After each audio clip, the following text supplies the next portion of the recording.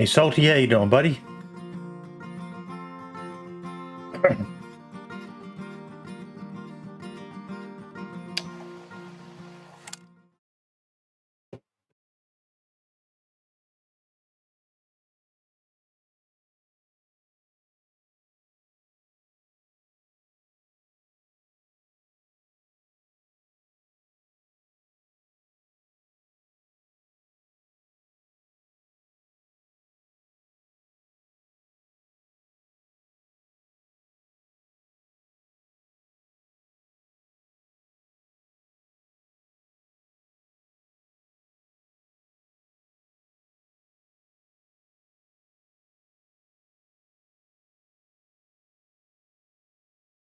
It is, mate, it is.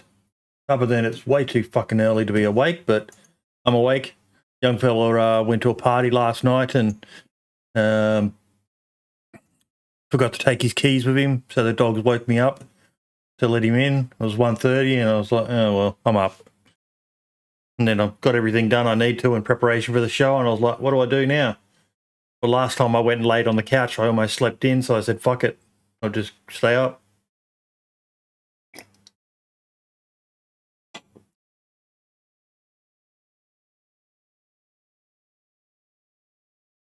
Hey, Luke, how you doing, buddy?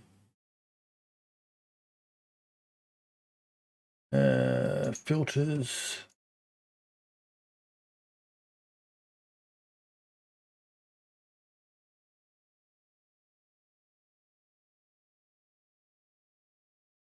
There we go. Chroma key is on.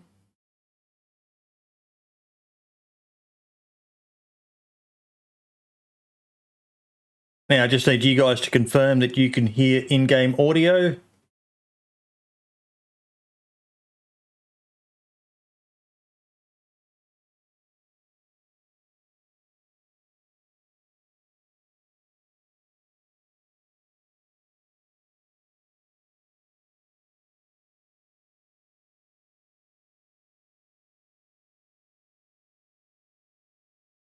Can you hear any of that? Why is this?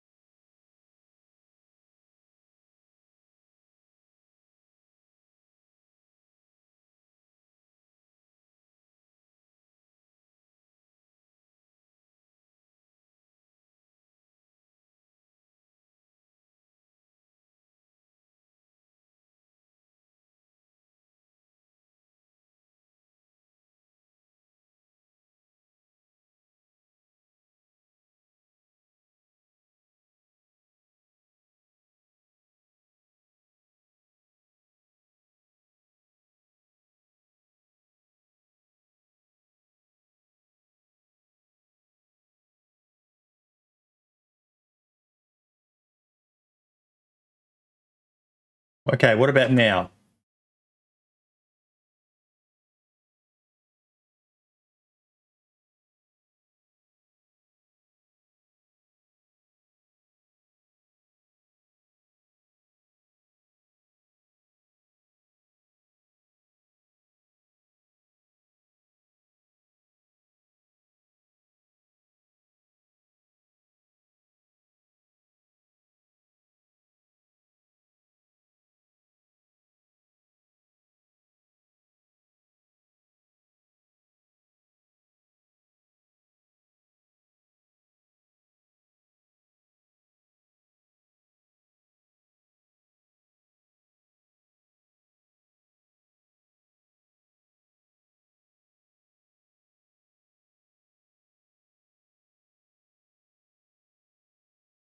Anything now?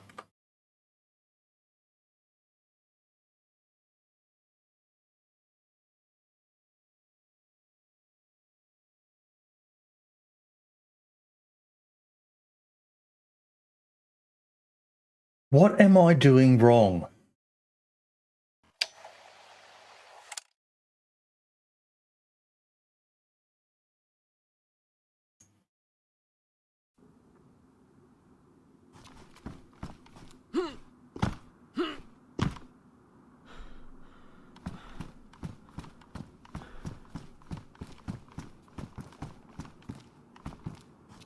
Okay.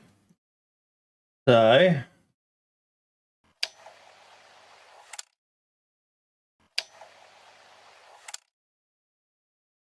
that there.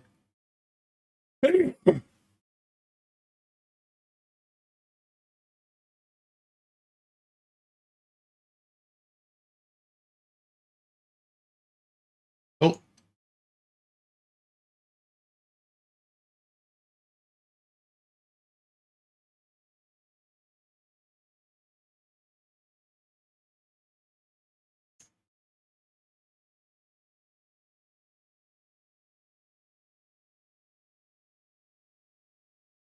Yep, that'll do.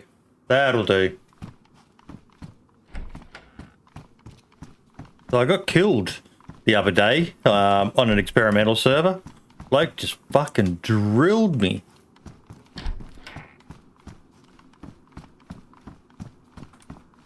Had an SVD, M4, fucking all good shit.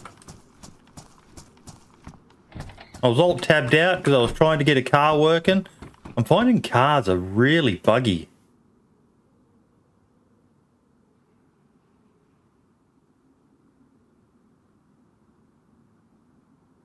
Low insulation, yeah.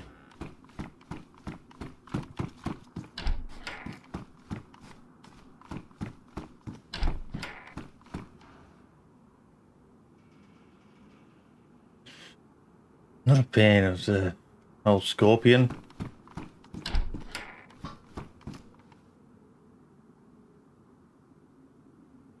Bang.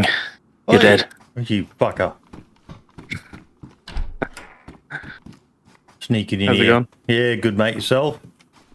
Not too bad. Give you a heart attack starting early, did I? Yeah, I was wondering. I was like, it's 2.5 hours early.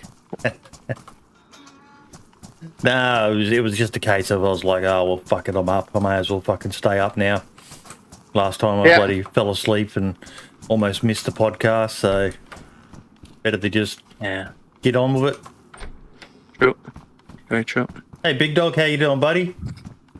Mate, I am loving experimental. What about you, Marks? Oh, yeah, it's fantastic. Yeah.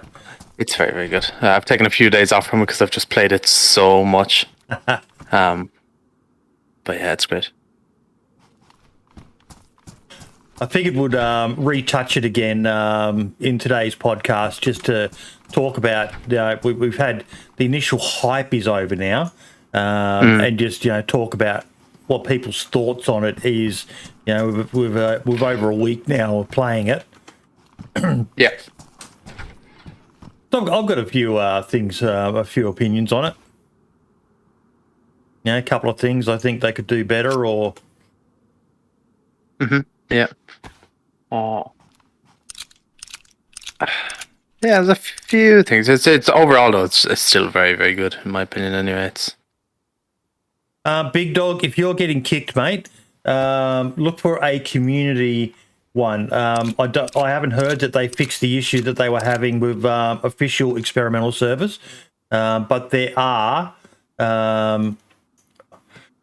community ones out there, mate, that'll do the job for you.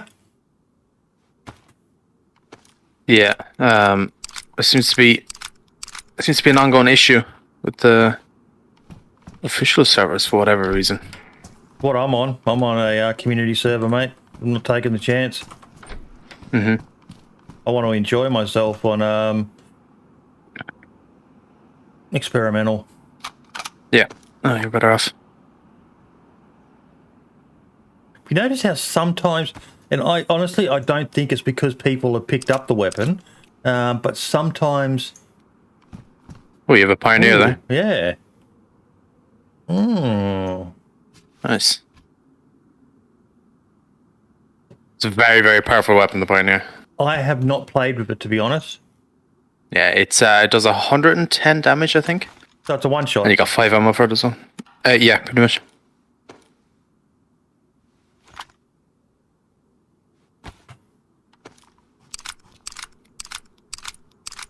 And you put an M4 suppressor on it, and it's literally silent. You cannot hear it.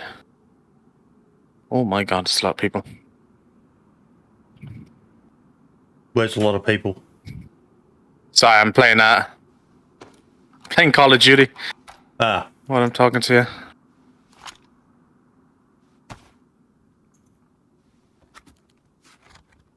Yeah, just look under the community tab, Big Dog.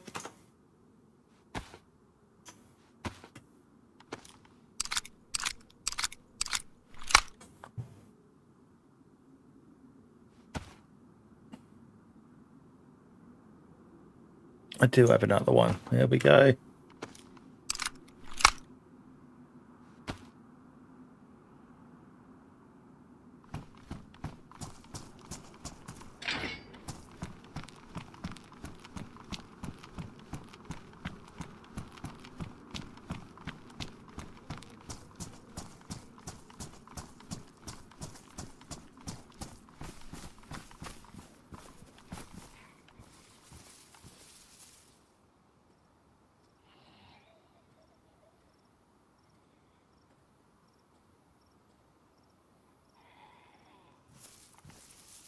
Do I not have... Oh, no, I do.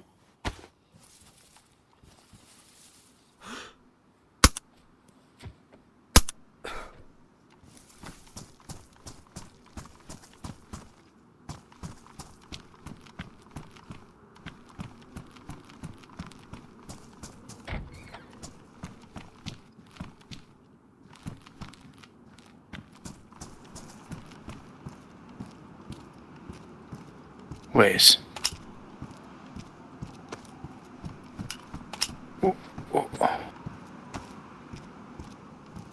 Hold up. Wait a minute. It was a bit sus.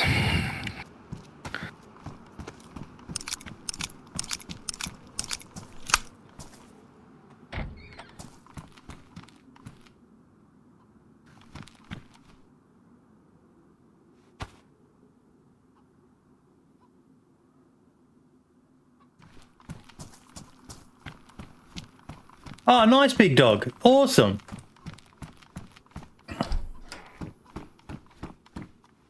That's one of the perks of Patreons, folks. You get stuff sent to you in the mail, depending on which level you pick. Need to find a place sacred enough for it. Stick it on your right arse cheek, mate. That's about where I belong.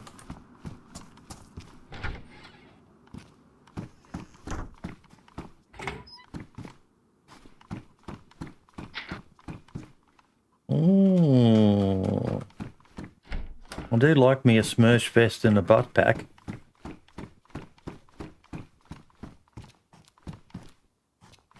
Post. We're kind of stuck, to be honest, mate. We need more clues. We need more clues from them. We've exhausted about everything we can work out from what they've released. They Scotty, if you're watching, you need to give us something, mate, because we are fucking flummoxed, mate. I've literally got no idea how close we are to working out shit.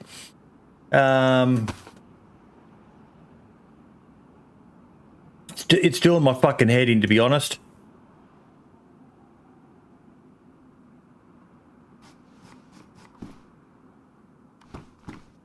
That's a very nice thing to say, Big Dog. Thank you very, very much, mate. I don't need to carry a machete if I can find something with a smaller... Why am I carrying so many steak knives? Let's drop that one.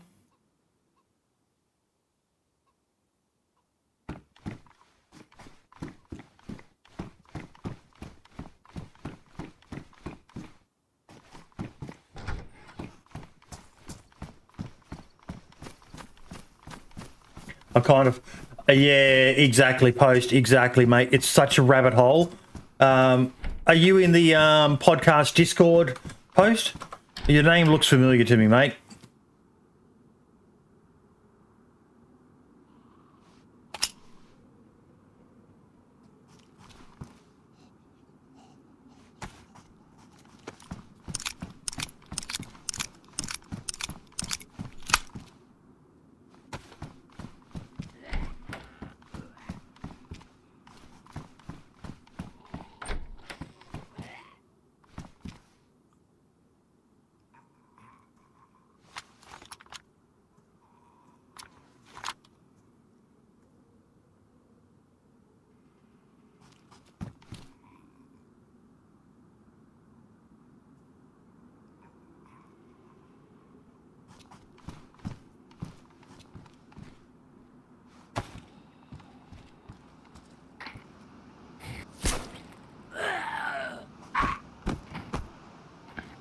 I don't like that weird ass sound. Oh, yeah, Post, yeah.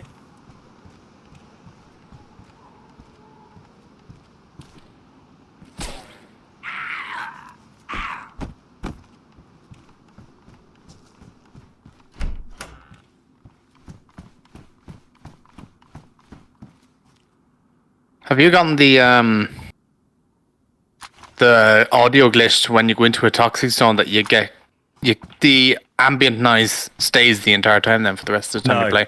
Haven't had that. Till you restart your game. Yeah, I got it there was a few days ago. It's an interesting one. At least the devs know about it, so yep. I'm assuming it'll be fixed sooner rather than later. Sumrak died to a silent grenade.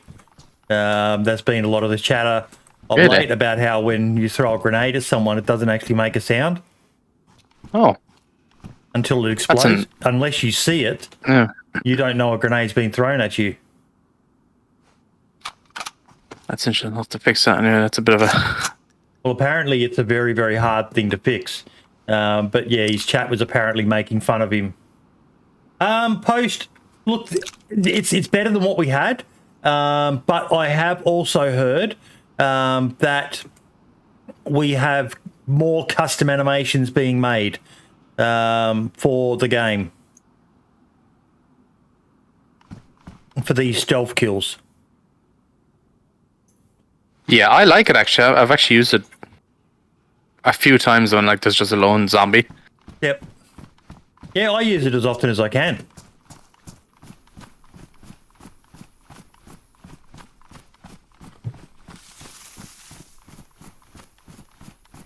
I suppose I should put the rest of my guns on hotbar. Fuck that off. Worst fucking scope ever. Fucking trash can. What do you think of them, Post? The custom animations. I would have loved to have seen a headshot, personally. But I heard we've got more custom ones coming for different types of weapons.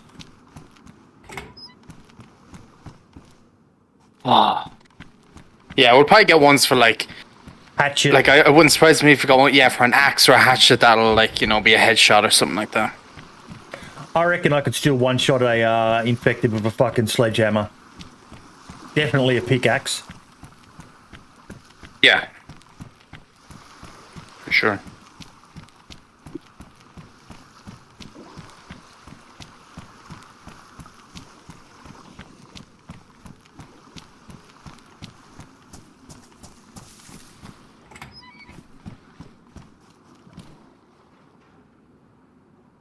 I'll take you just in case we find one.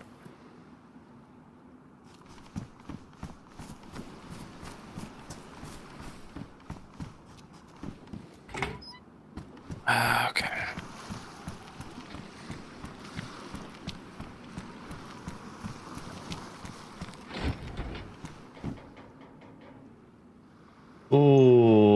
See now. I've got to take it. It's superior to the Colt in every way.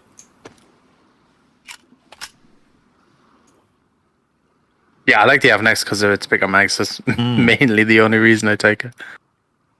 I think I'll hold on to, because I've got the inventory space at the moment, I'll hold on to both of them.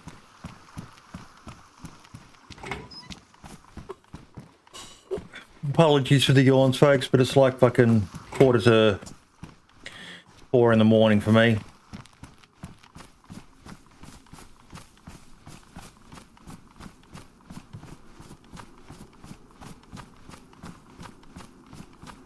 Yeah, whoever killed me the other day got a nice little haul of loot. Fucking SVD with a suppressor and 2 mags. M4 with a 60 round, a 40 round, and a couple of 30 rounds. NVGs.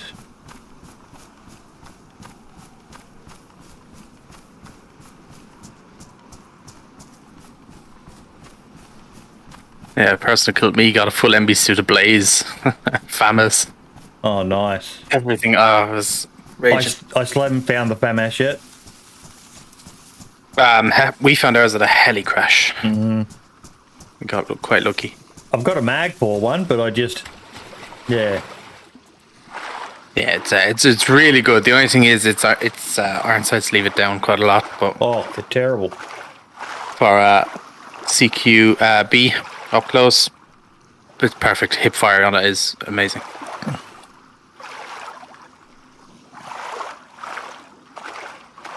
But it doesn't take a suppressor other than the improvised one.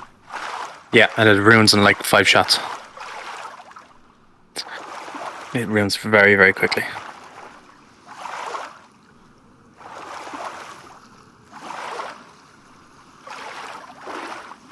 I was actually thinking yesterday, I want to build an airsoft M4 spec'd out the same way a DayZ one would be.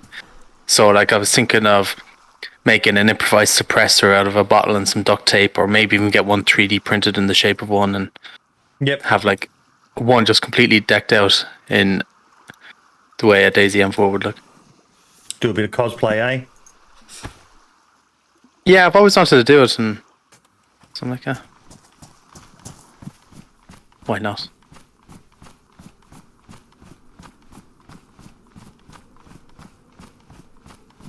How's your gym stuff going, buddy? You still sticking strong with it?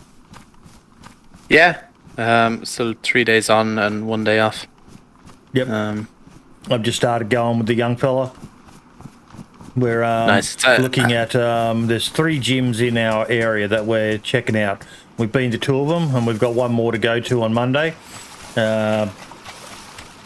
which is going to be the cheapest of the lot, but it's the furthest away. So yeah, we're kind of, which one do we go with? At the moment, we're leaning towards the middle of the road one. You know, it's cheaper than the closest one. Seems to have better facilities, so yeah, got to stick with it. Yeah, it's good. Yeah, it's just sticking with it for that first couple of weeks. It's a bit of a pain. But you get used to it.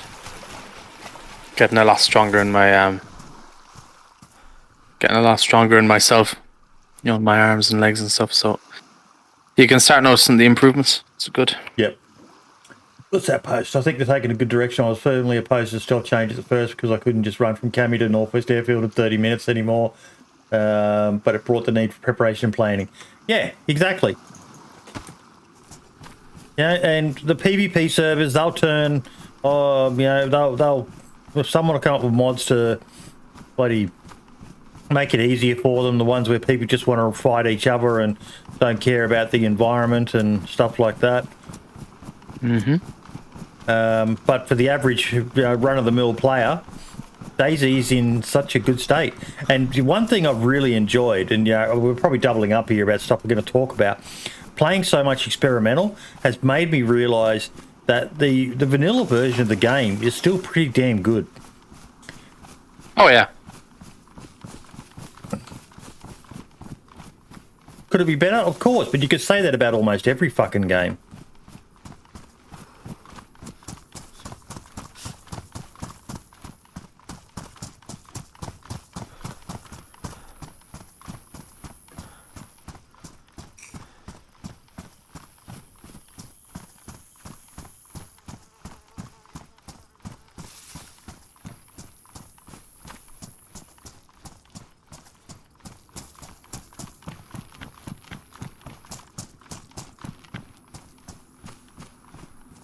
Why am I not eating this?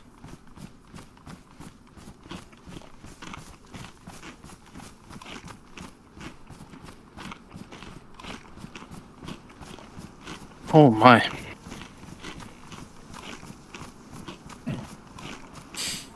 Yeah, the way I said it is vanilla is starting to slowly kind of feel like a modded game.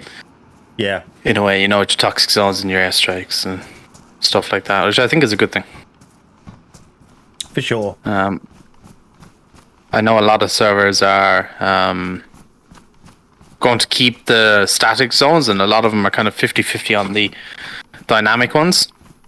I love the dynamic zones. I've been seeing a few people upload clips where, you know, the toxic zone. Look, I temper that with, I remember how people reacted to the red zones in PUBG. You know, it's just this random thing that can kill you, sort of thing. But it's, you know, for the overwhelming majority of people who play DayZ, the majority of them are not hardcore people like streamers and YouTubers who spend hours playing the game every day. They jump on for a few hours just to have fun with their mates and all the rest of it. And instead of sitting there for 2 hours having you know, a massive standoff with someone who's camping one of the suicide houses, which is, you know, suicide to fucking run into, this can potentially force the hand. You know, you hear artillery shots, or, you know, I saw one where the guy, it actually flared above him, and the flare lit up the area. And he didn't run, and he got gassed, and then he had to run. And he was, you know, he was taking damage. Yeah, so it'll keep people on their on your feet. On your toes, you know, like now you can't be sitting in a building camping it for hours at a time, which I think is good, because a lot of people, especially on vanilla, just seem to kind of sit around, and like once they've kind of got their gear, they kind of sit there then and don't really move much because they have that sense of gear fear in a way. Yep. But I think this, you know, forcing them to move around, explore the map more, you know, and it'll buff your like planning abilities in a way as well, because you'll have to plan when you go out on a trip. You know, do I bring a gas mask, and hazmat suit and everything like that as well, and what color one do I bring, because the yellow one you stand out like a bloody sore thumb. Oh yeah, around the place. Now you got me killed.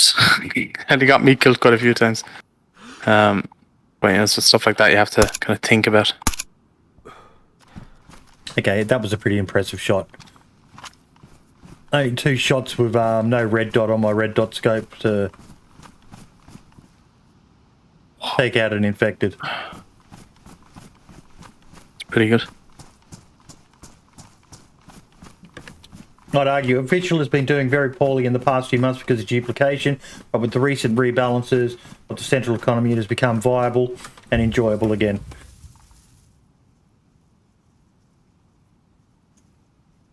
Yeah, it'll be interesting to see when it hits stable what the duping will be like with all these, you know, changes to the loot. Yep.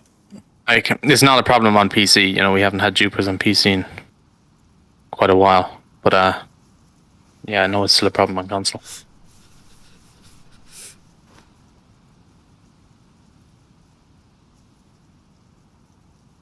I did see something I want to try. How to get yourself a supply of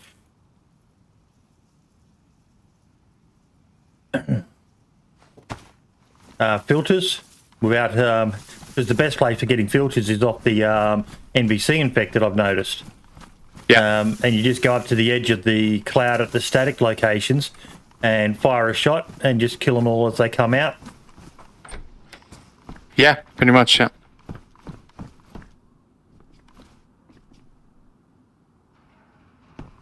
Seems to be the best way to do it as of right now.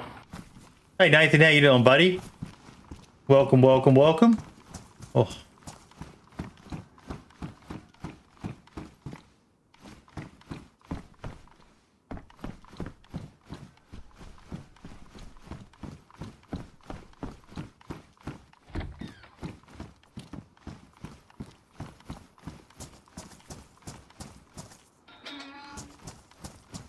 It's so funny trying to convince people to give multi-streaming and YouTube streaming a shot, mate. Twitch is fucking amazing at making people think it's their only option. Yeah. That is very true. And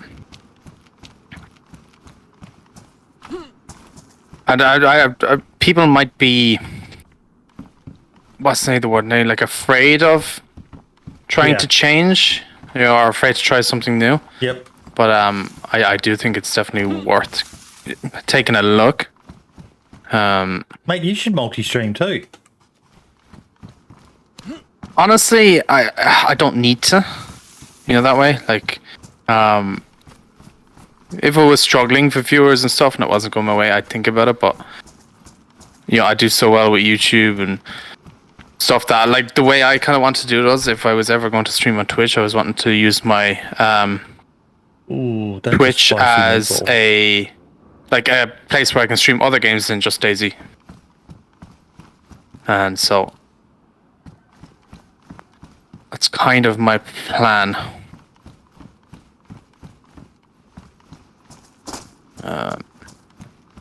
Do love me a blaze. People always ask me, what do you prefer more, Blaze or Mosin? Blaze, hands down for me. Yes, I'd be. I think I'm more Mosin. That double shot. Still, actually, I'd like to know if it still one shots even a play carrier. That's actually a good question. I'm not actually sure if it does.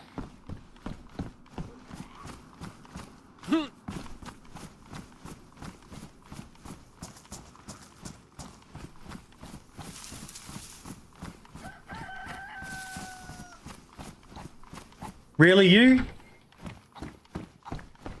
The way I hear it talked about is it's like some fucking COVID-19 pandemic.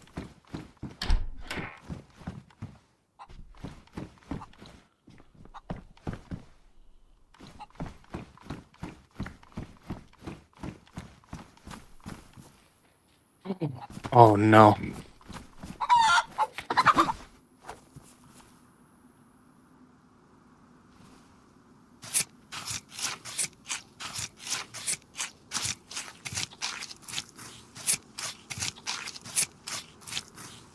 Can't tell if this guy's cheating or if he's actually just good at the game.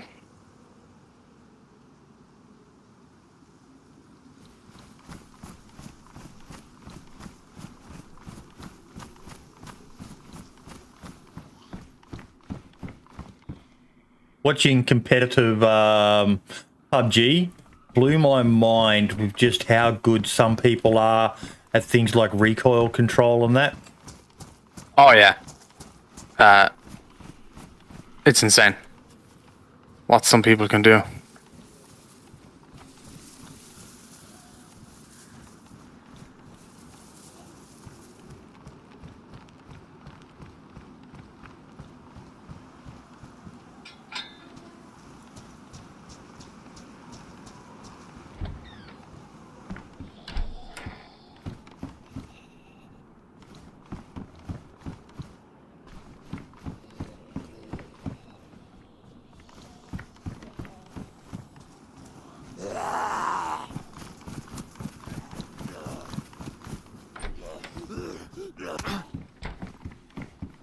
You fucker.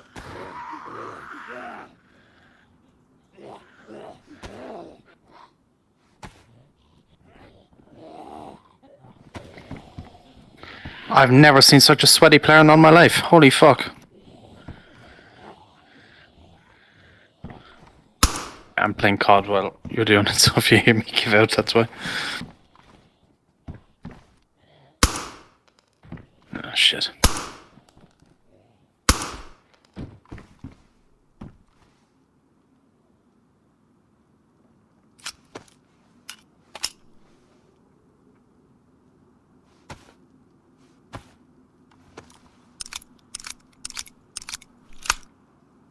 Yeah, that's been my understanding of what especially the official servers are like.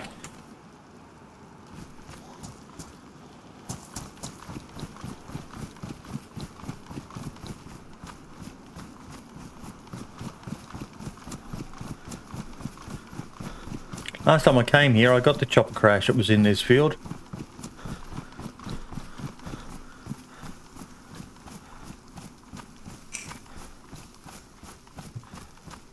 I don't know, big dog. I haven't made one yet. I know you can craft one out of an improvised bottle, which I'm guessing that one is contaminated because I always drink them full. I would love that, to be honest, Luke. I know a lot of people wouldn't, but I would love that.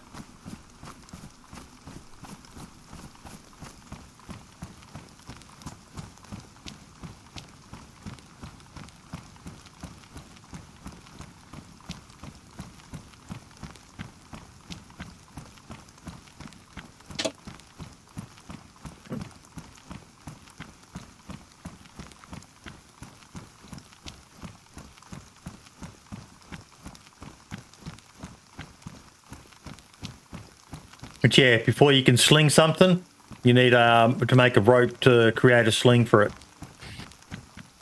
Slings would be great.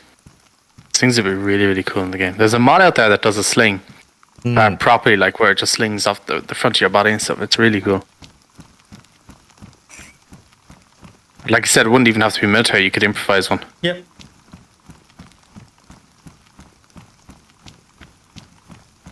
I doubt they'll ever do it, but it'll be a nice little thing. It'd piss a lot of people off. What, you mean I can't carry fucking 3 guns on me now? I think it'd be still cool. No one needs to carry 3 guns. You take that back right fucking now. You only need either an SMG, an AR, and a sniper. That's it. Says me carrying a Pioneer, an AK-74, an MP5, a Colt, and an FNX, and a Blaze. Jeez.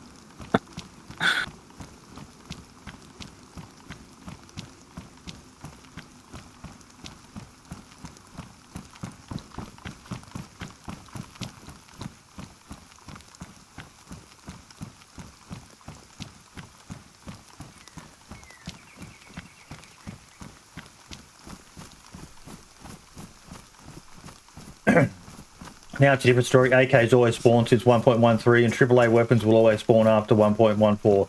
Given the fact that Jeepers have 0 skills, it puts us legit players in a good position. I like that post. Every cloud has a silver lining, mate. Every cloud has a silver lining.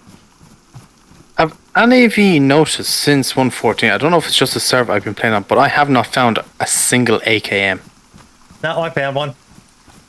You found one, right? It might have been just a server playing on. I think mine was in the Rifty shipwreck. I ended up losing it somehow. I don't know how. I must have dropped it and not put it into storage or something. But no, I had one. And mags and ammo for it. Yeah, I found mags, but I could not find the AKM to save my life. I do like that they seem to be focusing on the tier 4 for the good guns. They're not just common and you find them at every single military base. Yeah. It is good.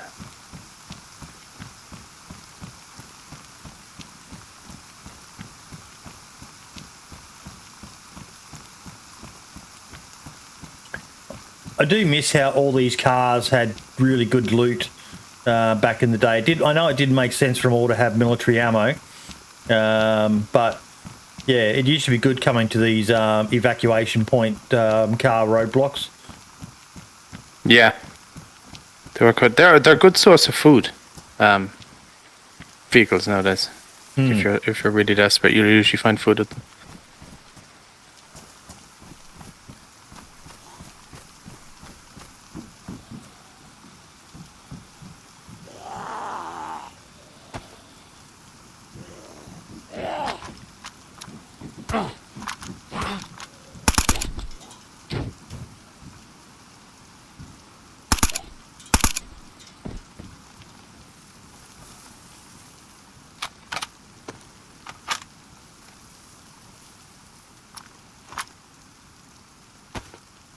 Well, that sucked. I haven't found disinfectant yet, and that fucker just cut me. That was the last use of my bandage.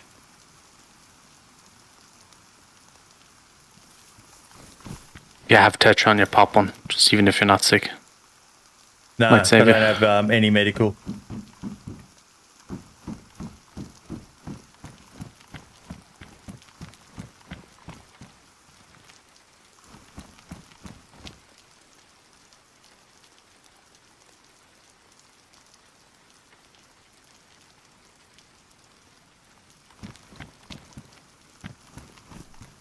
Why did they remove green guard tower loot? I think it was to do with making loot spawn more in like barracks and stuff. That's what I heard. I hate that decision. I fucking hate it with a passion. It's one of the things that pissed me off. Now, it's too concentrated. It was good before. You could do a run if you wanted to of just the guard towers around the Northwest Airfield and still have a reasonable chance of finding some okay loot. Now it forces everyone. I don't like things that force you per se into doing a certain course of action. Ask and you shall receive.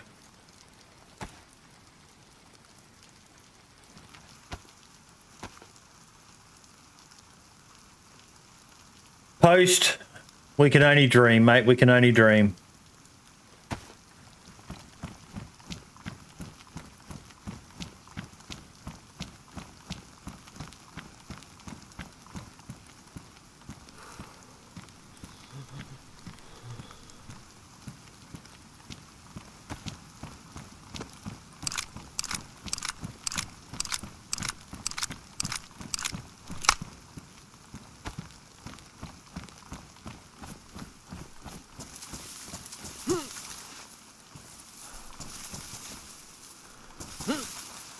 Personally, I think if they're after getting like new animations and if they do hire more programmers and whatnot, I think we could see a base building overhaul sometime in the next year. Might be crazy for saying so, but I think it's needed, and I think with all these extra people they're getting on, and hopefully with extra animations and stuff, will. I agree. They really do need. Oh.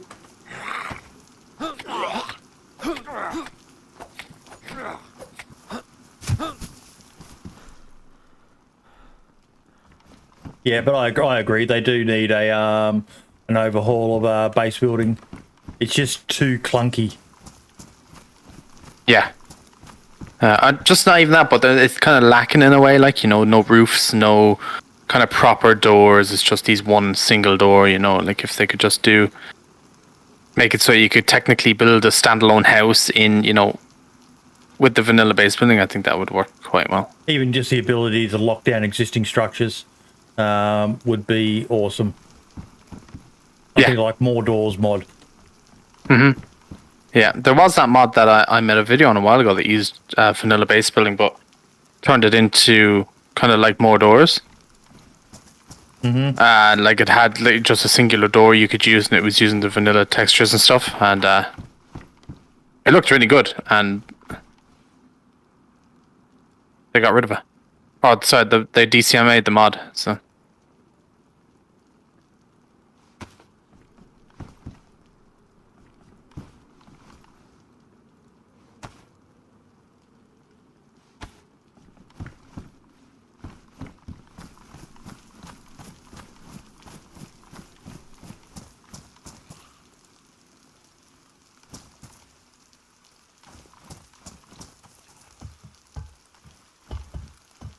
I do like finding a few SKSs. Maybe 3 at this little outpost is a bit much, but the SKS should be a common weapon.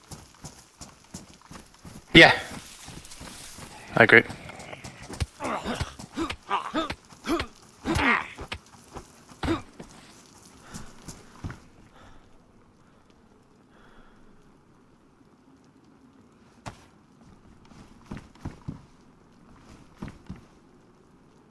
Okay, that one's worn. How many rounds do I have? I have 3. not enough to warrant grabbing it. Because the best I think the gun... M16... Sorry? I think the M16 should be fairly common as well. Yeah. You know, since it can't have iron sights and stuff like that. And it seems to be pretty common as well. Which is good.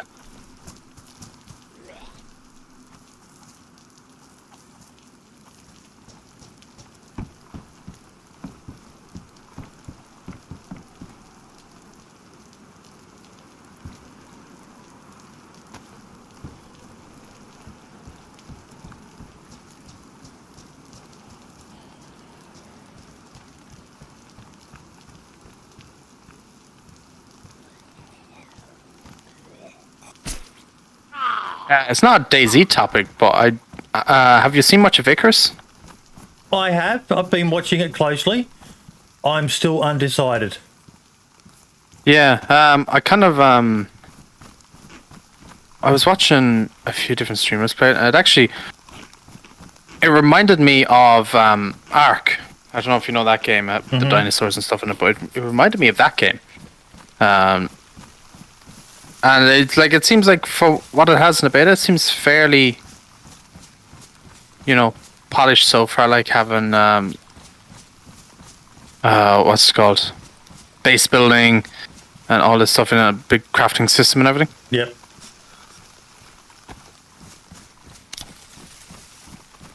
I was actually quite surprised with how well it looked.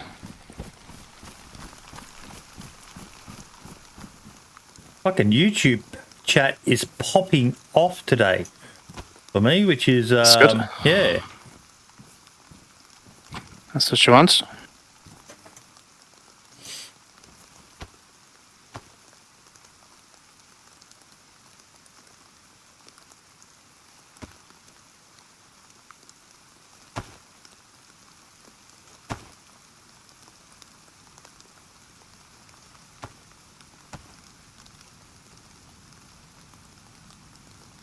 Your channel seems to be doing good, so I'm glad that it is. It's doing so much better, mate, and I can't thank you enough. You're one of the key people behind it. The changes I've made, and my growth is off the charts compared to what it has been in the past. That is good to hear. I think over 100 new subscribers in the last month, which for me is insane. Yeah, no, it's not wrong with that at all. That's good. And see what the one good thing about the channel is you're uploading pretty much every week. Mm-hmm.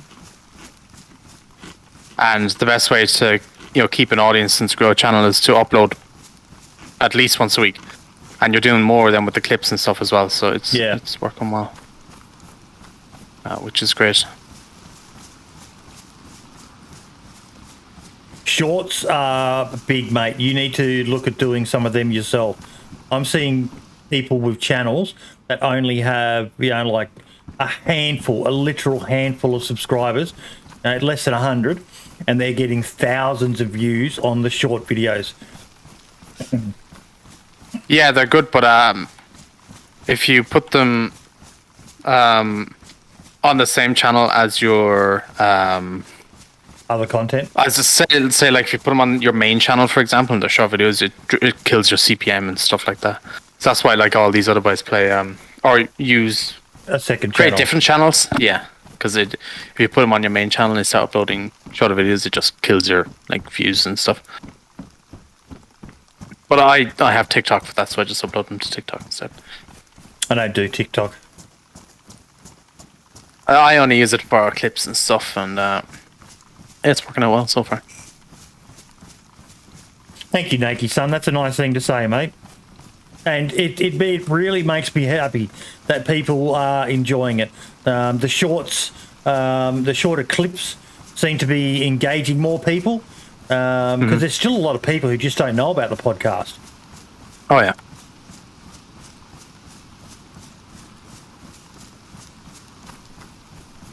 I'm looking forward to chatting with Daemonforge today. Yeah, should be a good show.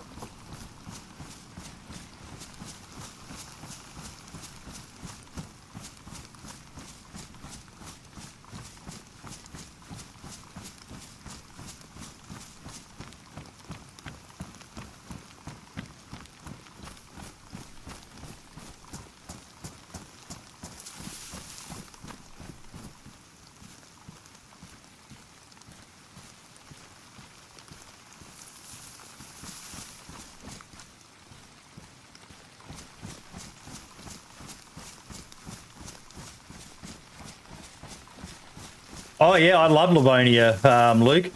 I'm firmly in the Livonia is a great map.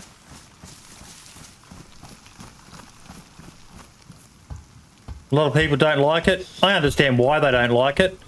Oh, that's a handgun scope. Okay, that's not what I was hoping it would be.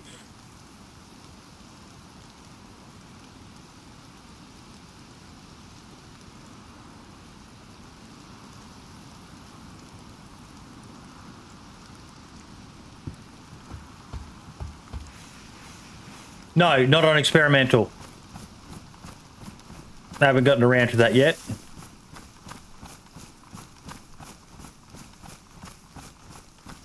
I still haven't heard a chop crash yet either.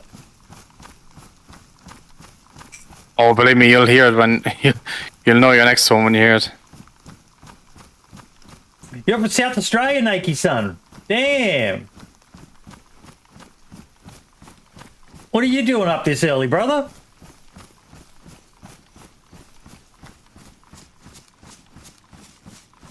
You shit the bed or something, mate?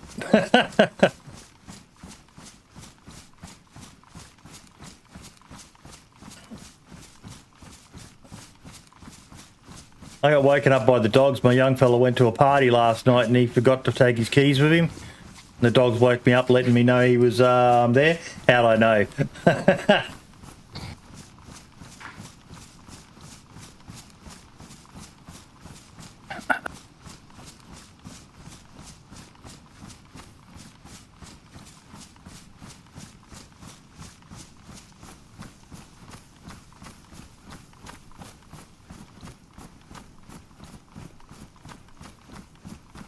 I got some work to do. Woke up early and old mate is streaming. Here we are. Nice to have you, buddy. Nice to have you. What sort of work you doing? What the fuck are you doing in the background there, mate? Me? You were mashing keys then? Trying not to rage at COD. Call of Duty. Fucking dying over and over and over again. I suck ass.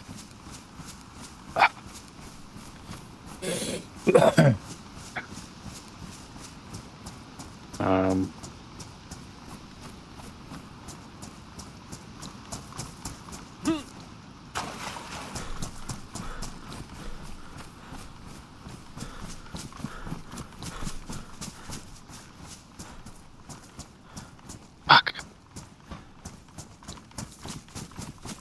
You're a cleaner. Nice. I'm guessing something like shopping centres or office buildings then, if you're up at this time. I know this is the time a lot of cleaners are working in shopping centres, doing the pre-clean before the centres open.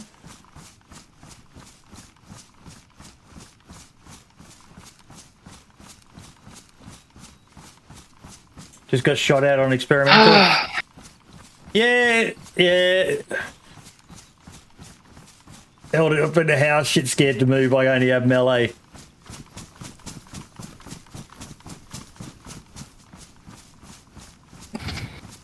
Pays the bills during these times, actually had a wine. Mate, I saw someone the other day on Twitter post about they were thinking of quitting their job. And I said to him, this is an old analogy I used to give people when I worked, helping people who were unemployed or not getting enough hours and they were on the dole or whatever. And, you know, you have to go to attend your appointments with Centrelink and your job service agency. Well, I worked at one of those job agencies trying to help people find jobs. And they'd tell me, you know, the job I've got, I'm earning fuck all hours, I should just quit it. And I said to them, no, mate, it's like women. When you've got a woman, all the other women want to know about you. Because obviously if one woman's interested in you, there's something good about you. It's the same with a job. When you've got a job, it proves to an employer that you're, you know, able to turn up to work regularly. You've got a means of getting to a job and so on. So all of those questions in their mind about whether they should hire you, half of them are dealt with just by the fact that you've already got a job. And, you know, potentially a referee to say something nice about you. So any job is better than having no job at all. Even if that job is shoveling shit, cleaning at a winery or anything like that, any job is better than no job at all.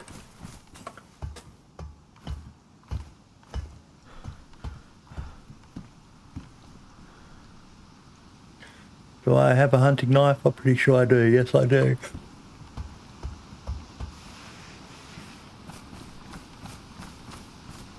I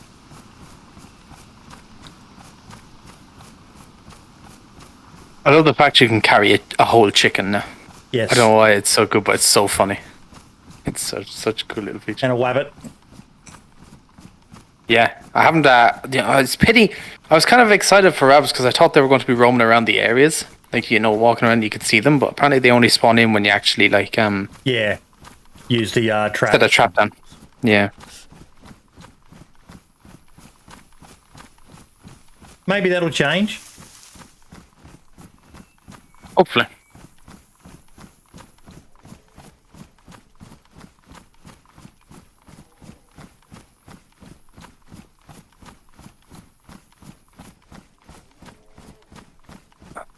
Exactly, Post. Exactly, mate.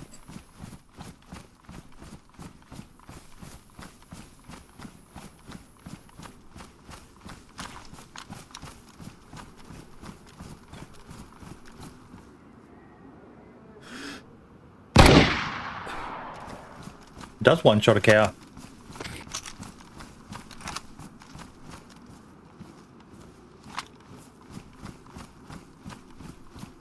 You've got a nice little laycock for it. Hmm.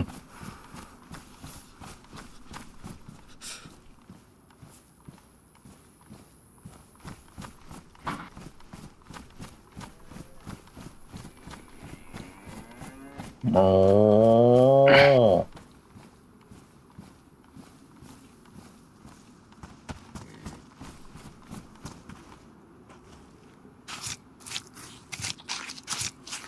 It happens, big dog. It happens.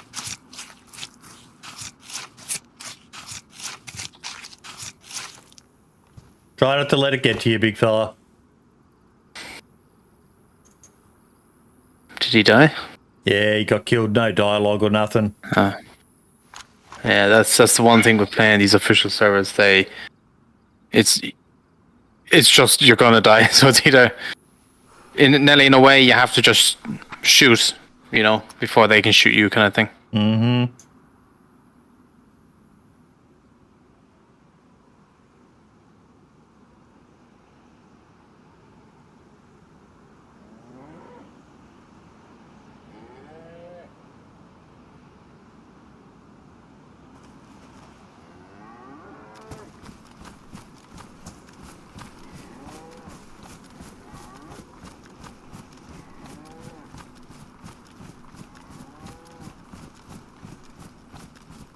Yeah, I feel for you, big dog. I feel for you. Every single death. Michael, thank you in memory of the cow. Thank you so much for the $10 super chat, buddy. I really appreciate it. I went a bit crazy the other day. I got my allowance from the missus, so I did a couple of giveaways of podcast hats. So I'm hoping I'm going to check my bank account before the show starts and going to do another giveaway of a podcast cap during the actual podcast, because that would make sense. But I get a bit stupid at times. Oh, I could do a giveaway. Yeah, let's do a giveaway. Fuck it, let's do another one. Yeah, I mean, why not? Look, if you enjoy doing it, why not? I do. That's the thing. I really enjoy doing it. I think it costs nearly like $80 US all up. Because that's the only problem with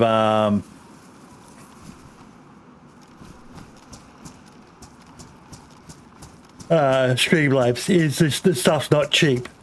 But I understand why it's not cheap. It's print on demand. Yeah. And they're a business. They've got to make their profit. It does the job. The quality is fucking awesome. I'm really happy with the quality. I'm wearing the cap right now. I fucking love it, mate. I'll have to buy one for sure. Oh, I'm going to send you one for Christmas, mate, as a thank you for doing the podcast. Oh, yeah. Okay. I appreciate that. Thank you. I did coffee. Oh, fuck me.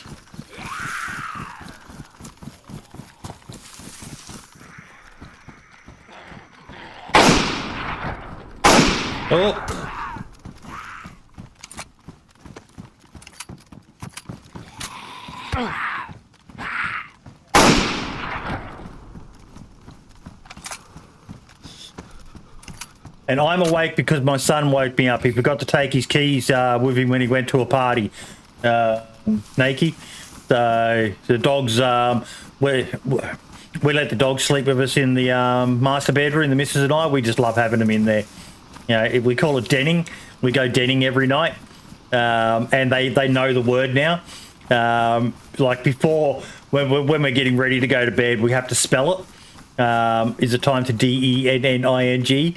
And they haven't worked that out yet. But the minute we say, dude, Michael, that's fucking insane, mate. That's insane. Buy the missus some flowers. I will buy her flowers, Michael. She fucking deserves it. She really fucking does. She tolerates me. There's a really cool meme I saw the other day. Well, not really a meme per se, just more a funny little GIF or a funny little JPEG that pretty much summed up me and my missus. Oh, it's a repeater. Let me see if I can find it. But thank you so much, mate. That's very, very, very...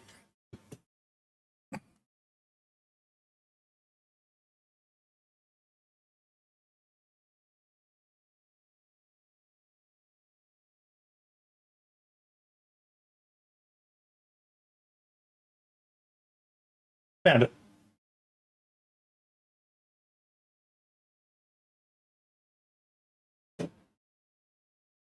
My executive level breadwinner wife, me showing her my Pokemon collection. That's pretty much me. I've seen that on Twitter. Yeah, I shared it on Twitter. That's pretty much me and my missus. I'm, you may as well say unemployed. I'm on a military pension, and she's on a almost $200,000 a year job here in Australia. And she's a national level manager for the company she works with, managing shopping centres. She manages shopping centres across Victoria, New South Wales and Queensland, in charge of the biggest department in her company.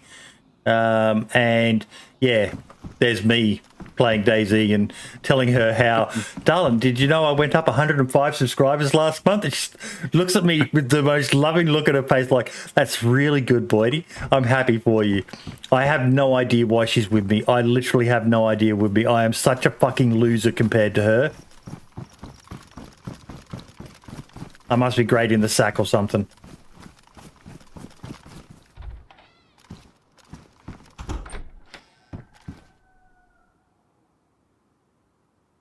Ah, god damn it. My chicken's going off.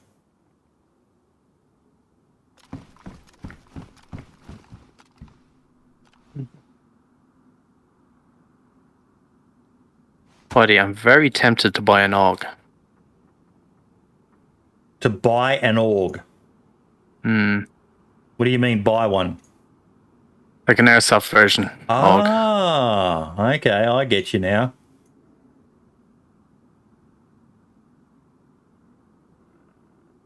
I don't know, I might have to pull the trigger on one.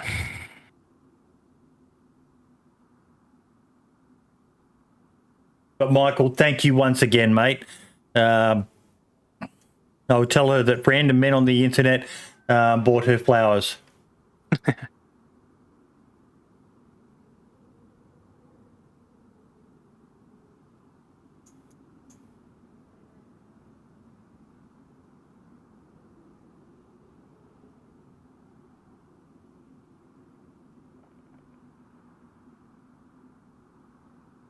They're the disinfected ones. Right, we need some sticks. Because I don't have an axe yet.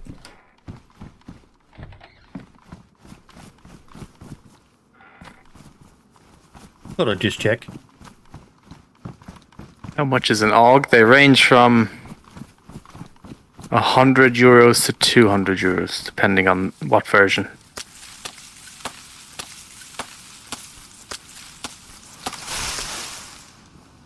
Just as I hoped.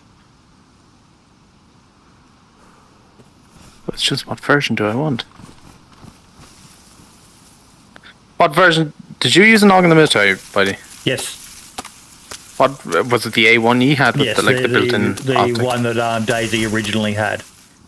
Yeah. The one they have now, man, is so fucking cool. So fucking cool. Shit that you I can agree. attach. Yeah, I agree 100%.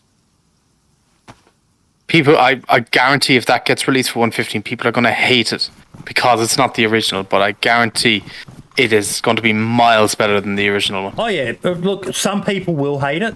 The purists. That's my normal wake-up alarm. But, yeah.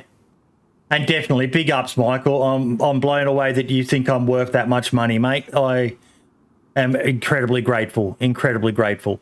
They're damp. Fuck me.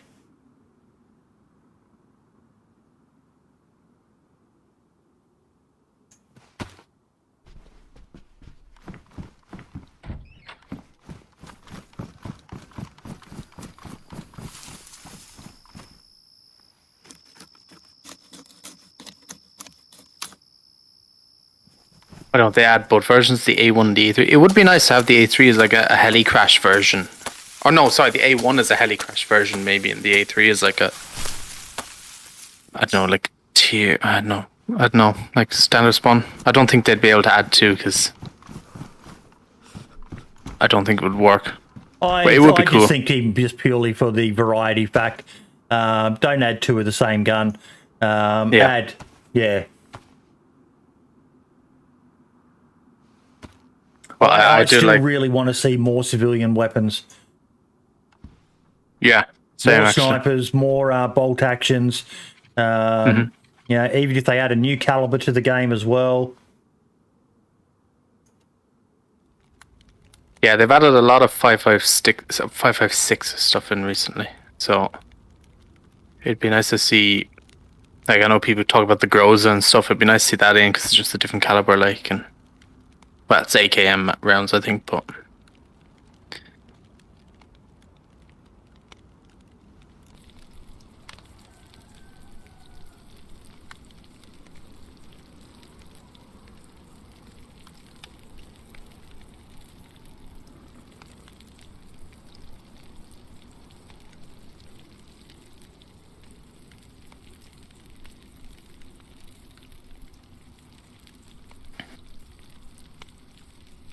Well, I think it was Lad who said it to me that the AUG A3, if they add that version in, will be a direct competitor for the M4.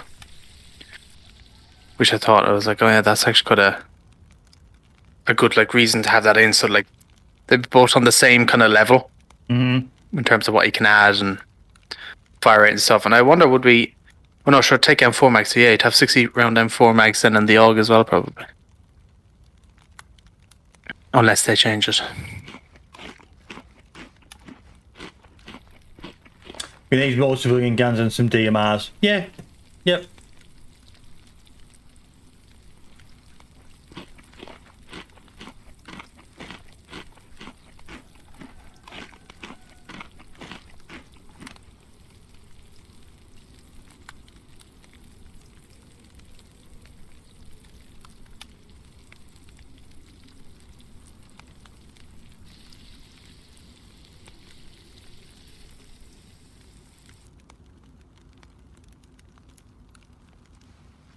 And like I said the other day, I don't know why they never followed through with making Tizzy one of the permanent infected zones, but I kind of understand. They've done a really good job in that. Yeah, you get all this geared up, and then to get the Uber loot, you basically have to head back to the coast again. So it keeps people moving around the map.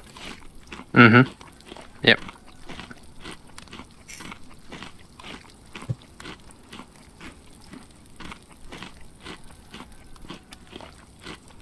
Which I think is quite a good thing.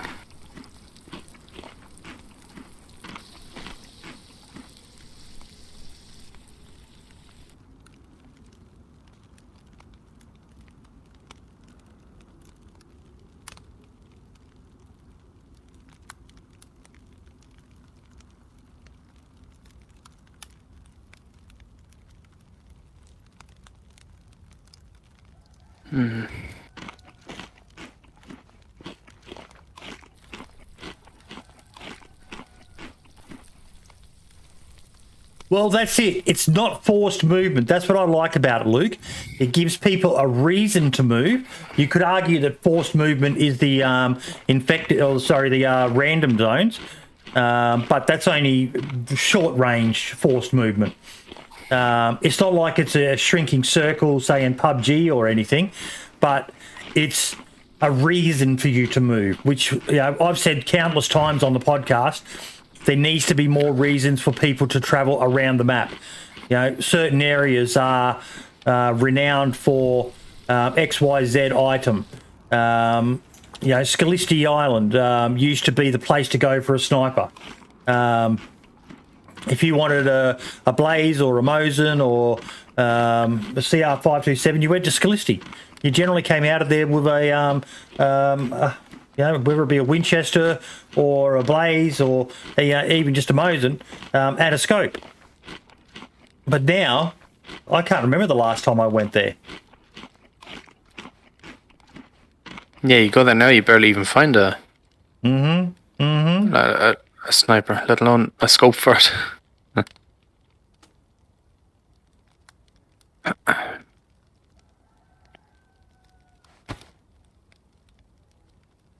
I don't really need the fat. Yeah, fat is pretty useless nowadays.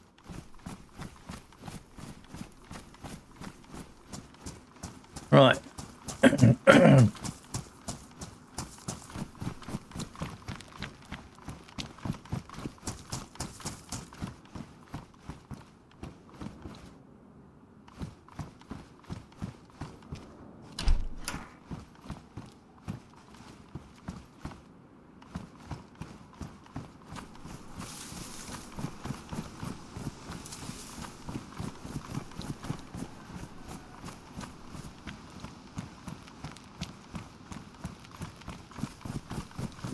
Yeah, as much as I like it, I understand the need for something to draw you to the south areas.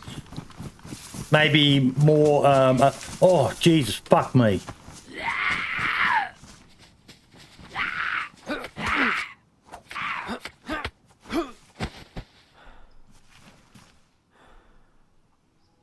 I'll take you. Thank you very much.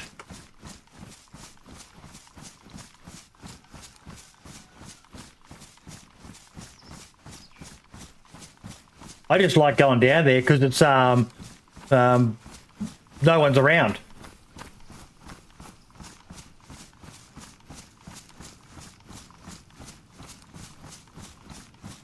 I should really call DayZ Heart Attack Simulator because that's about all the game ever gives me. I'm so happy just wandering around, doing my own thing, and then a player or a fucking infected or whatever just pops up out of nowhere and scares the living shit out of me.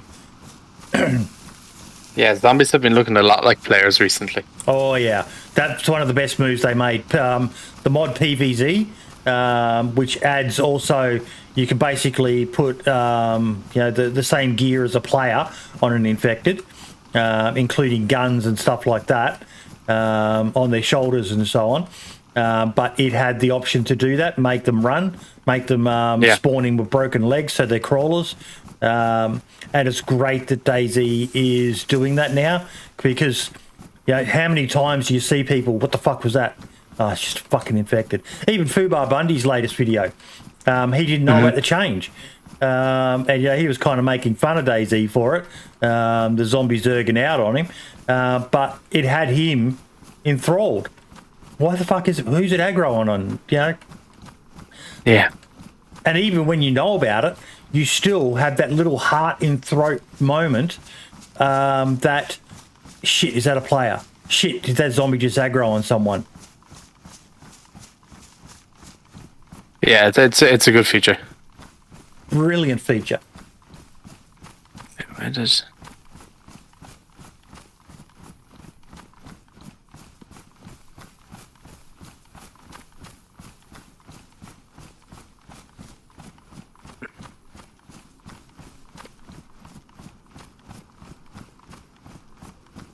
I was going to go and fuck around the edge of Pavlovo, but I don't have the rest of the NBC gear. and I really want to try and hear a chopper crash. You hear them, so you'll hear them a few times around Northwest, but the further up towards Tissy you go, you'll hear them a lot more as well.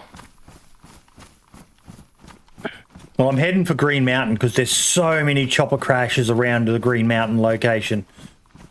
Sure, you might get lucky and get one there as well, yeah.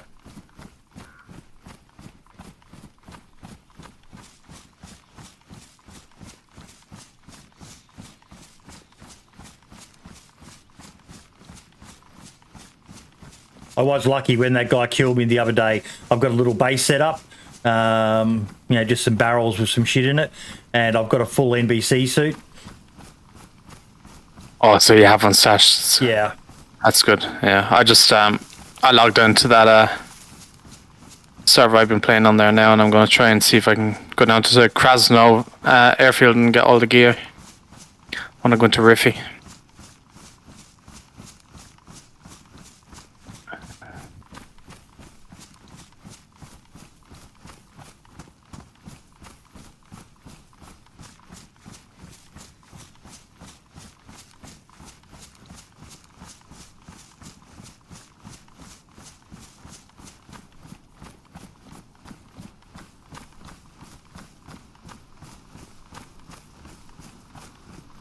It's super freaky.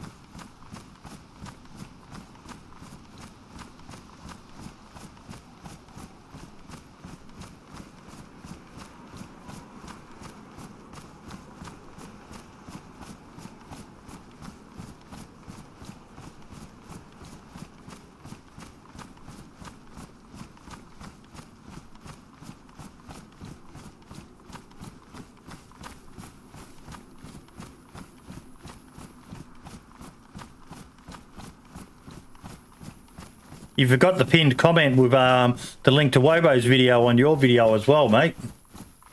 I forgot the pin comment, but it was in the description. Yeah. But you said you were going to do a pinned comment, and you didn't. I know. I'm a terrible streamer. You're undependable. We can't count on you.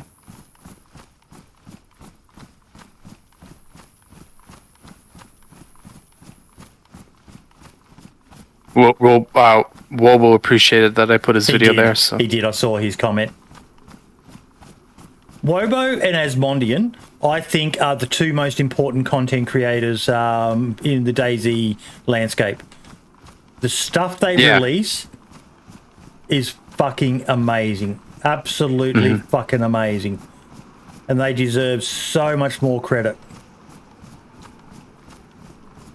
Agreed. I like doing my videos where they just scratch the surface and give you the bare kind of minimum stuff, and then that's why I linked to all those videos, because I like being able to just say, if you want a more in-depth, complicated, breakdown of it, watch Wobo's videos, right? Mm-hmm.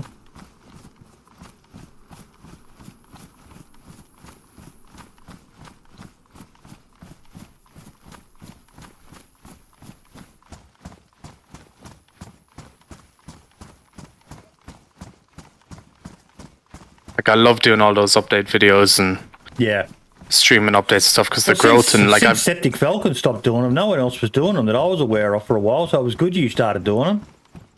Yeah, and I like doing them. I actually prefer making those videos more than I do gameplay videos. I don't know, they're just really, really quite a fan of them.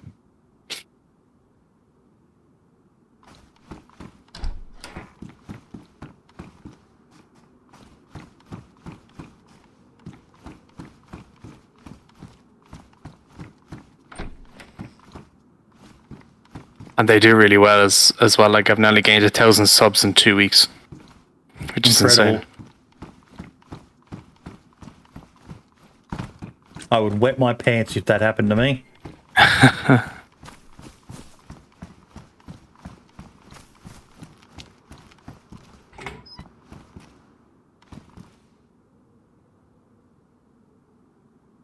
It's still crazy to imagine, but it's a cool feeling.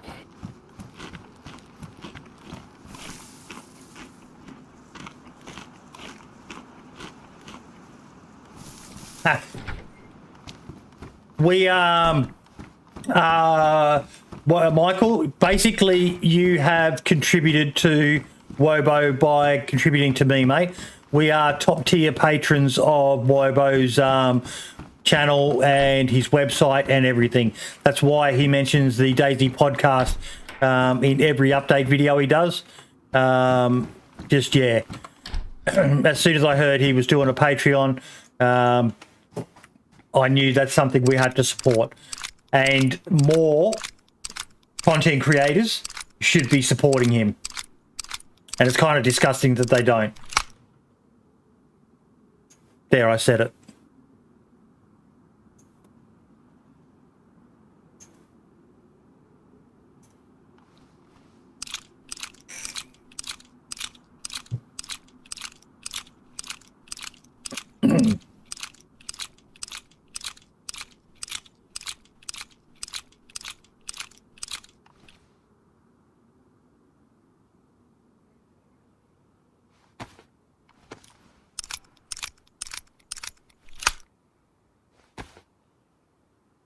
Hey, lad, how you doing? Good, buddy. I fucking love experimental. Love it with a passion.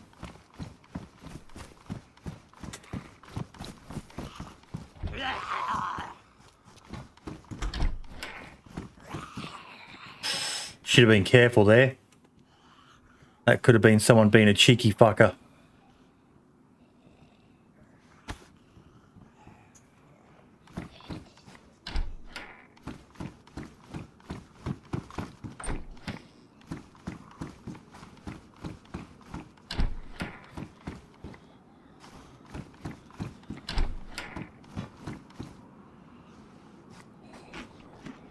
No mag. Oh, sorry, Vega.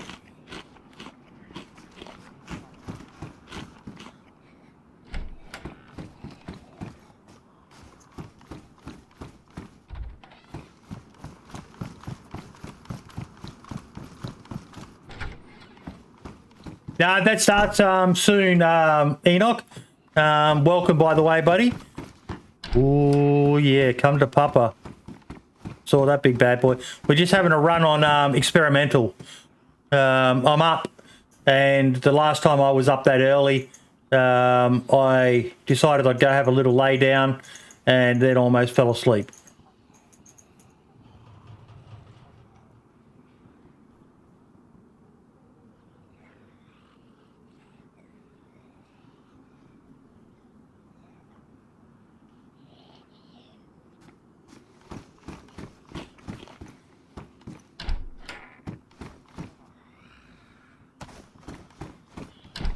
I figured, fuck it, I'll just start streaming.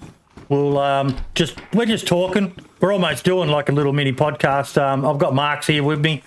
Scared the crap out of me. It's like a pre-show. That's what PK used to do back in the day. They used to do pre-shows before the main show. Yep.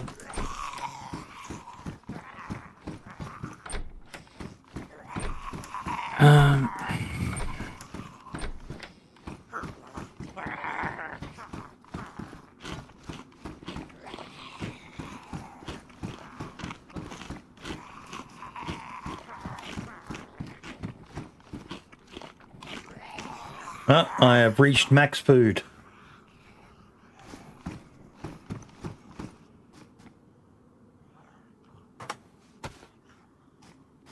Come to Papa. Where are you bad boys at?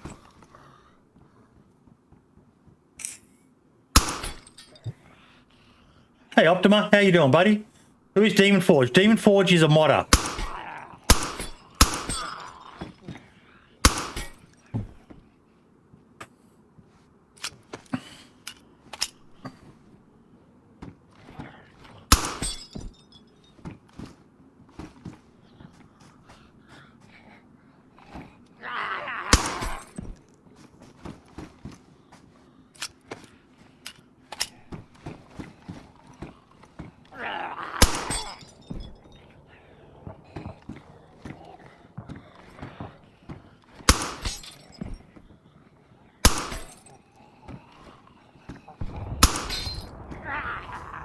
That was a chopper.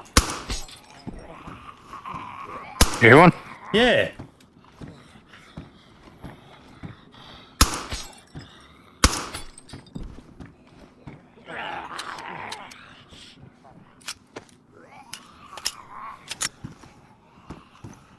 So if you knew which way way you heard the explosion, follow that direction. You should see it fairly easily. Jesus.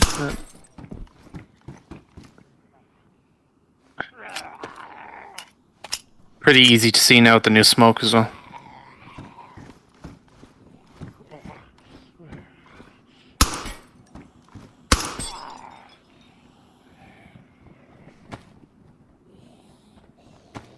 Fuck me swinging.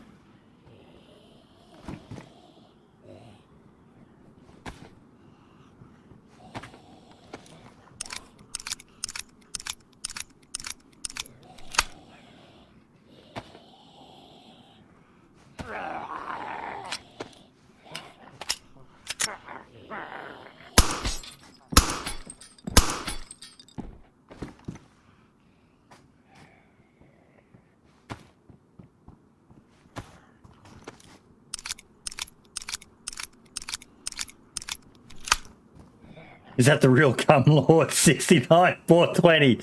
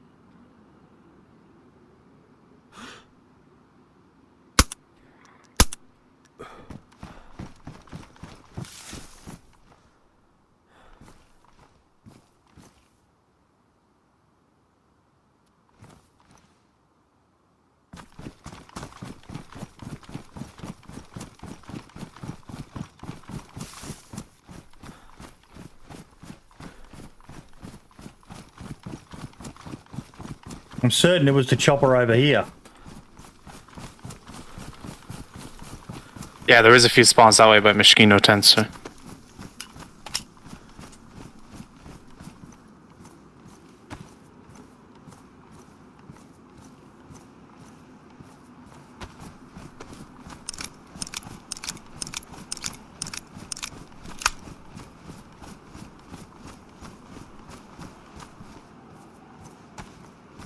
Yeah, I was getting worried that it was a fucking artillery strike.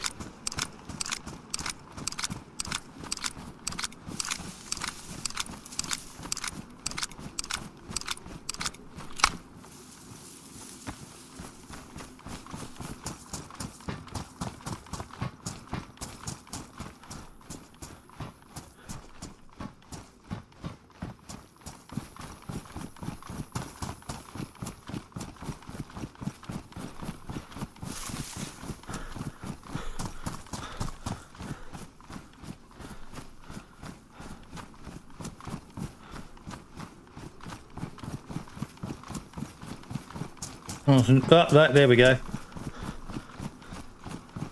Find it? Yep. Nice. Very, very good. So I can cross that off the checklist. Now let's hope there's a Lamass and a magazine there, because that's the only thing I haven't experimented with. The loot's actually been really good at helicopters recently, since they buffed it. Yeah, not always guaranteed a gun, but the items are still of interest every time. But the one I was the most impressed with was the ammo box full of boxes of ammunition. I thought that was a great addition. Yeah, it is. Just make sure to actually keep an eye out for that if you're there. Like, I think it might have been 5 heli crashes in total, and I found Yep. a VSD at one, an LAR at another, and a FAMAS at another one of them. So, loot's been pretty decent.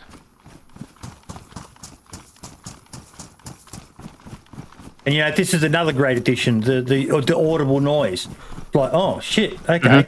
Yes, this means people are finding chopper crashes more often, but so are other people. So that's something you've got to be aware of. I'm playing on a Aussie server, so the chances of someone else being on experimental and in this neck of the woods are next to nothing. That said, I thought I was alone the other day and I got killed. Yeah, like it's such a small little detail, the audio noise, but it makes such a big difference. As I said, just imagine how fucking awesome it'd be if you saw them actually flying across the sky. It would be cool.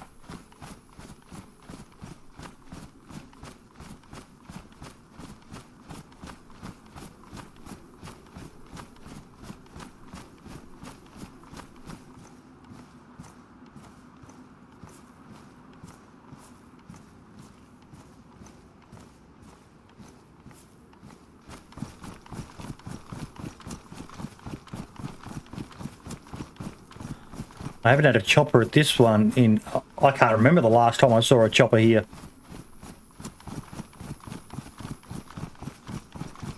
Is it Russian or American, folks? Russian or American?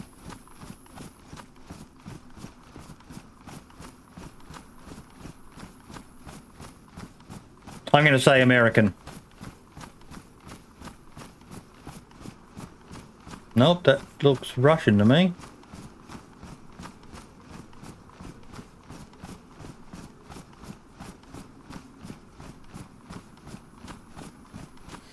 Oh, I just realised I have a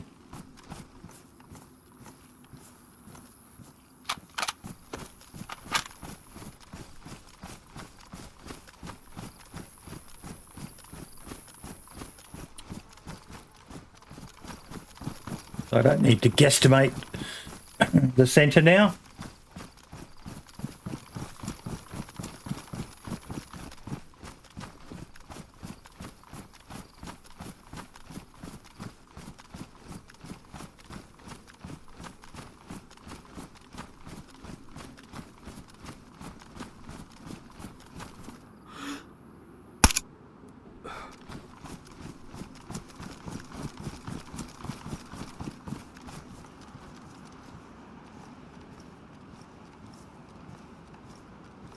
I love the new textures of the Russian helicopter.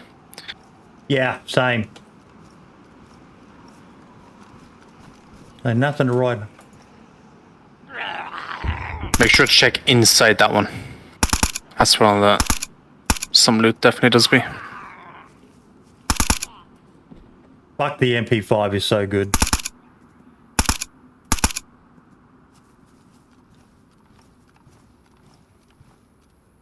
Lamas and a magazine. Let's go. Good stuff.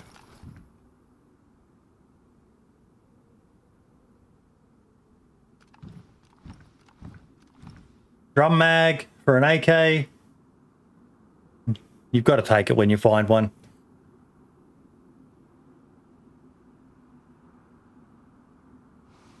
You can get rid of that K74 now and swap it out for the FMS. Yes, good point.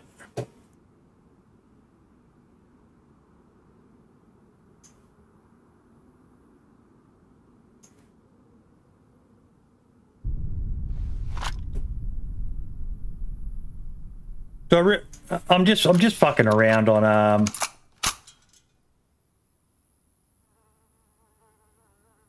experimental.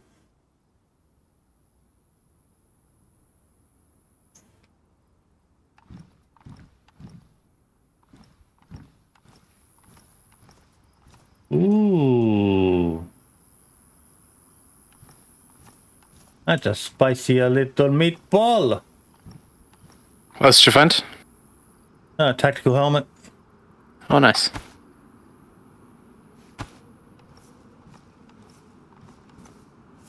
No.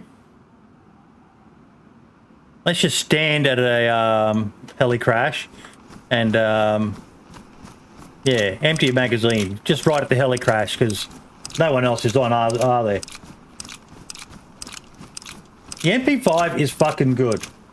Yay, do I win a cap, Luke?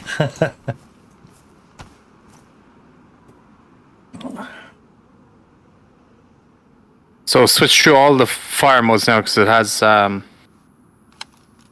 single burst and full auto.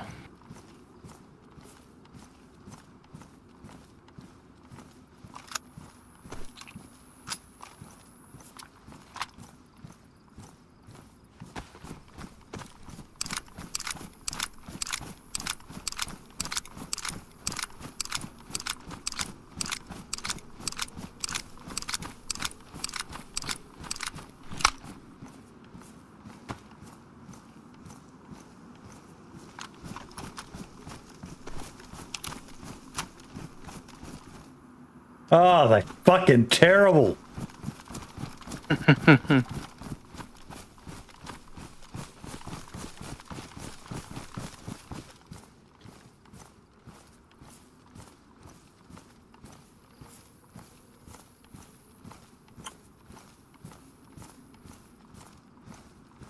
What the?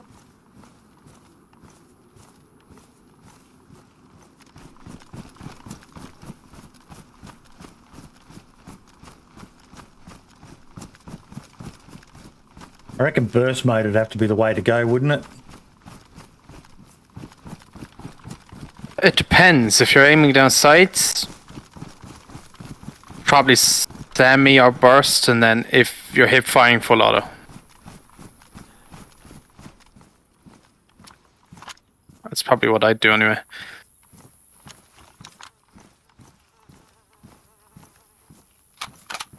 Oh, V3S.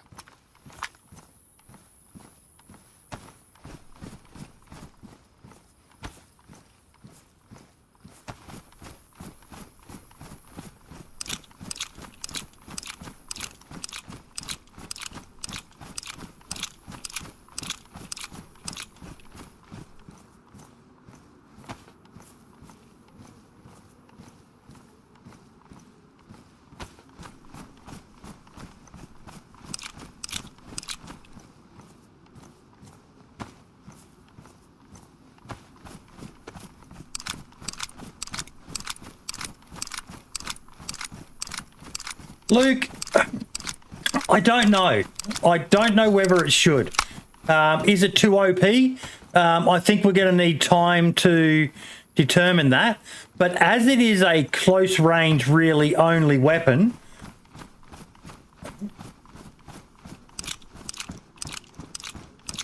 what do you reckon? I think personally, I think it would be too powerful with a suppressor. I was talking about this in my chat as well, like when I had it, and I had, so in the video I done with where I got kills with it, and the first 2 kills I got, I think I had a bottle suppressor on it.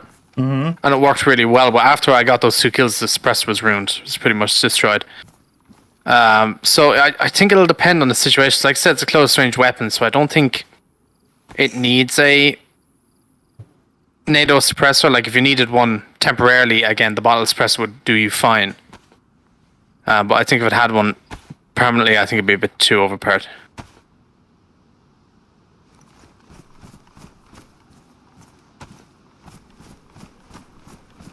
Do I really need this now? It's just taking up inventory space. I've got the FNX. Get rid of your 2 pistols and keep the MP5. I just like the MP5 though.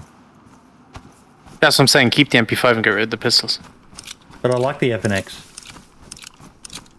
Which one do you have more ammo for? I'm about the same on both. You know what I'm like, mate? I'm a loot fucking whore. I can't fucking... I know. I'm looking at your inventory now and I'm like, well, I dropped that, I get rid of that.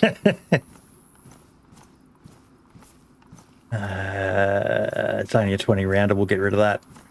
I'll keep that in case I find a deagle, but then I'm going to...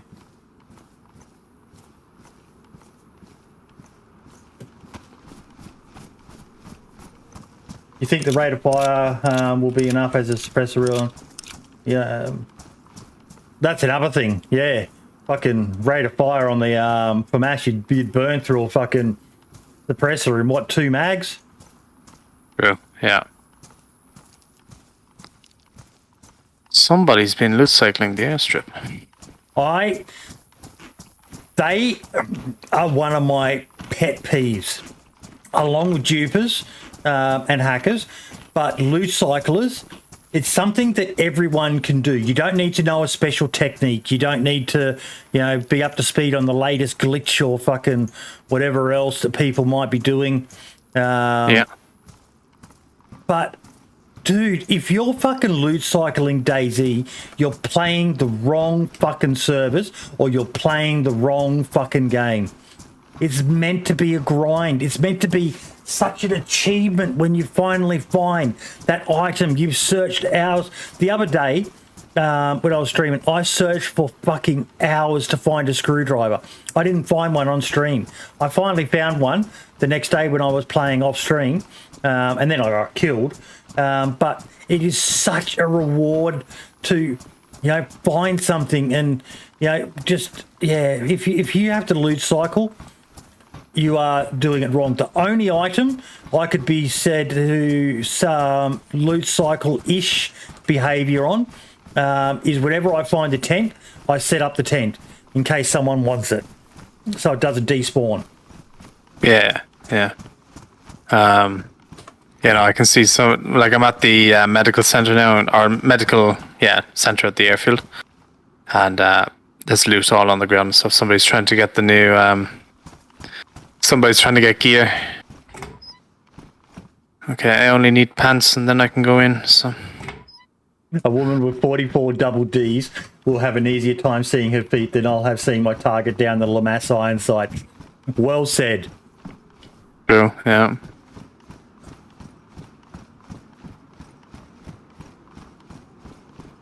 Might be able to get a work on V3S as well.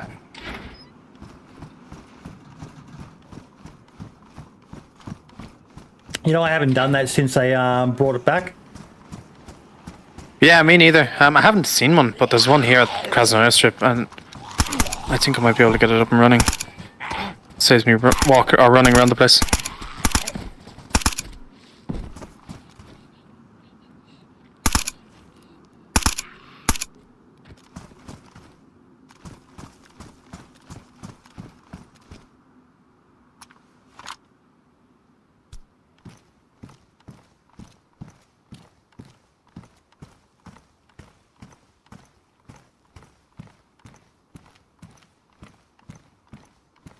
Yeah, it's not realistic with the suppressors, but I understand it.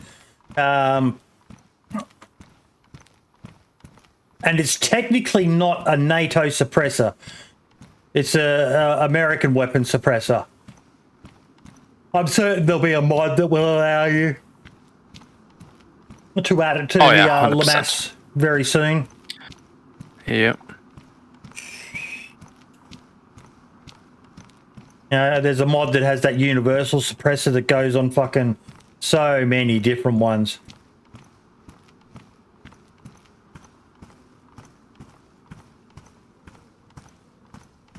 I'm very tempted, and I don't know what to do. I'm thinking about it constantly, and I don't know what to do. I'm like, do I start? I'm like very tempted to start like a vanilla server. Like, just keep it vanilla, because the way the game's kind of, maybe some vanilla with some quality of life changes. But this actually drives. Oh, you got your own features, lovely. Take it.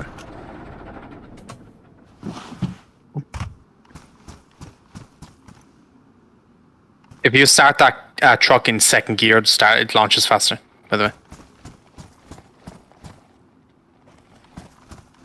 If that makes sense. You can split those wheels, I think, at the back, buddy. Remember they added that feature in a while ago, the double wheels.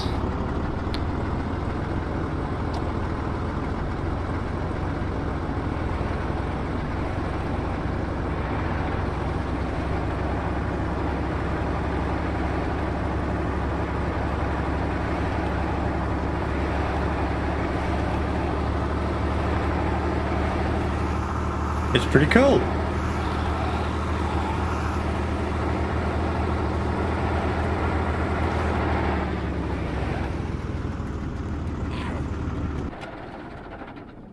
Actually, you know what now? Since they have that animation team or whatever, which they seem to have more access to, wouldn't surprise me if you saw the other V3S come back.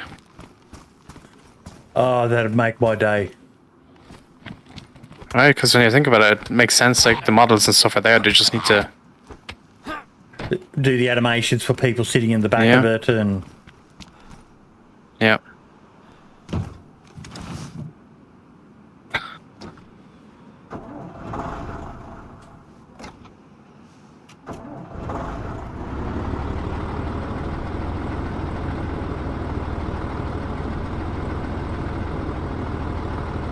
I love that emote, this fucking game.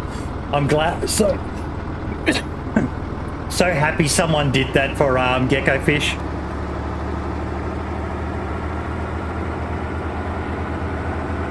I was actually worried that it wouldn't get approved on Twitch.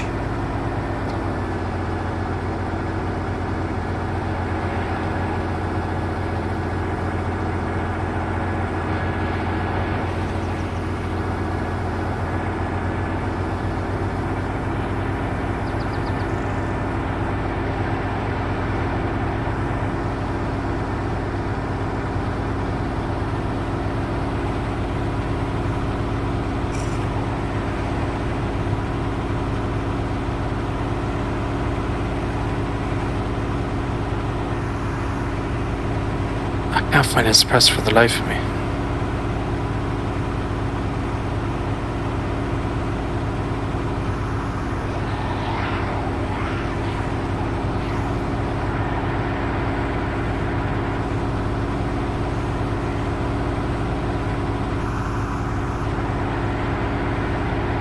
I've never really paid attention to truck spawns, as in where the wrecked trucks are. There's a few of them around. You just wouldn't actually notice them. You'd kind of walk past them nearly. Got some good power going up hills. I've only got 3 tyres. Yeah, it runs fairly decent.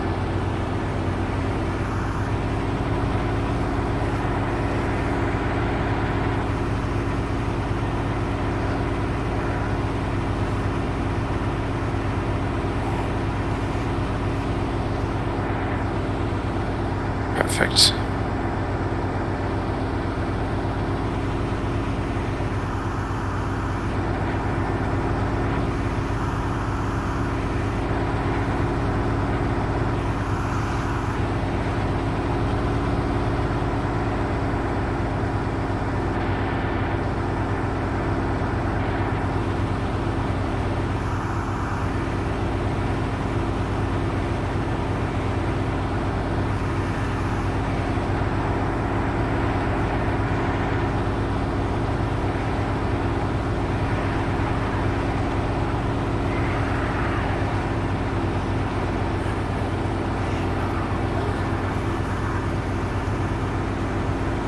You motherfucker.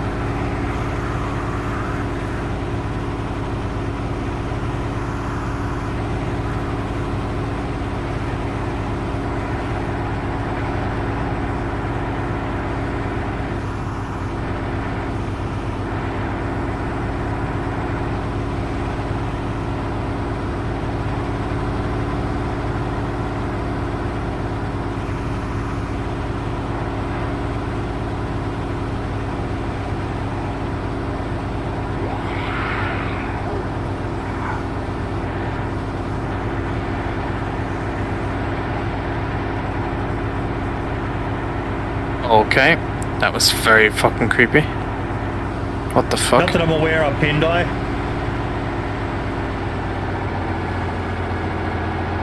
That was really weird.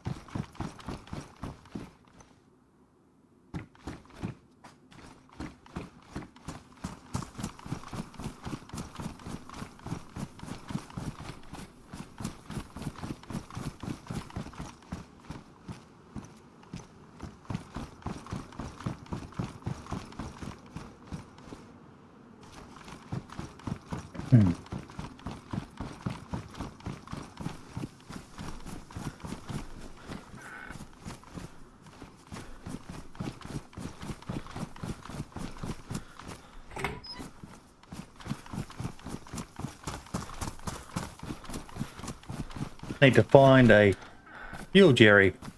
Oh, we'll grab that. Well, I haven't done the netting trap yet.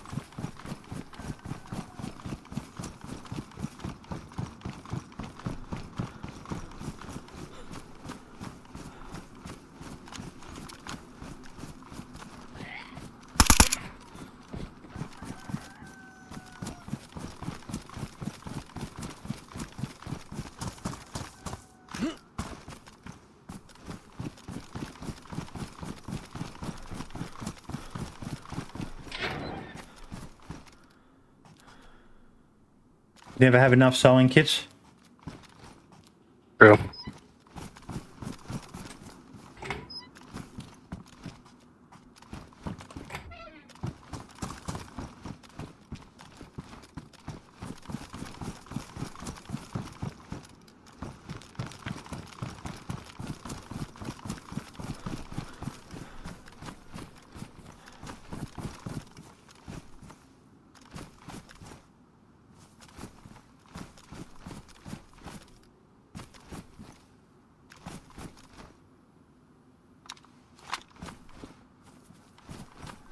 Not a single one of these wheels comes off. Yeah, you need some tool for it. I can't remember what one. And you can split the wheels. No, on this wrecked one I'm looking at. Alright, yeah, some of them do as well. I think it's the other Rex. The ones that actually look like the M3S. They do come off because I'm right next to one, and that one comes off.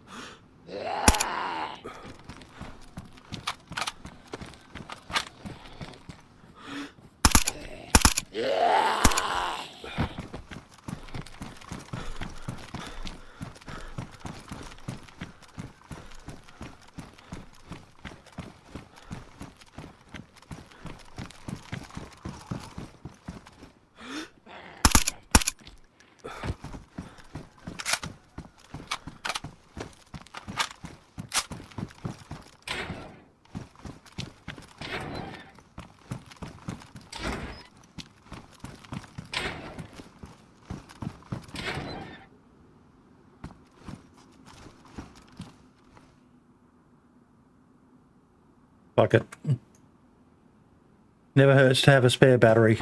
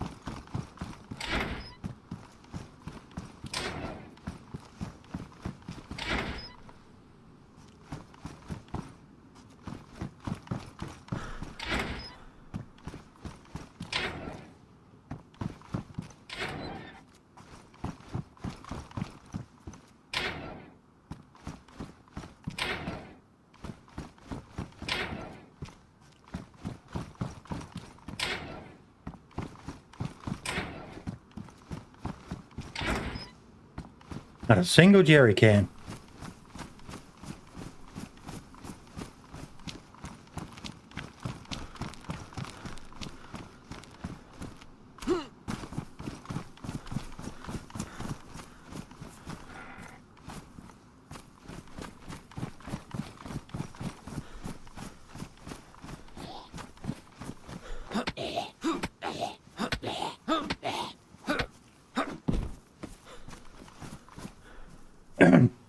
Goofy, it starts in 40 minutes, mate.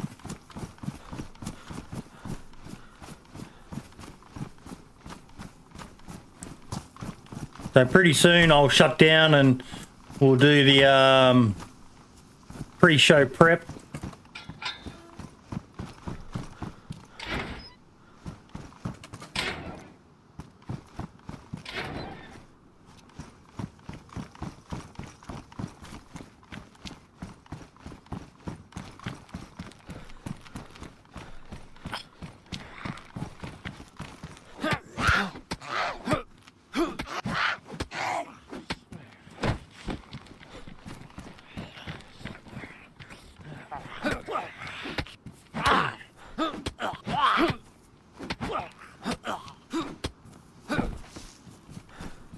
Axe isn't too good.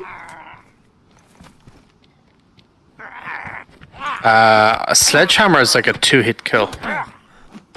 Apparently, so it's actually quite decent.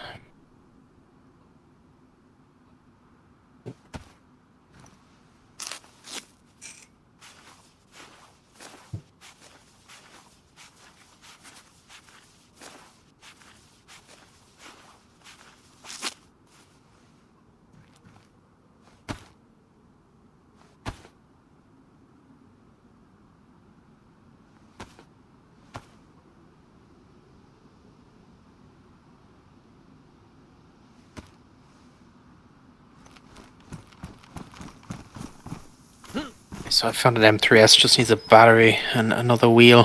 I've got a battery for you, mate. Just swap servers and grab it there quickly. No worries. Need to find one though, it's just gonna be a bit of a pain. So the only thing about stamina, like when you have to carry like heavy things like batteries and stuff, can be a bit annoying, but not the end of the world.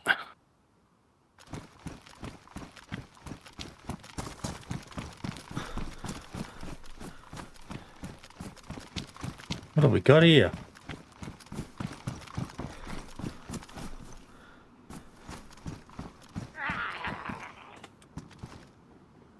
Right, buddy, I'm just gonna go AFK for half hour or so before the show starts. And I will chat to you in a few.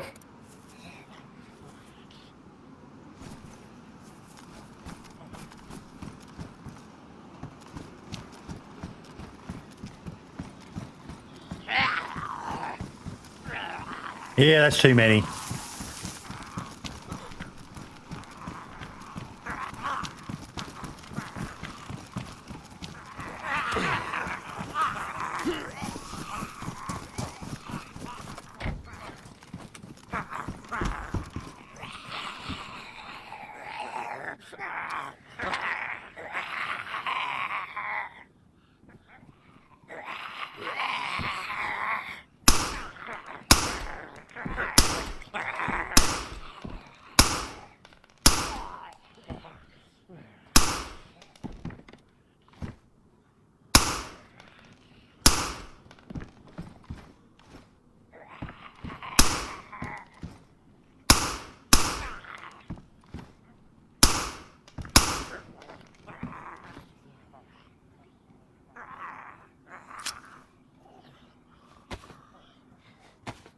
Oh shit, I'm bleeding.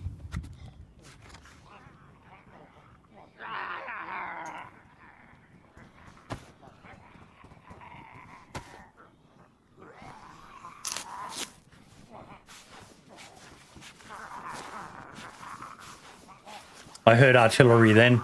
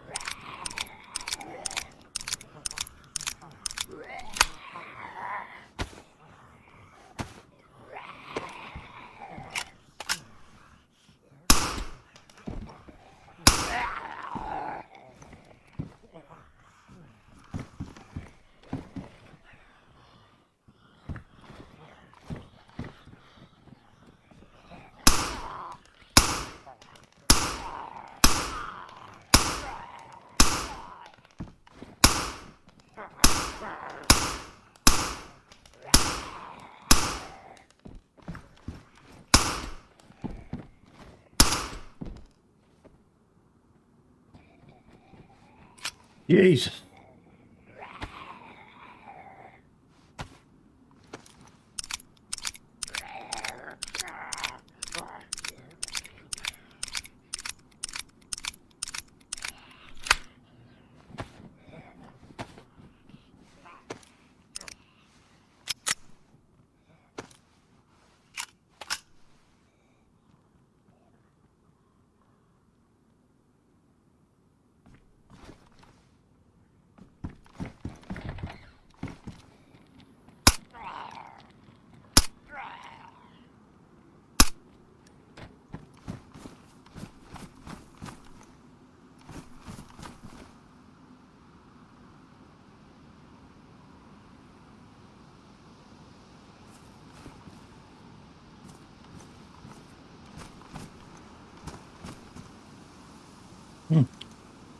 Nice little find.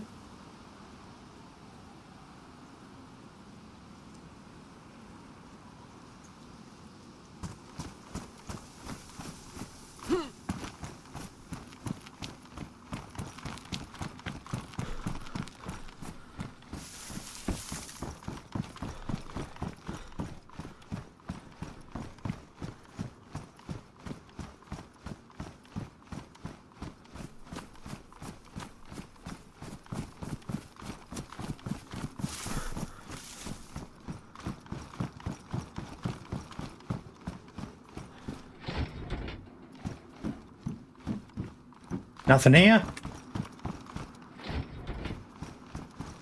Blueberry.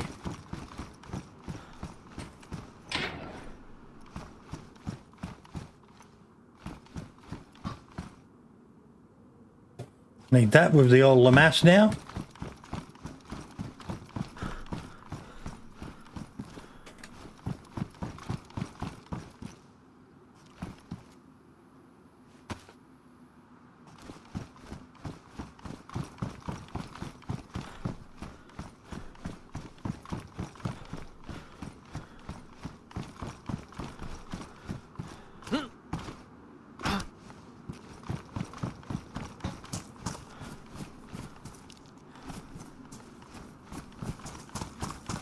Story of my life. Never got any stamina.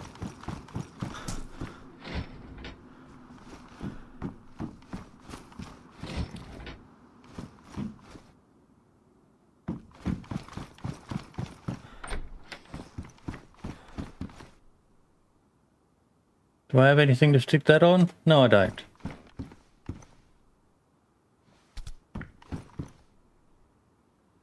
Ah. Streamer loot.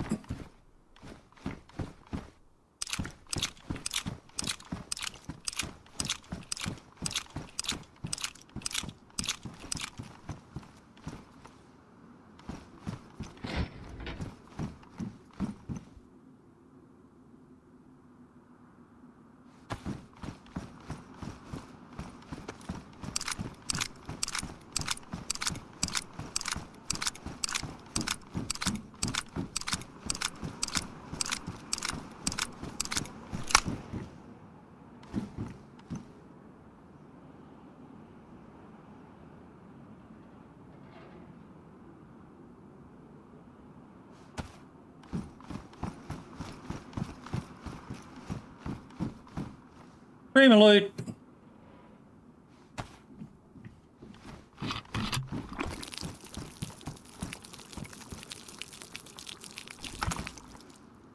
Now all I need is a bum bag.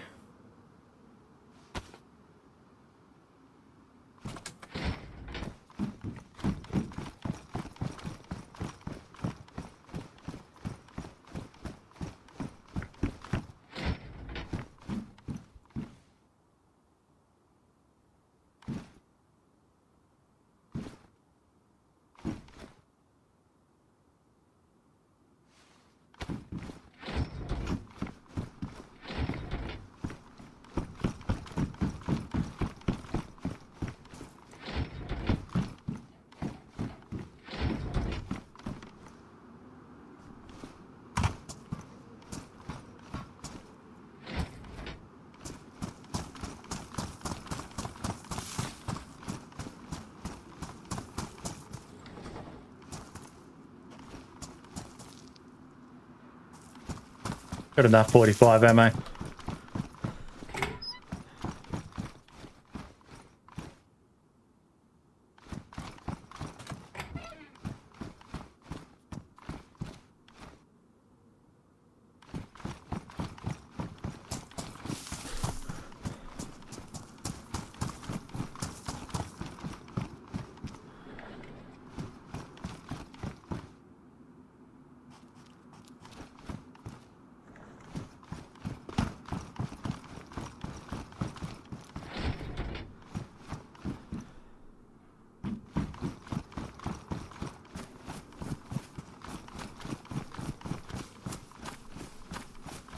Here we go here. Ooh.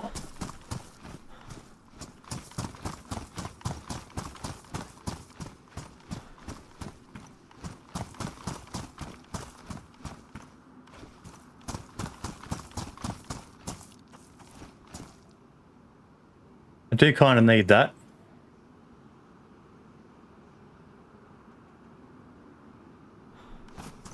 Damn, that is... We're actually talking about that tonight on the podcast, Luke. That exact issue.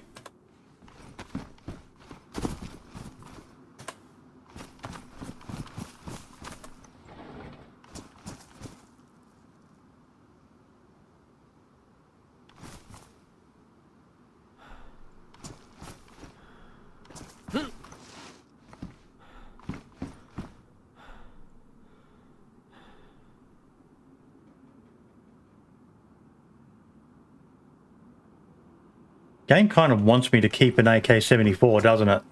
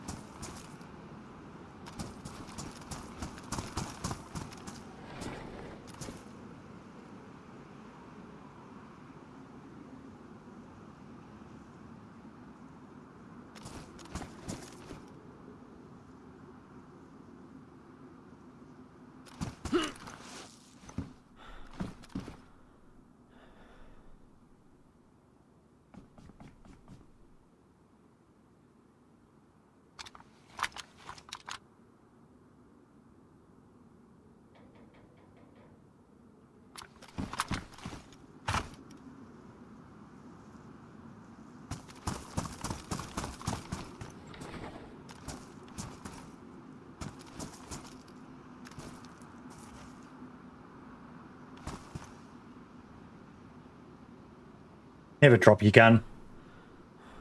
Never put your gun on the ground.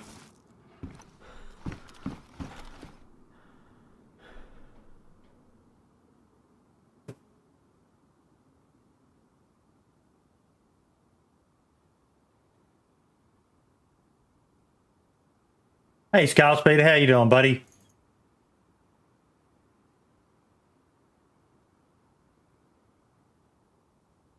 Look at that. It fits inside a fucking vest. That is ridiculous.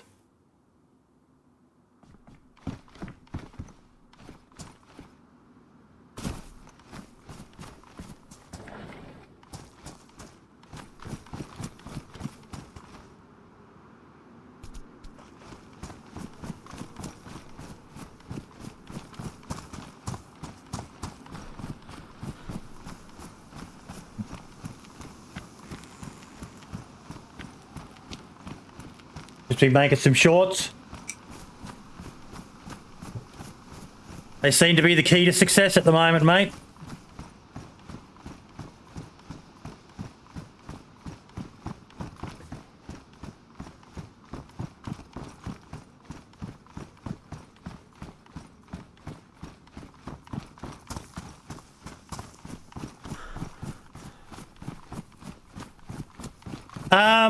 That maybe not so viable. What a lot of people don't fully understand is how well made a lot of military gear is. The stitching and the fabric used and so on is... Oh, loves me some tripwire.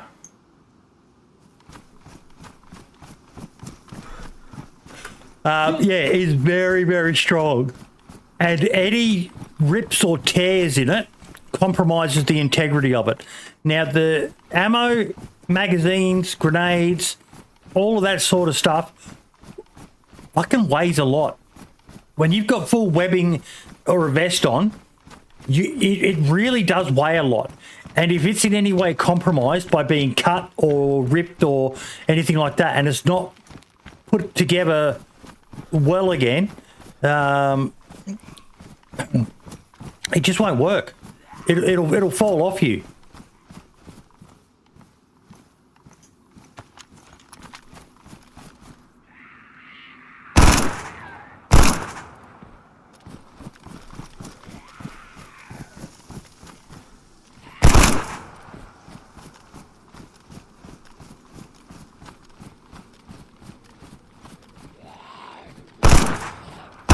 God damn it.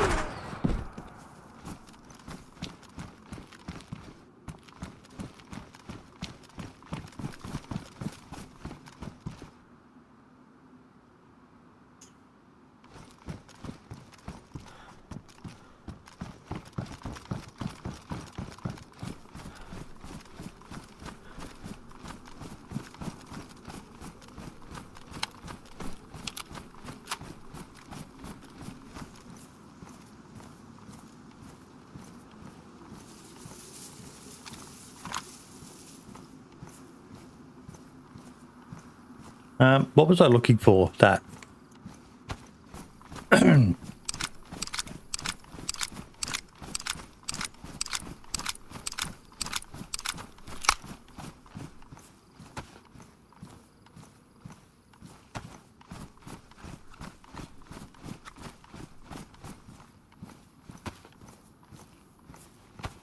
It's actually got a pretty cool sound to it, the Lamass. I'll give it that.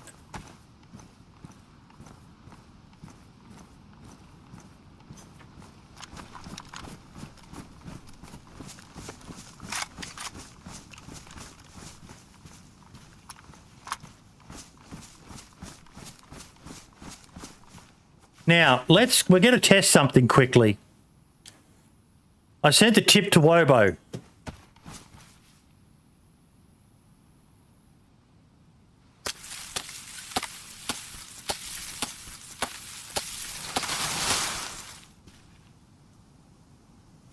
Hey, I'm after sticks.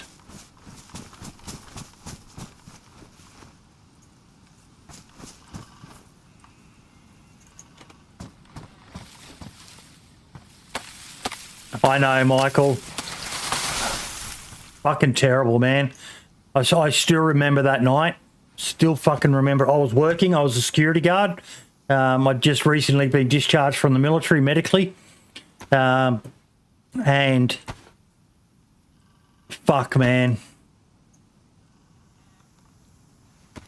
The missus called me and said you need to get to a television. I'm guessing as to what she told me. I really, really don't remember.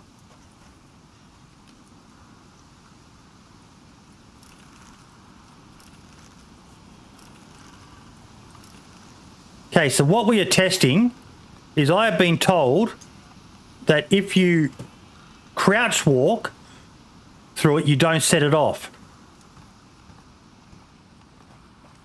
That is correct.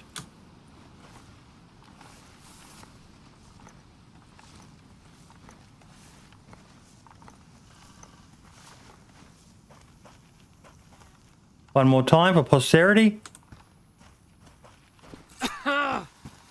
Set it off.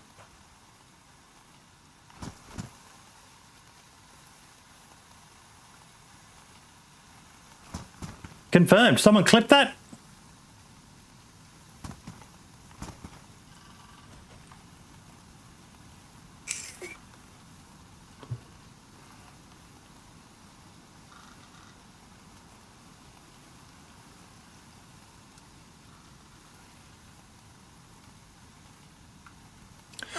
Optima, I think it's so that it allows for you to basically step over it, that you've seen it.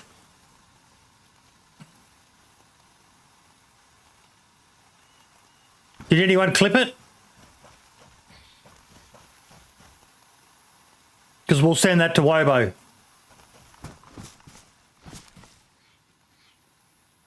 No worries, Scale Speeder.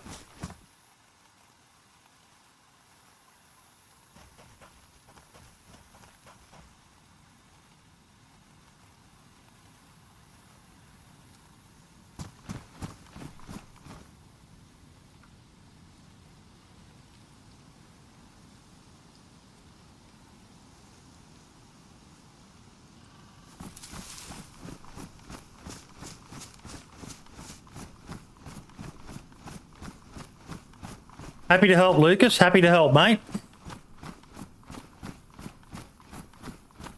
It's what this show is all about. Clip upcoming. You're a legend, Optimal.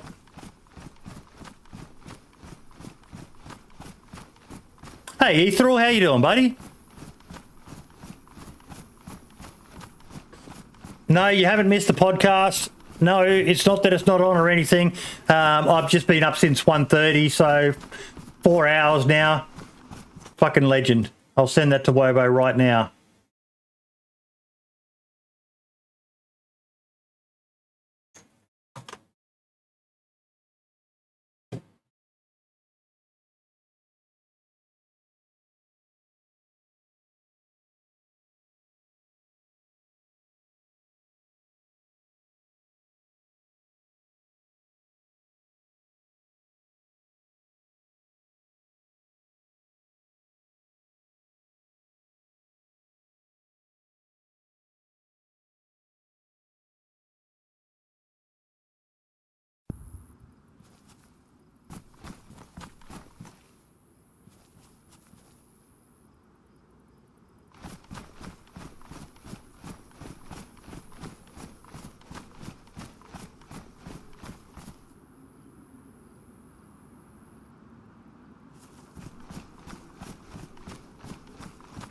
What was that?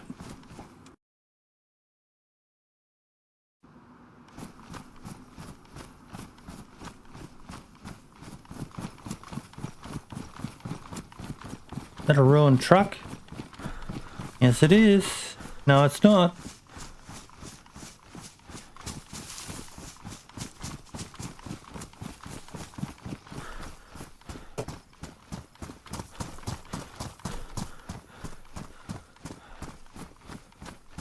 Yes, I am, Ethereal. I am on PC, buddy. On the DayZ Down Under 1.14 experimental server.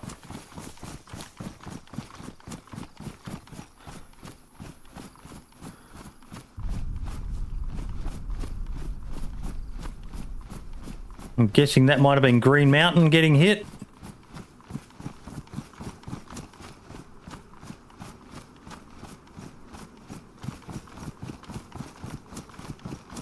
What do you play on, Ethereal?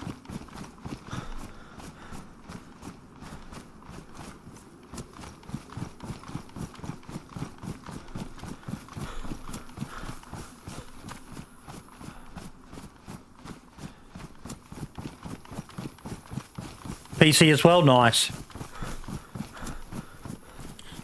Like I say, I'm always amazed they managed to get this game working on console. And I'm really happy for the console boys and girls. They're going to be so excited with this 1.14 update. They're getting a new gun. Some really cool features. You know, stuff that's been exclusive to the modding scene. Toxic zones.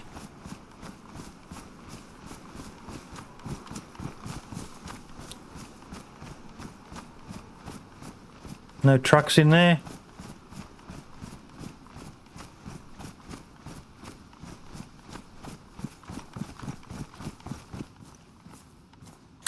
So we got our Lamass. Those fucking iron sights, man, they are terrible. Any French anyone? The odds of it are very, very slim. But is that really what the iron sights were like on the Lamass or the FAMAS? Because if so, what were they thinking? You don't want tunnel vision.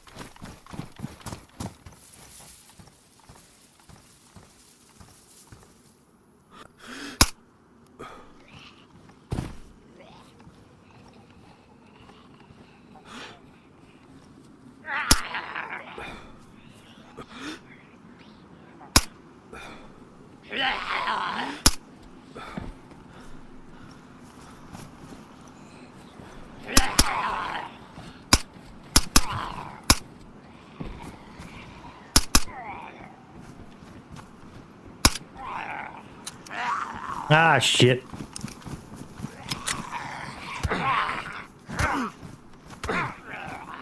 Ah!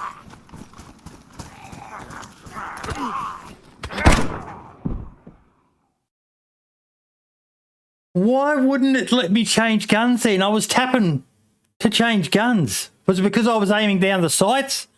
I don't PvP enough.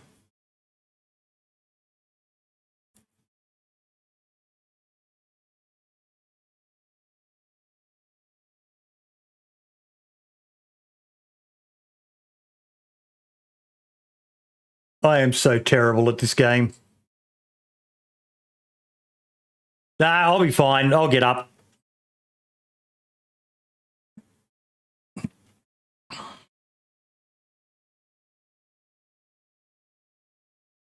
I got sniped at the exact same spot on experimental yesterday. Ouch.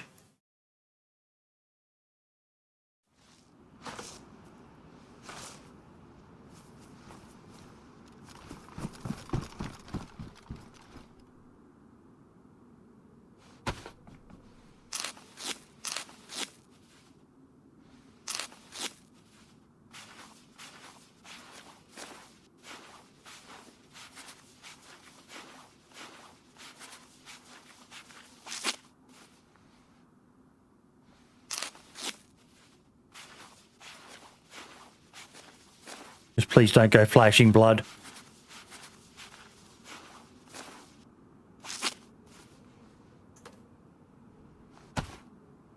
Lucky.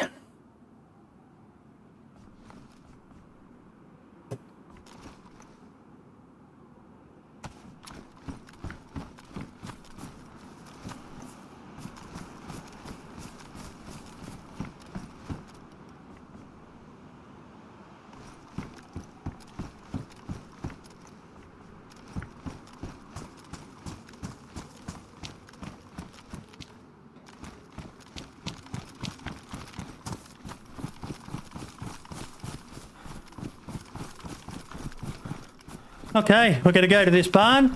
I'm going to log out, grab myself a coffee, and we will get ready to start the podcast in 10 minutes, folks.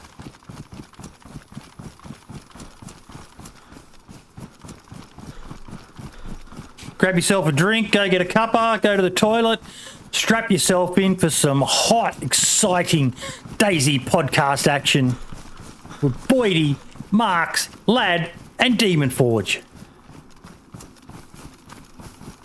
It's fast, it's furious.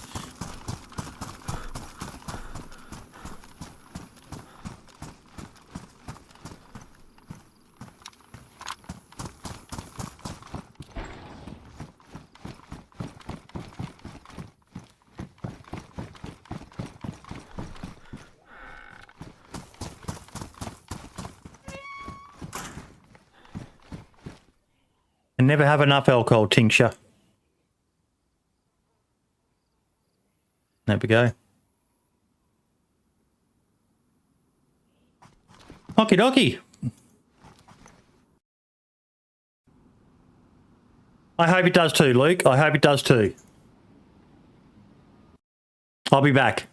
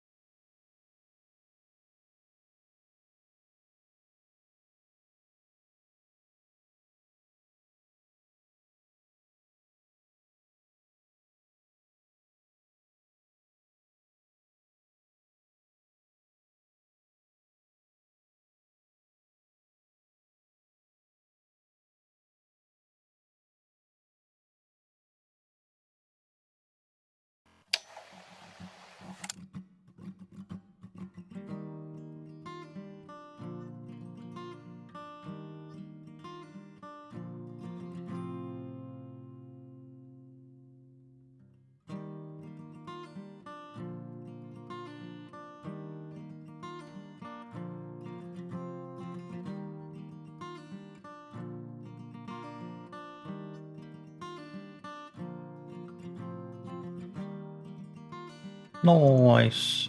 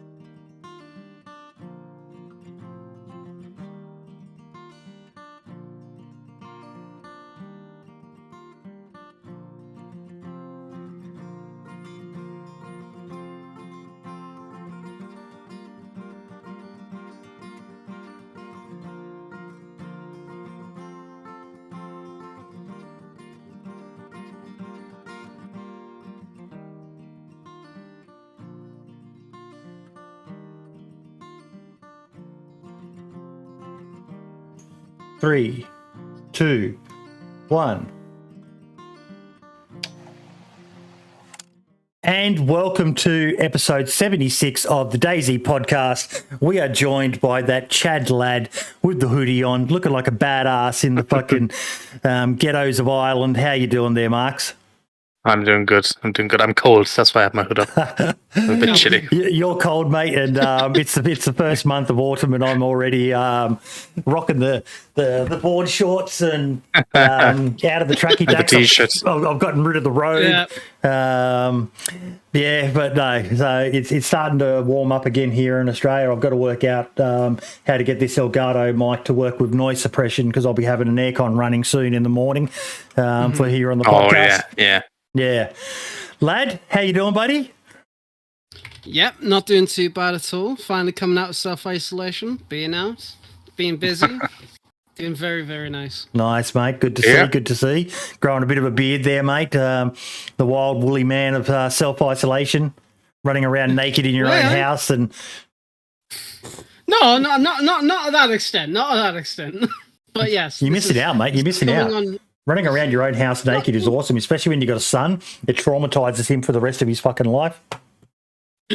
Actually, do you want to know something? Do you want to know something? This is potentially going a bit too far, but as some of you may know, I have some African DNA in me. And a joke in this house is if anyone has ever seen the movie White Chicks, Daemonforge, have you seen the movie White Chicks? Ages ago. Yep, with Terry Crews. Now, what is the name that one of the main guys, the Wayland brothers, calls him at one point in there? Schwarzenegger. Remember that? Oh my god! And the scene is when I believe that one of them is laying on the beach sunbaking, and he walks up wearing nothing but dick togs. And what happened to the son? Oh my god, it's Schwarzenegger or something along those lines. I made my son take a photo of me recreating that in nothing but underwear. Oh no! So I can put it on a card for my missus from your Schwarzenegger. So yeah, he is. I love bringing it up because he is mentally scarred for life now because of that one thing that I made him do. So, yeah, parents are fucking horrible people. We love to traumatize our children. But the man of the hour finally doing a face reveal, Mr. One and Only Daemonforge. How you doing, buddy? I'm doing good. Yourself? Not too bad at all, mate. Not too bad at all. It is good to finally get you on the show, mate. We showcased that amazing raid mod. Not a lot of people, so I won't say not a lot of people, some people weren't fans of it, but I think it's a fucking awesome mod, mate. Thank you. Yeah, no, I know not everyone will be happy with the idea. I think it's very niche. It's that's the whole point of DayZ, in my opinion. Though, if one person doesn't like something, there's so much variety out there, right? Yep. There's always a joke that there's probably more servers than there are players, but at least we've got, we have tons of selections of what, you pretty much play any style you want. And, everyone has something for themselves. Yes, exactly, mate. Exactly. And regardless, that's one thing I kind of pride us. We all make fun, Marx has got his running joke with the console crowd. He's going to say it's not a joke. But I knew you were probably thinking that then. Very real situation. But we can all still appreciate that the way that we play is not the only way to play DayZ. That's part of the beauty of it. It's a game that can be played in a multitude of ways, isn't it, lad?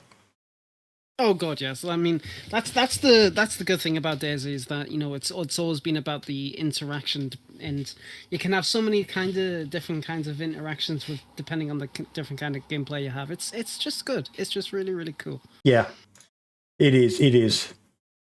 Sorry, it also keeps it interesting, in my opinion. That's I can go play survival for a few weeks, get bored of that, and then I'll just jump on some PvP servers and kill some people, and then get bored of that and switch to something else. And there's always something to try and something new to explore and do differently with everything. Yeah, for sure. And that again, that's the beauty of it. There's so many different things you can do. Now, you gave us a little bio, so I'm going to read through that now. I am Daemonforge. I am 30 years old, living in Toronto, Canada, with my wife and dog. What sort of dog you got? It's a mix. It's an American Eskimo mixed with a Jack Russell. So it's a smaller dog? Yeah, it's smaller. He's a smaller dog, but with the Jack Russell in him, he's very much thinks he's a big dog. Outdoor, yeah, kind of. Yep. You've been playing DayZ since Arma 2 mod. You have left and come back to DayZ more times than I can count, as it's always been a go-to game for me and my friends, having some of my fondest gaming moments with DayZ. I am relatively newer to the modding side of DayZ, as I have only been modding since May 2020, with my first mod being a reduced car damage mod, all because I wanted something so your car wouldn't break from a small bump or some lag, but not just make every car indestructible. After I made Heroes and Bandits, as I loved humanity systems in DayZ mod, and the current one on the workshop at the time was lacking, and have been doing random projects that interest me ever since. I now have 12 open source mods that I have on the workshop. I also help support the Shana mods and have a few other mods. My core personal belief in making mods open source so others can not only learn from them, but also contribute and build on top of them, with the ultimate goal of expanding the DayZ community as a whole.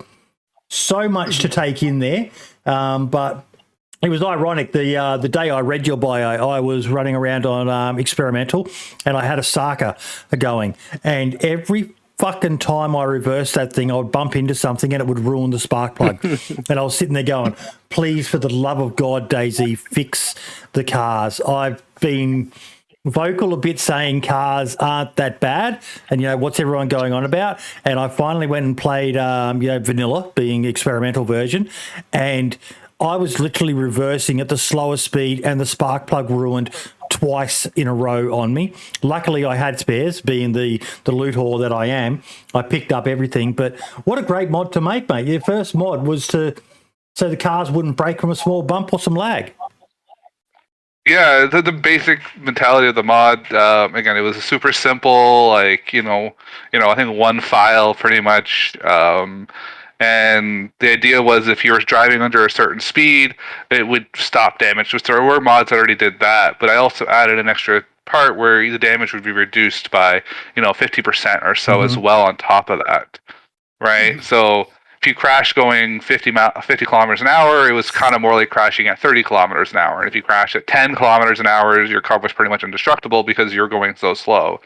And it was just kind of a way to kind of mitigate some of the, a lot of the servers, I didn't really like the fact that, you could go 100 kilometers an hour, bounce off a tree and bounce off something else, fly into the sky, land back down perfectly fine, and, keep going, right? I wanted something more in the middle ground, right? I wanted, some safety. It is a video game. I don't expect my car to break every 3 seconds, and then I also wanted something that was more realistic and not super OP. So I ended up creating that for my own server at the time, trying it out. And I know a couple other servers ended up downloading the mod as well.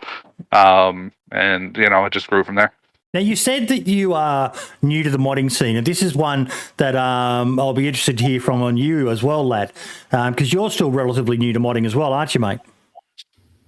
Mm-hmm. Yeah. I mean, reasonably so compared to other people in the community. Yeah. So where did you start from? How did you get your start? What's your background? Did you have an IT background, or were you like a labourer who just suddenly said, "Fuck it, I'm going to learn about coding"? So I went to school for computer programming for 2.5 years.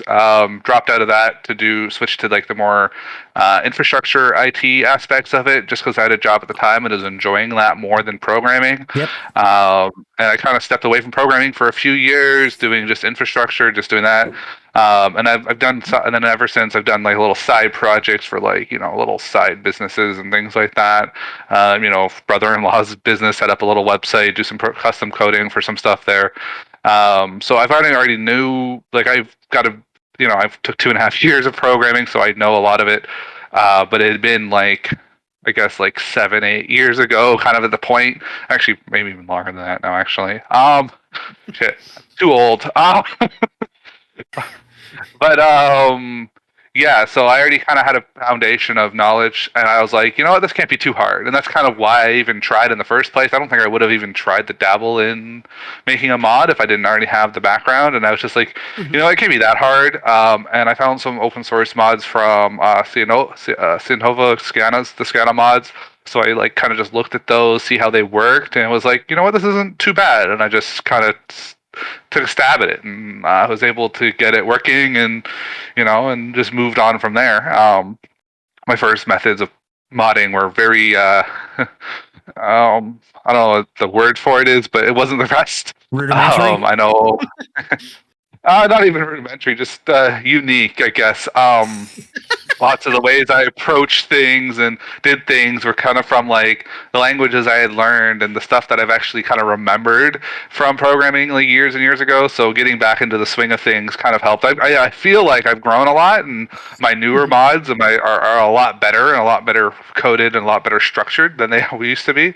But yeah, it was an experience still alone because DayZ was kind of unique in the coding language and as well from anything I was used to. Like I had done a lot of the like higher level stuff in school, even assembly and stuff like that. Anyone who knows programming will understand assembly is essentially what code is compiled to generally, and it's a very high level language to kind of work with, or low level language. I always get those two reversed right now, but and I kind of went forward from there, and it was just unique to kind of learn DayZ and see how it worked. And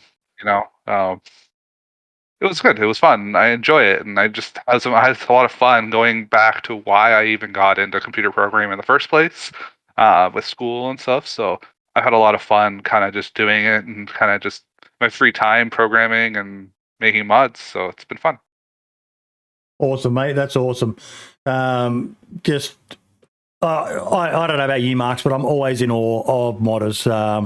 I look at that code shit, mate, and I had enough trouble understanding XML and fucking JSONs, and that was about the limit of my fucking ability. And even then, it was more copy pasta than anything else. Yeah. But yeah, it's incredible. I done an Internet of Things course, college course, for about a year, and then I dropped out because I just found it too difficult and hard to do. And so. I give credit to, you modders that can understand this stuff and make stuff work, because I could never just wrap my head around it. It was like looking at a foreign language. They're a special breed modders. Yeah. Computer programming is kind of its own language, in my opinion. There was always a joke, I think, I don't remember which one, but one of the dating sites, you could actually put like C++ as a language that you spoke, and it was, I always thought it was kind of funny, because, That's cool. That's really, really cool. So what are you working on at the moment? How's the RAID system going? It's very good. I actually was taking a little break from DayZ a couple weeks ago, just kind of, I don't know, I just was just getting too much, and my real life work kind of just been super busy these last few weeks. So as soon as I get home from work, I'm kind of just like, do I really want to do more work? So I kind of been taking a few breaks. Getting back into the swing of things this week with DayZ's 1.14 stuff. I kind of did a brief look at it when it first popped out, and then I was like, I have to set some time aside because I need to start testing my mods. So this week I kind of got back into the things, just more of just testing everything to make sure everything works with 1.14. One of the big problems with my attention span and the fact that I've made like too many mods, in my opinion, at this point, is I need to make sure they all still work when the next update drops, right? So this week's been mostly about catching up and trying to make sure everything's going to work, make sure that there's not going to be any major bugs come 1.14. I want to make sure that 1.14 drops. If there's any updates I need to make, I'll make them beforehand, so that way they're ready to go. Or if I need to wait, depending on kind of my mentality at the time, sometimes I try to update and make it backwards compatibility. Other days I'm just like, I'm just going to push the update once the update happens. Cross my fingers that I'm awake when it happens. But yeah, so that's what I've been working on this last week, kind of just getting that ready, testing out the new Linux server. I'm really excited for that.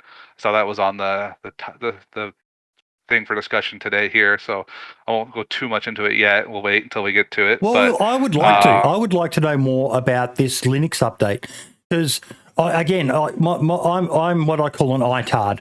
It's a miracle that I can manage to turn a computer on and stream. And yet you hear people talk about Linux like it's some sort of fucking cult. And the fact that you can now do DayZ on Linux, what does that actually mean? Explain it for the plebs like myself who've got no idea what it means. So, for the most part, for most people, it's not going to matter. To be honest, especially right now, especially with the bugs that we're seeing with it and the complexities that come with Linux, I think, and what people are kind of already used to, I think most servers, most communities aren't going to bother making the switch. The big benefit to Linux is more around.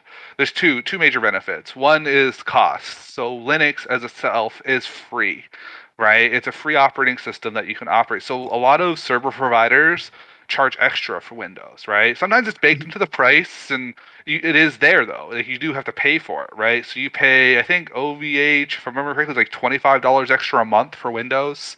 But if you're running Linux, it would be free. So you wouldn't like it wouldn't be extra. Well, it wouldn't be free, but like you wouldn't have to pay extra for that. You would come with the Linux. So you would have a cost savings. So that's one of the major reasons I think most communities would look at Linux in reality. And that's the same reason why most companies and businesses use Linux. It's free. And that's why it's got, same reason why most companies, a lot of people love the fact is Linux itself is open source as well.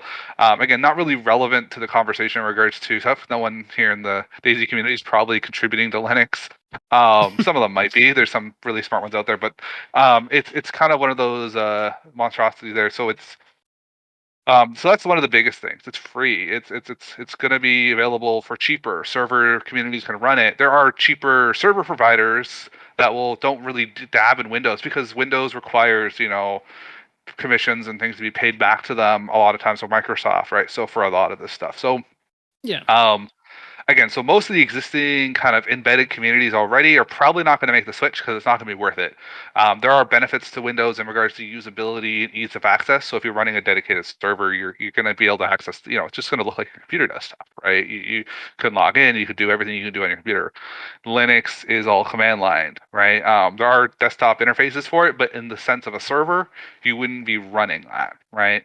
You'd be running the command line because you'd be looking for that. So that leads into the second benefit of Linux, which right now it doesn't happen with DayZ because DayZ doesn't seem to be optimized for Linux right now. But generally speaking, anything running on Linux is going to have a much higher performance availability.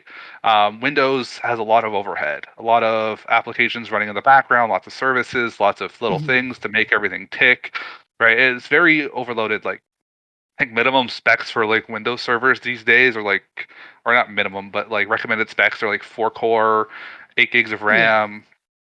A Linux machine can run on 1 core, 256 meg of RAM, right? A quarter of a gig of RAM. Now, ideally, you probably wouldn't be running those super slimmed down versions for DayZ, but there is a lot of optimization availability in regards to performance on the core operating system. So you can essentially run more. It usually will mean like most GSPs will probably switch to Linux because it will make sense. Like if you're a game service provider, you go to Linux, you save yourself money, which increases your profit margins, and you essentially offer the ability to probably run more servers per box, right? Because that extra performance that would be leaving to Windows is now going to be usable for yourself. And I think for the most of the community, switching to Linux will only be in the sense of cost savings for some of those smaller communities or some people starting out. But even then, you're going to probably want a small background in Linux or worked with Linux game servers in the past.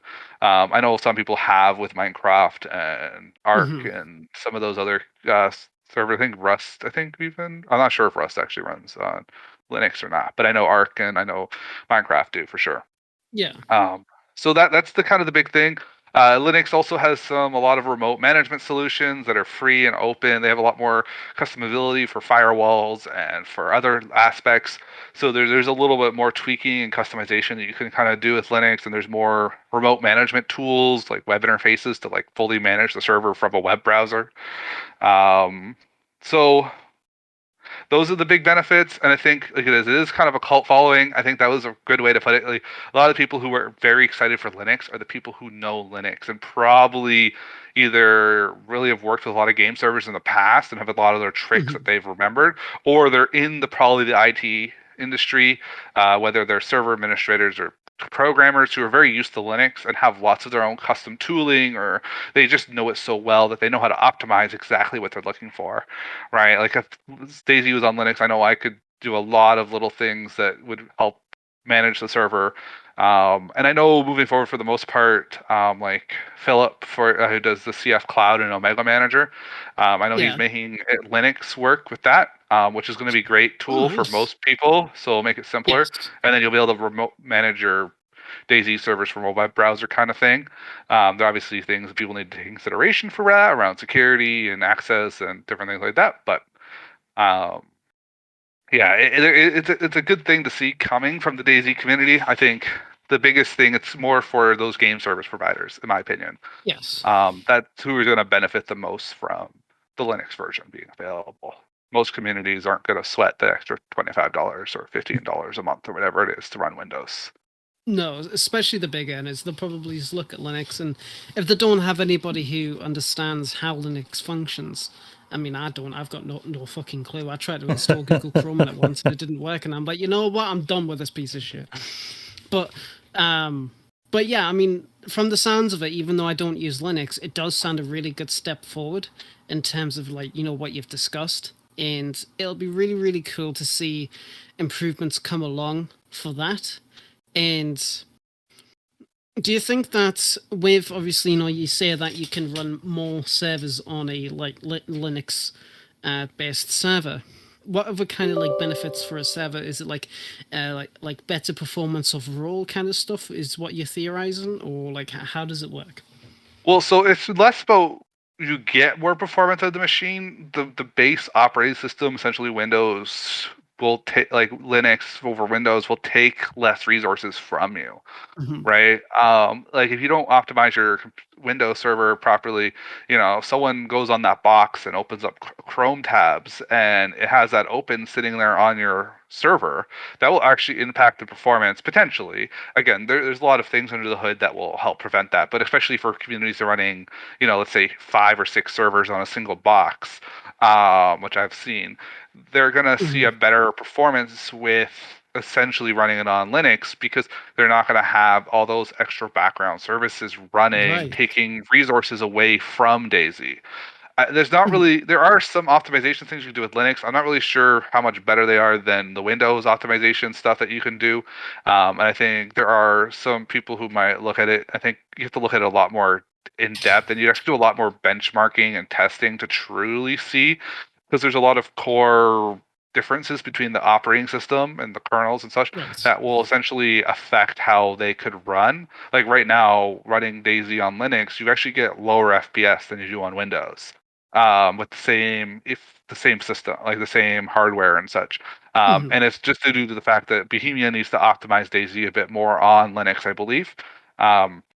But again, once they've done that and it gets on par with the Windows, they're going to have less, you know, you'll see the ability for server owners to be able to take more utilization out of their machines, right? Or communities to be able to afford cheaper machines and still get the same performance, or at least not the same performance. Because no matter what, if you're going to look at a Windows, you know, 5950 versus, you know, like, you know, an i5 or something like that, like a discount machine, you're obviously going to have better performance on the 5950, but you'll probably get better performance than you would if you're running Linux on that i5 versus running Windows on that i5. So you can squeeze a little bit more performance out of the machine. And you know, and again, like I said, most likely this is going to be more about the money, right? This is more about the fact that you're going to save money on that Windows license, and I think that's where, if anything, it's going to make the difference in people. I think the average person, if you don't care about that $25 extra a month or whatever it is that your provider charges you for Windows, you're probably not going to care to switch. And honestly, I'd probably not recommend anyone switching at this point anyways, unless you're really like a Linux guru who loves Linux and wants to be one of the first people to get the Linux servers up and running just for the sake of Linux. I think if you're a standard server owner, if you're a standard server runner or owner, you're just going to want to stay on Windows for now until, you know, they sort the bugs out, get better benchmarking done, and people know more what they're doing. You know, and, you know, unless you're really trying to squeeze pennies out of it right now. Yeah, I mean, yeah, that's fair enough.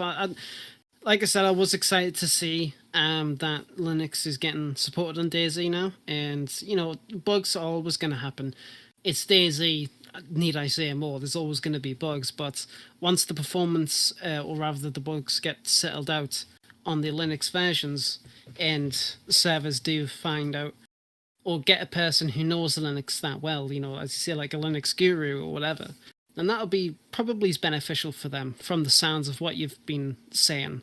But it is, like you said, it is probably better just to stick with Windows. It's familiar for a lot of people that don't really want to migrate to a new operating system that they don't really understand or know. So, but yeah, overall, it's still pretty cool. It's still pretty nice. Yeah, no, and I'm excited. Personally, I'll probably switch my servers over to Linux just to squeeze that extra performance out. I'm running super cheap. I got these servers from So You Start, which is like OVH's like discount brand. So they don't even run Windows properly. So I've had to do some stuff that I know to get Windows working on those machines. But like Right. seeing those discount brands available to people that they run only Linux or whatever, because it's cheaper for the company than trying to like add Windows licensing into their platform. That will help potentially lower the cost to entry for a new DayZ server who wants to run a more dedicated server that's not just renting from a GSP and such. Yes. It's honestly that sort of stuff you guys were talking about. I barely understood a word that was coming out of your mouth, but I hope that has helped. Marks, did you understand much of it? Not really. Not a lot of it. Bottom line, Linux is cheaper, and you're not going to want to bother with it unless you're trying to save some money, and you know what you're doing essentially. Yeah, that's awesome. So what else have you got going on, buddy? Those are the big things right now. I just started re-looking at Raid Alarm actually today before the podcast, trying to do some more stuff, just get it a little more polished off. The Raid Alarm mod is kind of just something I've been tinkering with. The idea, and it's something. So the one mod that I've been really working on is called my Universal API mod, and Raid Alarm, MapLink, and I also have another mod, Hived Banking, which allows you to access the same bank account across multiple servers. All kind of rely on this Universal API mod. It's something I've been heavily kind of polishing and finishing. I just kind of released that full probably a month ago now, just kind of before I took my little break. And it was kind of my main project for the community, in my opinion. It was the main focus is to give access to modders. It's not really for server owners. Server owners have some stuff they have to do to make it work, but the main goal for the mod was a kind of a platform or a backend for modders to gain access to things outside of DayZ or things you can't do in DayZ, right? So it essentially uses some parts within the modding called the REST APIs to interact with a third-party application that you have to install. It actually does install on Linux or Windows. I already kind of was preemptive with that one. And there's a couple little things in there which I haven't yet to kind of showcase or utilize that I think are really cool. So one of the big things I added in there was some AI, and not in the sense of AI like video game AI like shooters, but more like AI platforms like translation, text scanning, things like that. So like things that are more considered, like some true machine learning AI. So I want to go through and create some more mods for that eventually. One of the key ones is I want to make potentially just make this as an add-on or expand Scana's global chat mod. But look at the ability to potentially in-game live translations for players. So you could be on a server and type in your native language, and then the AI will translate that to English or to whatever language obviously the server owner specifies. And then potentially if I this is the part that's kind of worked out because it's been a bit tricky to kind of get that information unless I add a setting maybe for it, which would kind of suck for players because they would already have their language setting set. But ideally, you would set your language and it would translate that back for you as well. So, it essentially allow you to talk in your native language and see chat in your native language instead of seeing it across, all these different like languages. So people can truly talk natively and kind of have everything kind of translated back for them, so they don't have to think about it, right? That's I think it'd be fucking kind of cool cool. for servers in Europe and such who have a multilingual player base, right? And I know a lot of server communities will say English only in global chat or something like that, right? Yeah. Or whatever language only in global chat.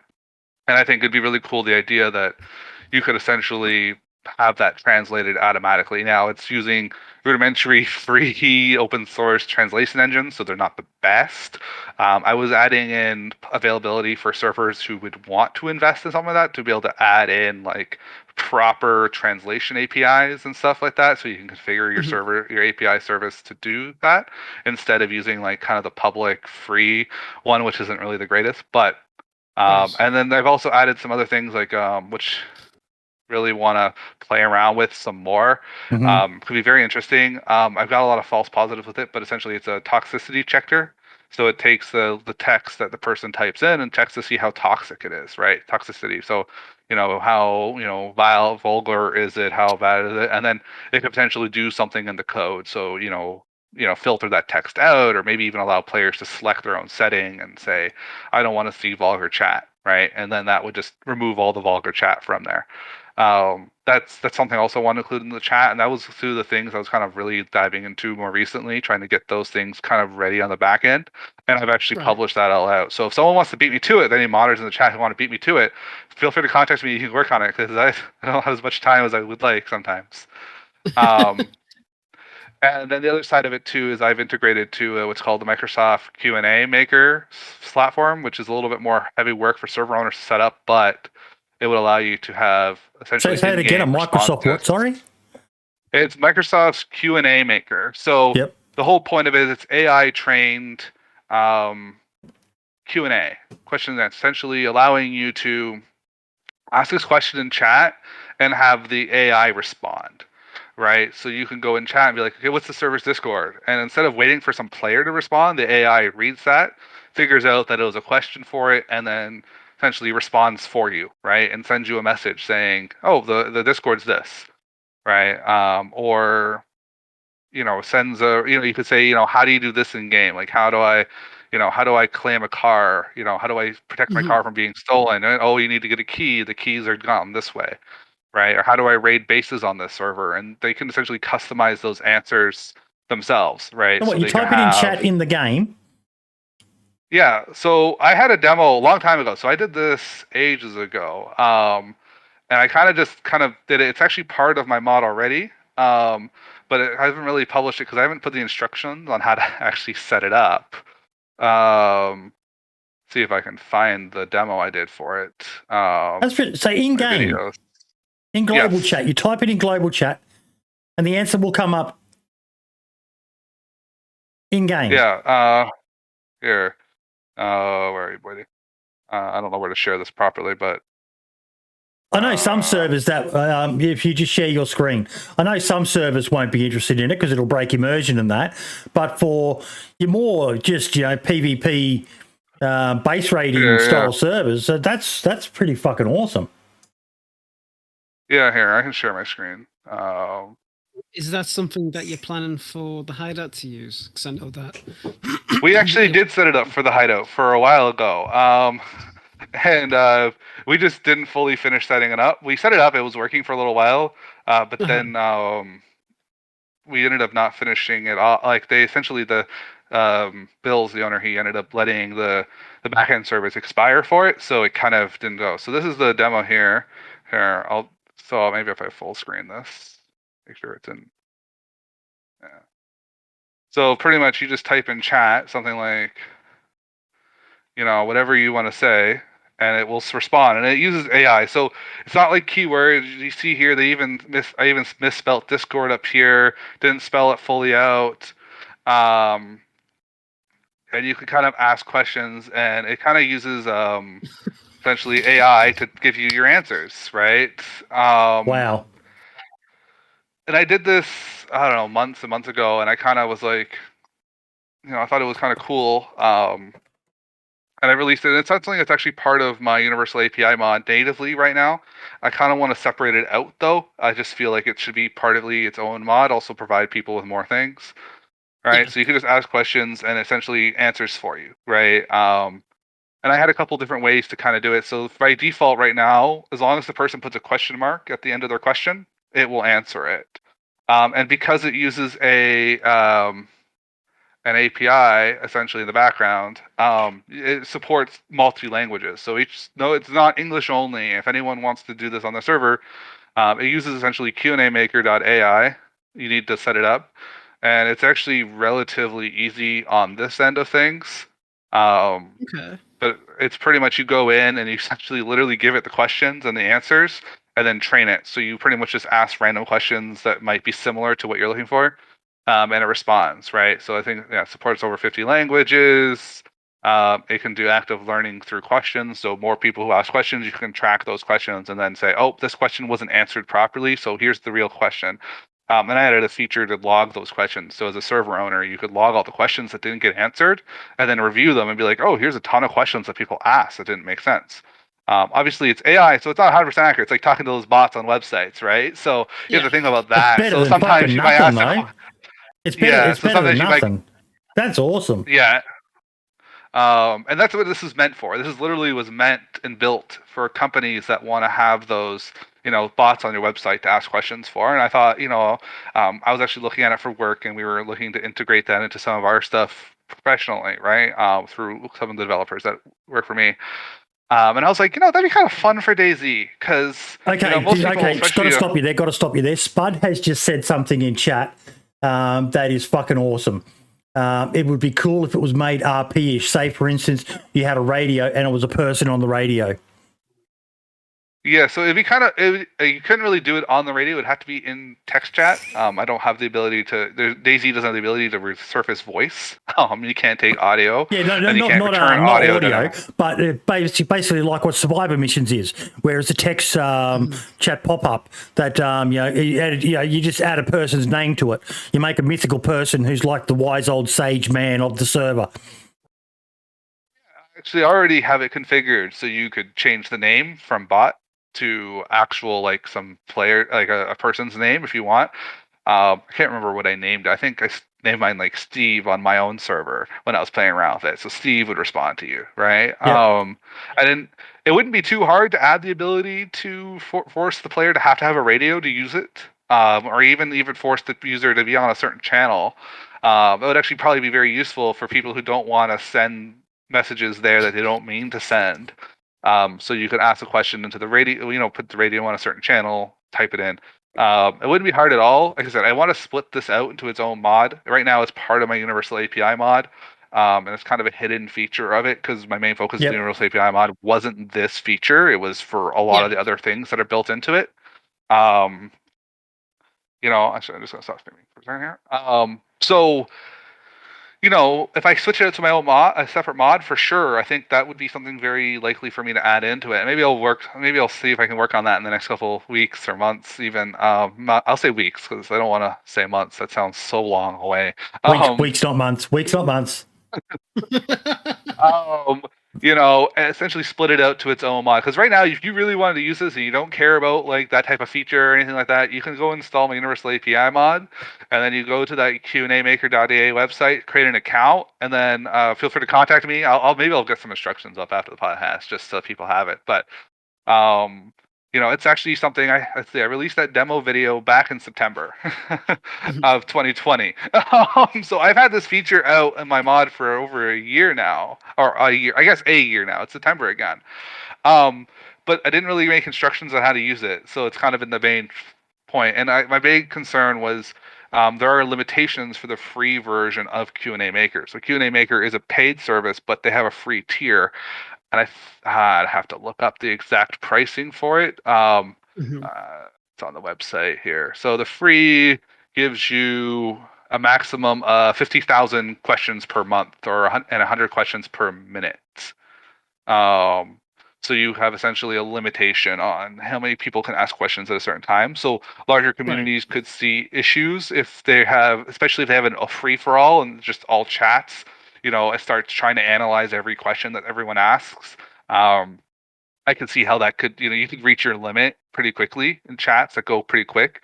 especially because some people are just asking, Not months, where's we're talking fighting weeks. at, and that's not really a question the AI should respond to, right? And that's the thing. So so after that, I think it's only like $10 a month, so it's not even really expensive, anyways. If you did want to pay for it, That's not bad at all, really. I When you think there's think some about it, other that's minor costs that are in the pennies per hour or pennies per Mhm. like thing. Because it runs on Microsoft's Azure platform on the background, so there's a bunch of things. But I'm just seeing here where it says $10 per for unlimited managed documents with a limit of 100 transactions per minute, which is 100 questions per minute. So, um, I think even the biggest communities would have a problem trying to reach 100 questions per minute, right? Yeah. Because again, this would also be used centralized. So if you did have multiple servers, it would all go back to the same API if you set it up that way. So there's that side of it. So um, if you had like 7 servers running with all full pop, I could see getting to 100 questions a minute, but I think you'd be stretching it, right? And if you did add a Mm. filter, so you had to be on a radio on a certain channel, that could help reduce your potential footprint for the number of questions you're receiving. And that was one thing I did. Again, like I said, I did this a year ago. I set this up. I put a demo out. I set it up on my own server. I think I set it up for the Hideout. And I teased it to other communities. I think somebody else set it up. I don't remember who it was. But I said the Hideout, they set up the paid version because they wanted just in case at the time.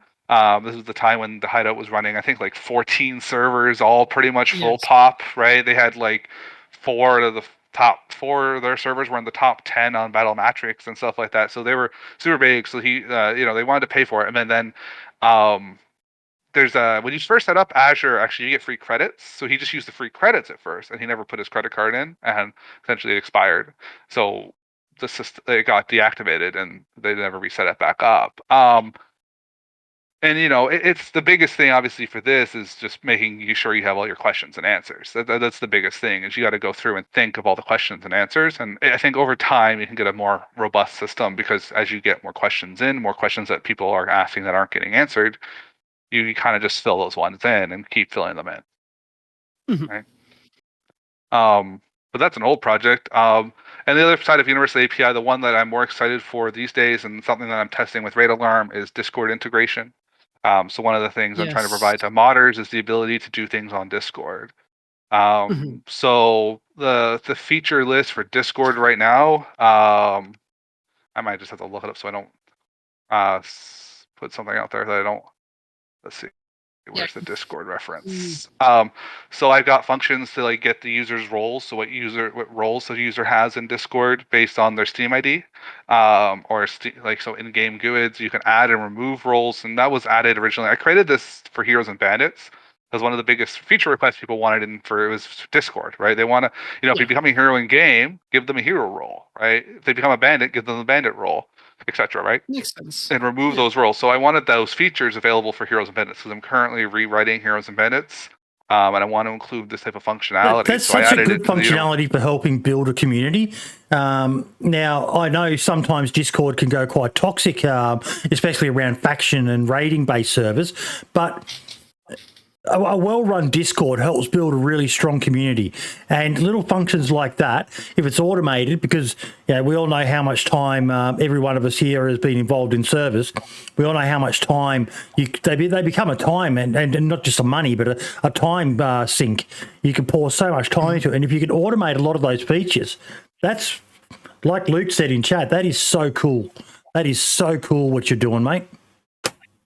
Yeah, and the couple features that got asked for, because I guess back in the day, someone was talking about a feature.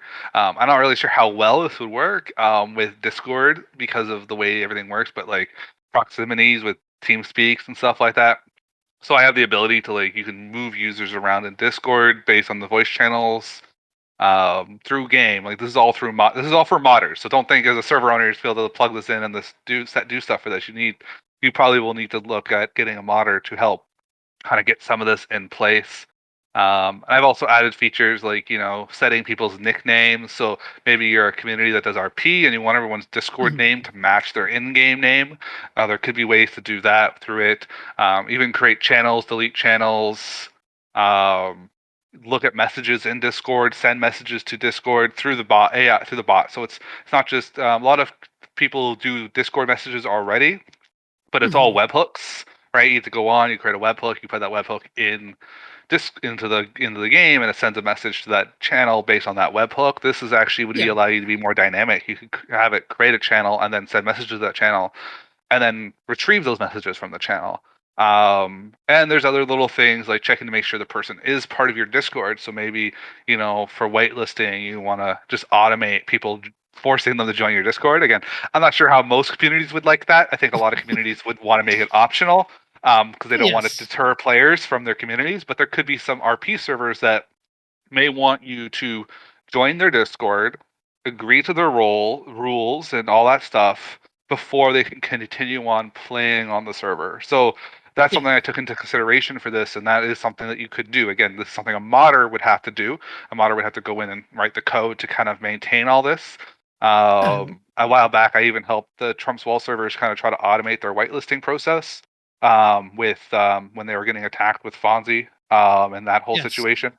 So I created a little mod for them, and they utilized Daemonforge API and essentially automated the whitelisting process, right? So, they were trying to whitelist everyone to get on the server, so they were all whitelisted. So essentially the mod kicked in and was able to kind of automate that whitelisting process for them, and essentially ensure that everyone who's joining the servers were whitelisted through, and essentially providing instructions right into the Discord and connecting their Discord straight to their Steam IDs preemptively and all that stuff.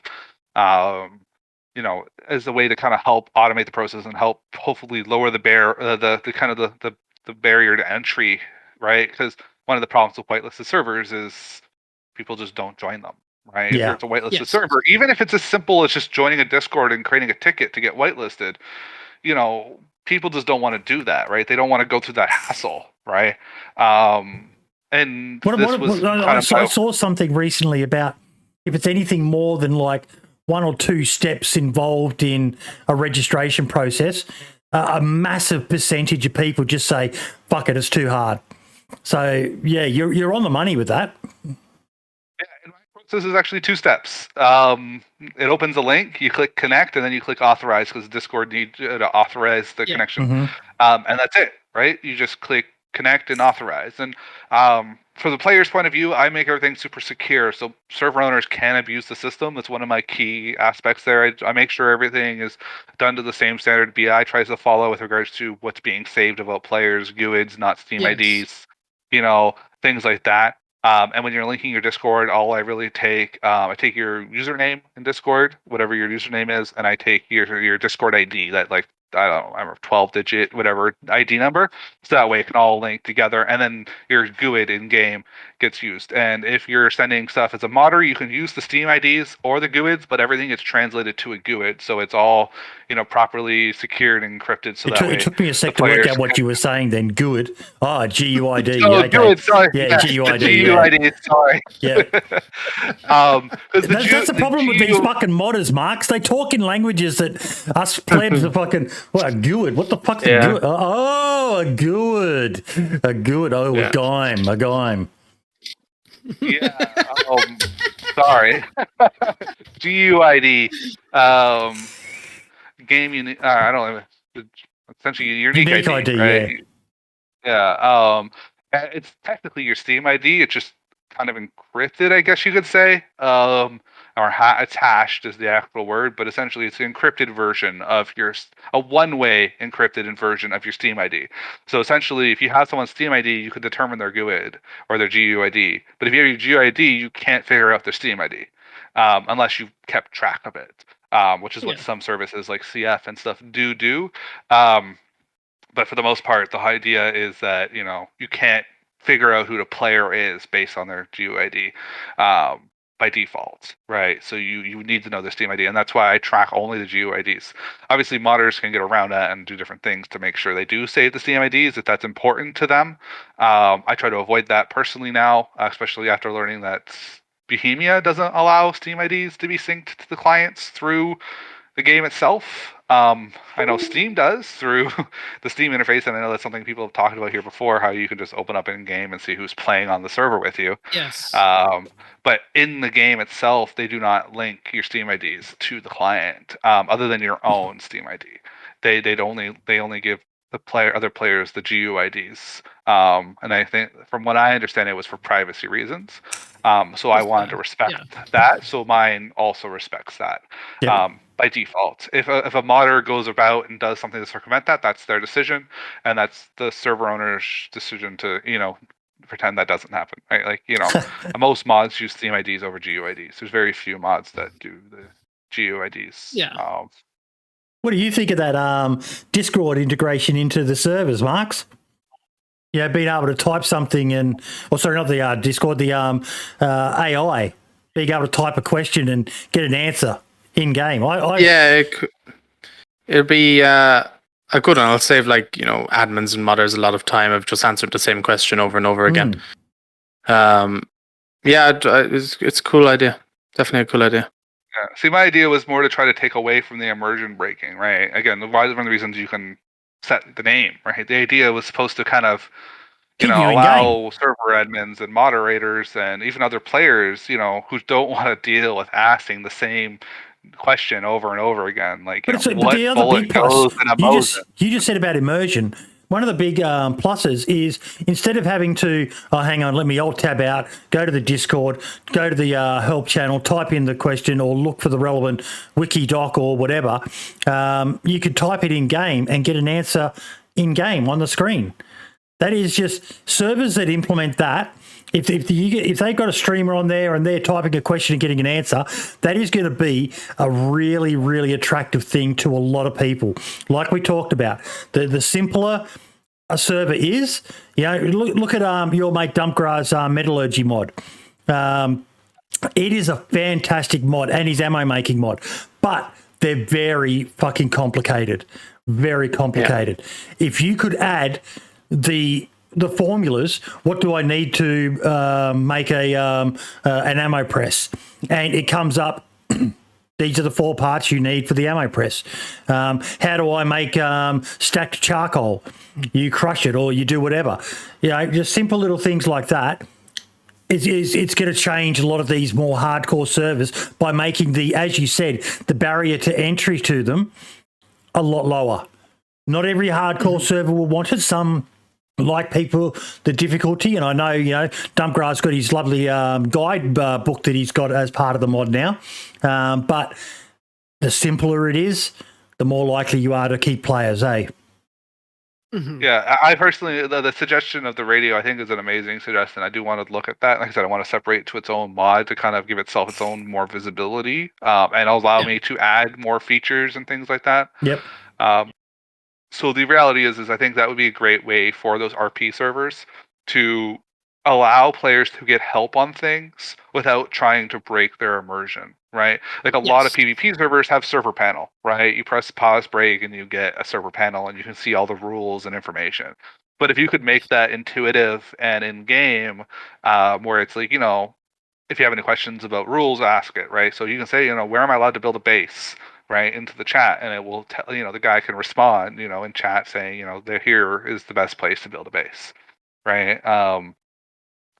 And then as the side of it I was looking at for PvP servers is you can ask a question in chat, and get a good answer, right? One of the things, like for instance, like servers like the Hideout and other Trump's Wall, those big servers, how many people are trolling you when you ask a question, right? No one. Who would troll anyone on the internet? What internet are you on, mate? The internet I'm on is full of really nice people who give you nothing but the truth.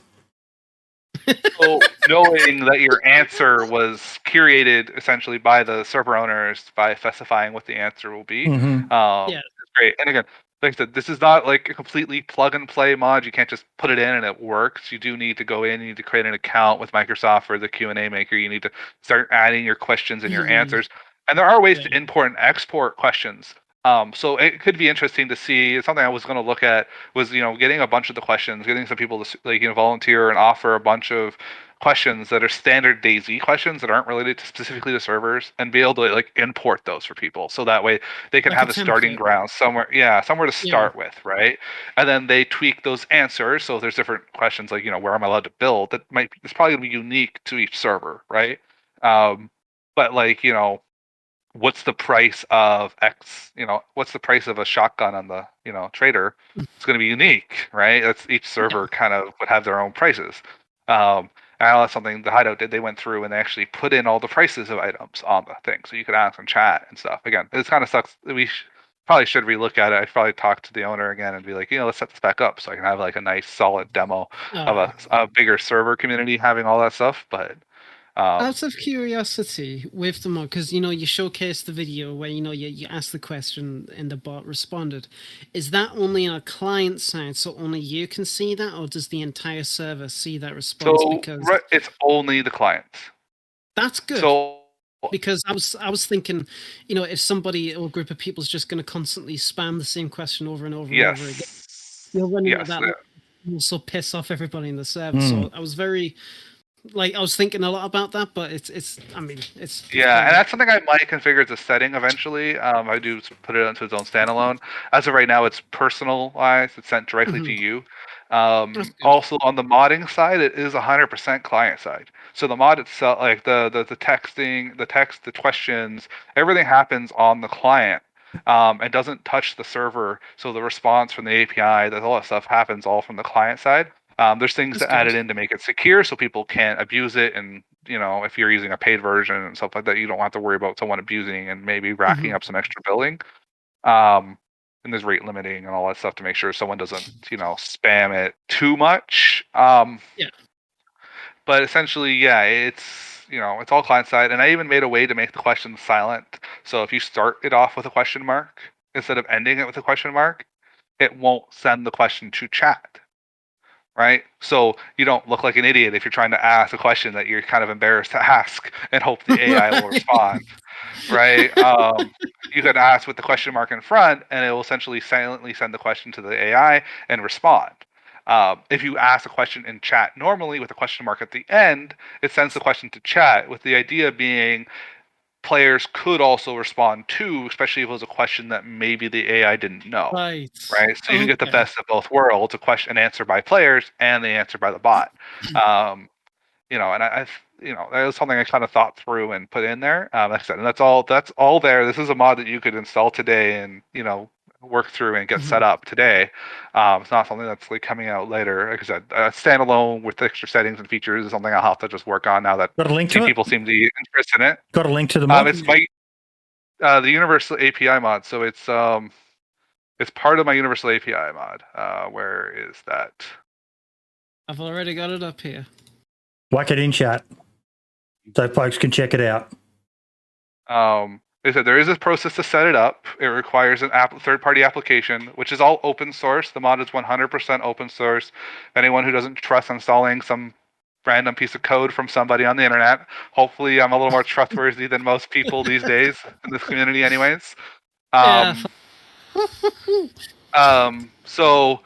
if you want to, you can build the program from scratch yourself. It's all there. All the code on the stuff is on the website. It's all written publicly for people to run. So if people don't trust it, they can go through the code and review it if you know what you're doing. But essentially, there's a third-party program. You install it. If you're running server on Windows, you just install the application. If you're running it on Linux, there are instructions on how to set it up on Linux. If you're using a third-party provider, like a GSP, you might have some problems setting up the application. I've sent recommendations to people in the past using something like Vultr or DigitalOcean. They're really cheap. You can get really cheap, I think Vultr has servers for $3.50, which would be sufficient for the API, not DayZ, but for the API is sufficient to run that. For smaller communities, if you got a bigger community, we ran into issues on the Hideout with their stuff. We ended up having to scale up their servers a bit more to I think it was $40 a month that they were spending on the servers to run that when they were running 14 servers. If you're running one or two, I know. I think Sunnyvale was using my API for Hive banking at one point, and they were running it on the $3 machine, I believe, and they had 5 or 6 servers perfectly fine. If it works, it works. Yeah. There will be differences too. For instance, the mod Universal API is also used for MapLink. So once you get this mod set up, MapLink and Hive banking also work kind of seamlessly with it without really needing to do much else. The big part is setting up the Universal API mod. And like I said, Raid Alarm will also be requiring the Universal API mod for the Discord integration, right? To be able to receive the message on Discord that you're being raided. That's all done through the Universal API mod. So that's another side of that. So you will need that mod for Raid Alarm as of right now, as well. So if you are interested in that mod, then you'll eventually need to get this set up. I have information on my Discord on how to set it up. There's people there that help out a lot now. I'm actually really happy, as at least last 2 weeks I've been super busy, and I guess some people in my community have stepped up on my Discord and we're actually helping people out. So I didn't have to do it as much. I was like trying to check back every once in a while, and I'm like, oh, someone already answered them. Sweet. I don't need to answer every question on my Discord anymore, which is nice. For quite a while, I was the only one answering questions on my Discord. So, it almost felt like a full-time job on top of my full-time job. So, it's kind of nice seeing that my community is growing now and that people are actually helping each other out. And it's not just me answering every single question. Yes. And like I said, after this podcast, I'll try to get the instructions for how to set up the Q&A maker stuff. There's a link to his website, his GitHub, his Steam Community Workshop, and also to his Discord, folks. And I've shared a link to your PayPal as well. It's we say this every week on the bloody podcast, mate, but people need to be doing more to support modders like yourself.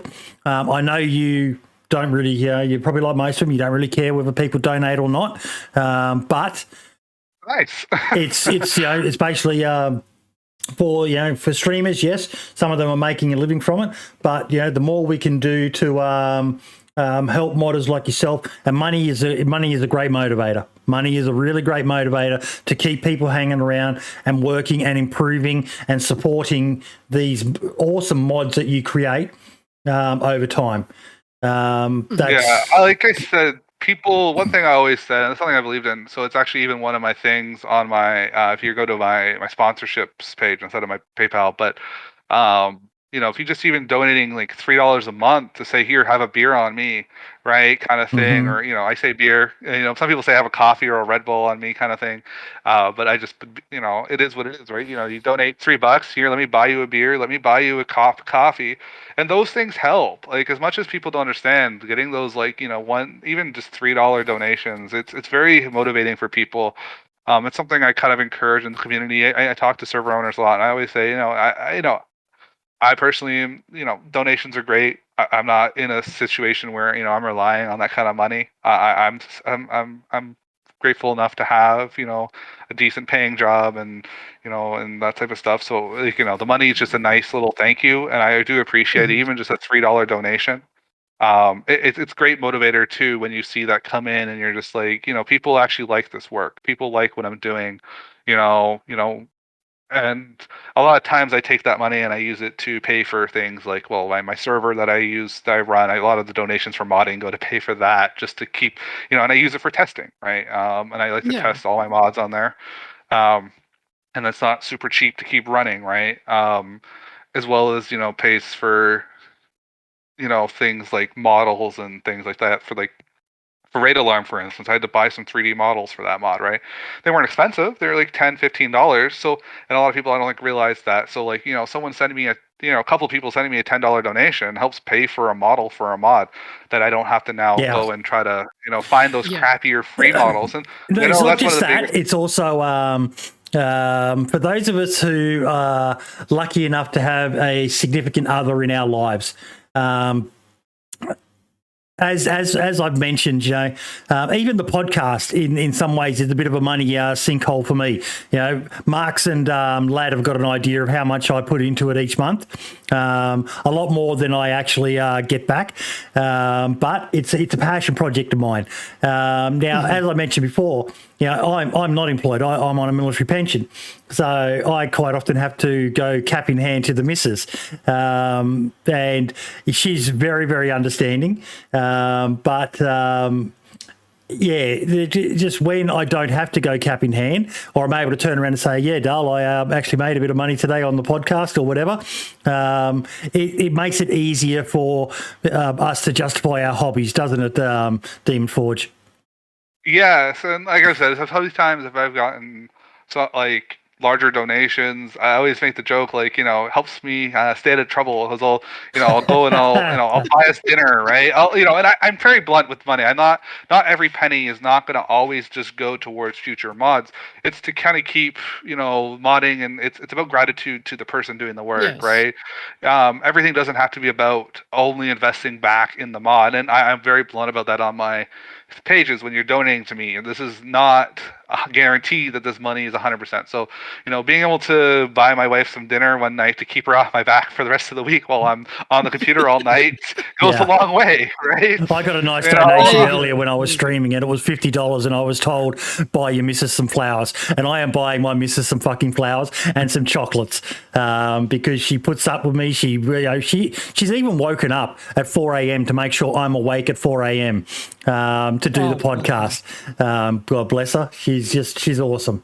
So I will be buying her flowers and chocolates with that money. So thank you once again for that, Michael. But yeah, I've just shared his PayPal links again. If someone, one of the mods, can copy that as well and post it a few times throughout the podcast, would be greatly appreciated. Because that's fucking awesome. That API mod, man. Like I literally, I would be so daunted setting it up. But for those who are tech minded, that's gonna change. It's gonna make their life so much easier. Yeah, I'd like to commend something on the API. It's not as hard as a lot of people think it is to set up. It used to be a little harder. I want to admit you say that. was. You went to fucking school for 2.5 years. No, so I would like to say I did my best. So one of the things in my day job is making things easier for people is always kind of like my biggest thing, right? Making sure the industry I work in is comes to do healthcare, social services. So the staff there didn't go to school for computers. They didn't go to school for this. So I always pride myself on trying to make it this as easy as I can for the non-technical people out there. I remember going through a training one time, training someone how to do an email, right? And I've seen the extremes on both sides. So the Universal API mod, at the point that it's at now, and the reason I released it fully now, because Wilds is in beta, it's pretty much you download a program, you double click it like anything else, it installs, and I'd argue that it's easier to set up than Omega Manager itself. Right, you run the program and then you copy and paste a few things into a config for each server and add the mod to the server. So it's pretty much a handful of steps now. If you're using Windows, now Linux is a little harder, and I want to put that out there for people who use the GSP. It's going to be a little more complicated to get set up and get access to. But the program itself is double click, it installs itself. It's got a little interface that you can interact with to restart it, to configure the settings, to edit the database, edit files and things like that, delete, wipe it and things like that. And then it has you just copy and paste a couple of little things. The trickiest part sometimes is the firewall rules, which I'm hoping to figure out a way to kind of automate that in the near future. But just make sure your firewall is open. But I have a tutorial page on how to do that as well. But most people also know how to open up a firewall rule at this point. If you've been running a DayZ server before Omega Manager, you probably had to open up the firewall rules already for DayZ and such. So I'd argue that it's no harder to set up than a DayZ server, if not easier to set up than a DayZ server. It's just something so it's not super complicated for those people who are like, do I want to go through the effort of setting it up? The more complicated things to set up is something like Q&A Maker, but even that, I'd argue it's copy and pasting, right? It's setting up an account, going through the next, giving them your email address, all that stuff, and then copying and pasting a few things into the interface, right? And that's kind of something I've kind of pride myself on for this, is I didn't want to release it fully until I had an easy way to set it up. And that's kind of was one of my starting points. And I made sure that I had an easy way to set it up before I released it fully to the whole community as a large, right? People like you, Lad, Inclement Dab, the one, Jacob Mango, the expansion team, Base Building Plus team, there's so many modders, so many, Helkiana, fucking, you guys are a blessing to the community. You really, really are. Yes, I've gotten to play experimental and see the vanilla version of the game, and it's a lot better than I thought it was. But you can't deny that without you people working the magic that you do in the background, DayZ wouldn't be in anywhere near the state it is in right now. Wouldn't have anywhere near as many people playing. Sure, there'd still be the dedicated core, like there always was in the dark old days when it got down to over 3,000 concurrent players. But you guys and girls have really transformed this game. And I'm so excited to see what else you all come up with. Yeah, and that was my big thing. I wanted to make something. Universal API, the story behind it is I was commissioned by the Hideout to make a leaderboards mod for them. And I was looking, they wanted it to be across all their servers. And I was just kind of thinking about how is the best way to handle that. So I need some type of central database. And I talked to the owner and I was like, I would like to make this backend available to everybody so anyone can make something like this. And, I thought it'd be nice for the whole community to have something because there wasn't really any way for hiving or to connect multiple servers together in the community at all, at least not publicly. I know some communities had their own private things and their own private APIs and their private backends and things like that to connect servers together, but there was just nothing out there for the general modder to utilize. So I was like, I'm going to make this. So I'll make the commission. I'll make the leaderboards portion, the portion that's a little more exclusive, the part that's a little more, the part that he really cared about in the first place, private. And then I use the rest of the time to also invest in making the API mod as a public, free, open source mod for the whole community, so others could kind of take this. And then I made the Hive banking mod as an example mod, just so people could kind of see how it works and play around with it. Like if you're a modder, you can kind of be like, okay, well, this is just a mess of code. What do I actually do with this thing? So I made the Hive banking mod as a kind of an example, right? Just to show modders how to utilize it. So it was never really pushed out. I never really touched on my Hive banking. There's only a handful of communities that ever even ran it. Some of them ran it and then removed it because it was kind of controversial for some communities. Hive banking, I thought personally, I was like, this is awesome. If you're a large community, having ability to put money in on one server and withdraw on another server, I thought would be awesome because you essentially you can go play on any server you want to play on. So it helped communities grow, right? Because one of the biggest issues, if a new community wants to open up a new server, the likelihood is that servers might not ever get to the number of players they want to get to, right? So having the ability to withdraw some money on this new server, let's say you're getting harassed by some people on the other server, like, not actual bad harassment, like, they're raiding you all the time, you're getting annoyed by them or whatever like that, and you want to move to another server, moving to another server in the same community where you can sell all your stuff, cash it in the ATM, and then move over would be very useful. Some communities saw exploitation with it though, and that's why they decided, like, players would go play on the dead server, just like, vanilla had. You go play on the dead server, loot up, sell everything, and then take the money over to the main server. And it wasn't necessarily the most ideal. I found it worked well with some communities that had already good high pop servers. So they had like 4 high pop servers, and all 4 servers contributed. So it wasn't really an issue the same way for them. It was used more in the way that it was kind of originally envisioned, but a handful of communities saw the reverse, or I don't know. And I think there is some stuff server owners need to consideration, because I know one server owner put like the same API and the same backend for his RP servers as his PvP servers and his PvE server, and then all of a sudden, people would go be playing on the RP servers to make a ton of money because it was lower pop, take that money over to the PvP server and sell their gear, which I personally think would be kind of an interesting way if you're a PvPer, like an RPer, and you want to go play PvP for a little while, that you have some starting cash and this time that you've committed into in the PvE side can pay off. But you can understand also why some players didn't like the idea, right? I can understand why, there are peers who just wanted RP and not PvP every once in a while. We're getting annoyed by these PvP players coming on the server.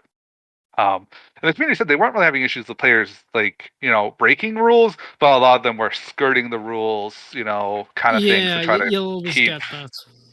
So I know that was kind of the thing. So hiving and that type of stuff, there is some controversy around whether or not they should do that. And I personally believe, again, I make the mod. It's up to the server owners and the community to decide the best way to operate the mod. Yeah. Right. Because you give the options.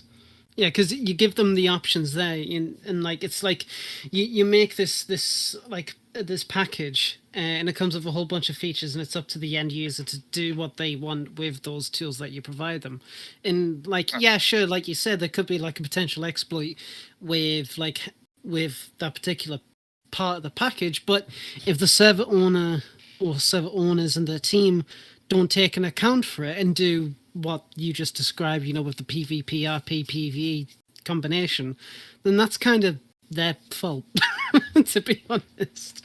Yeah, But, and I think I mean, and each community can each their own, right? Like each community yeah, can kind of exactly. decide what the best course of action for their community is. Mhm.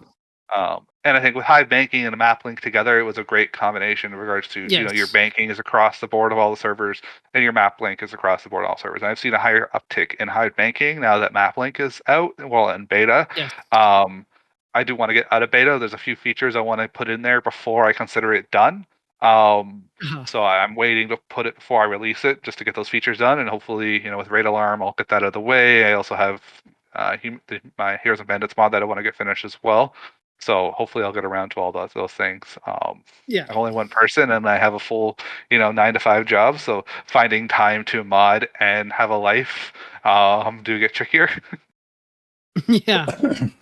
But honestly, mate, like everything, like the past like hour and 17 minutes so far, you've like completely blown my mind. Never mind Mark's and Boydie, but but it's actually been like really really cool to get like an insight into how your mind works and like the kind of projects that you've been involved in, directly or indirectly.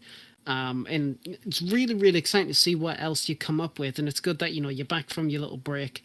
And just don't push yourself too hard. I mean, I shouldn't have to fucking say it, but just don't burn yourself out. Like it's just make sure you don't fucking burn yourself out. Take your time. Yeah. People can wait. Yes, no, for sure. And that's why even for myself, I don't take on projects that I don't find interesting, so I don't burn Yes. myself out. I get DMs probably weekly asking me, "Oh, can you do this private project for me? Can you do this for me? Can you do that for me?" And I've kind of stepped back from commission work, unless the project is interesting, right? Yeah. If I don't personally find a project interesting, no matter how much money they're offering, like I've had people offer, hundreds of even thousands of dollars to do projects, and I'm just like I don't want to. Like, as much as I enjoy this, and yes, the money would be nice, I'm not here for the money. I'm not here to make a ton of money doing this. I'm here for fun. I'm here to enjoy this, and I also always try to get a chance to play. I am probably one of those modders, one of those few modders still that still play the game regularly. I try really hard to still play, and my friends are really good at that. Actually, he was playing XTK. Yes. Yeah. You spoke to me about it. So that was a lot of fun. I really enjoyed playing on XTK for the weekend. For a couple of days. I think it was just 2 days I was playing on it for, because I went Yeah. fun with the cottage and everything as well that weekend. But my friends have been following it for so long, and they're just begging me, "Come on, let's play, let's play, let's play." And I was like, you know what, sweet, let's play. Looked up who was running it, and I was like, oh, lad's there. So I was like, sweet, I know Hi. somebody. But yeah, so they were begging me to come play it, so I went on and played with them for a few hours. I know they played a lot more that weekend as well, and they had a blast with it. And I like to try those servers out, those unique kind of situationals and the sweet unique servers. And even myself will play on. We'll play all different kinds of servers, and that's kind of interesting. We'll go play vanilla for a couple weeks, and then we'll go play on Future Six's servers or the Hideout or something like that to get some PvP fun in, right? So it's always nice to play, and that's one of the things I like about DayZ is the variety. Like, if I get bored of one type of gameplay with DayZ, it's so easy to find a server that has something kind of different, Yes. right? It actually is, and that's. I mean, we're just saying earlier on with like kind of different things with DayZ. It's like that the variety is always good, and people's been saying in chat, there's PvP servers, but there's too many of them, not many good ones. It's like, yeah, that's fair, but you can say the same for any other kind of server. It's just whatever you decide is good for you, you play on. And if something really interests you, well, there you go. For sure. Keep it up, mate. Keep it up. All of you modders have to keep it up. Now, we have got a lot more to talk on. Yes. Before I go any further, though, enter the bloody raffle, folks. All of you watching on YouTube and or Facebook, head over to twitch.tv/878 Survivor FM. Hit the follow button. You'll get creditable points. You can enter up to 50 times. We're giving away one of these caps that I'm wearing right here. I fucking love them. There's a few of you who need to update your points. I'm just quickly going back to it. You need to type !raffle and then space and then 50. So there's a few of you who haven't used your full amount of points yet. Just bringing it up. Emser, you can enter another 23 times. Hector, you can enter another 36 times. Melbourne, you can enter another 27 times. So jump in. Still got 38 minutes left before the raffle gets drawn. Giving away a DayZ Podcast dad cap, distressed dad cap. I just like them. I can't stand those flat caps, Marks. I don't like those. They call them starter caps or something. Oh, I think I have I have one or two. I do prefer the kind of curved ones myself more. Yeah. Definitely nicer. I should probably add one to the store, but I just I don't like them. These young kids in their flat caps. No. You know what we need? What? We need a DayZ Podcast boonie hat. I want a boonie hat. Yes. I think they actually have it. I think they call it a bucket hat. I think they actually have one. So I'll have a look and see if I can add that to the store. I was thinking after the baddie mode episode, I needed to get a DayZ Podcast bathrobe. Yeah, why not? when you fuckers were all making fun of me when I got up, lad, you and OG and Batty. But yeah, so enter in. There's still Hector and EMSA. You need to enter more times. You have to be in chat to claim the prize. I should have said that, but I'll say that now. You have to be in chat, otherwise we're going to redraw. Okay, we have got topics to move on to. Let me bring up the first one. The first one, conspiracy theory time. Fuck Hannah. Oh, fuck off. This was a great post. Tinfoil hat. This was a great post. DayZ Standalone was released on the 16th of December 2013. Since its release, the game has undergone a lot of big changes and improvements. The game has been updated on a regular basis with each new build, either reintroducing older features that were previously removed or introducing new features like the new stealth system. Build 1.14 is about to release, so what's cool about this update? The new update has one particular feature that brings new hints and even more questions to the lore of DayZ Standalone. In fact, in 1.14, we observed massive changes in the game dynamic and feeling with the introduction of artillery strikes. Oh, this is a monster post. Did you guys get to read through it? A little bit here and there. I refuse to read something that big. I'm not reading something that long. Not a hope. But I got him to join the Discord because he had some awesome points, didn't he, lad? yes, he actually did. Like I've seen Raving Legion talk about it here, there, and everywhere about this update. And the more questions and the more you talk about it, the more stuff like comes out, and it's like, you know, it's at this point it's like the whole Hannah situation. It's a fucking running joke, and every single time someone mentions that name, I get flashbacks. Right? I hate it, but the whole with what 1.14 is introducing, even if it is intended to just be simply a gameplay feature, the fact is that the community are coming together to create all these theories, all these stories and everything like that, to try and piece everything together to make it all make sense, is really cool. And from the little snippets I've seen from this post, you know, there's a lot of questions here that are needing to be answered, and maybe DayZ with Scotty and that being at the helm apparently for this whole thing, by the way, you're a twat, just want to say that it's all really cool. It is really, really, really nice. And it's not just the PC players, it's console players, which is even better.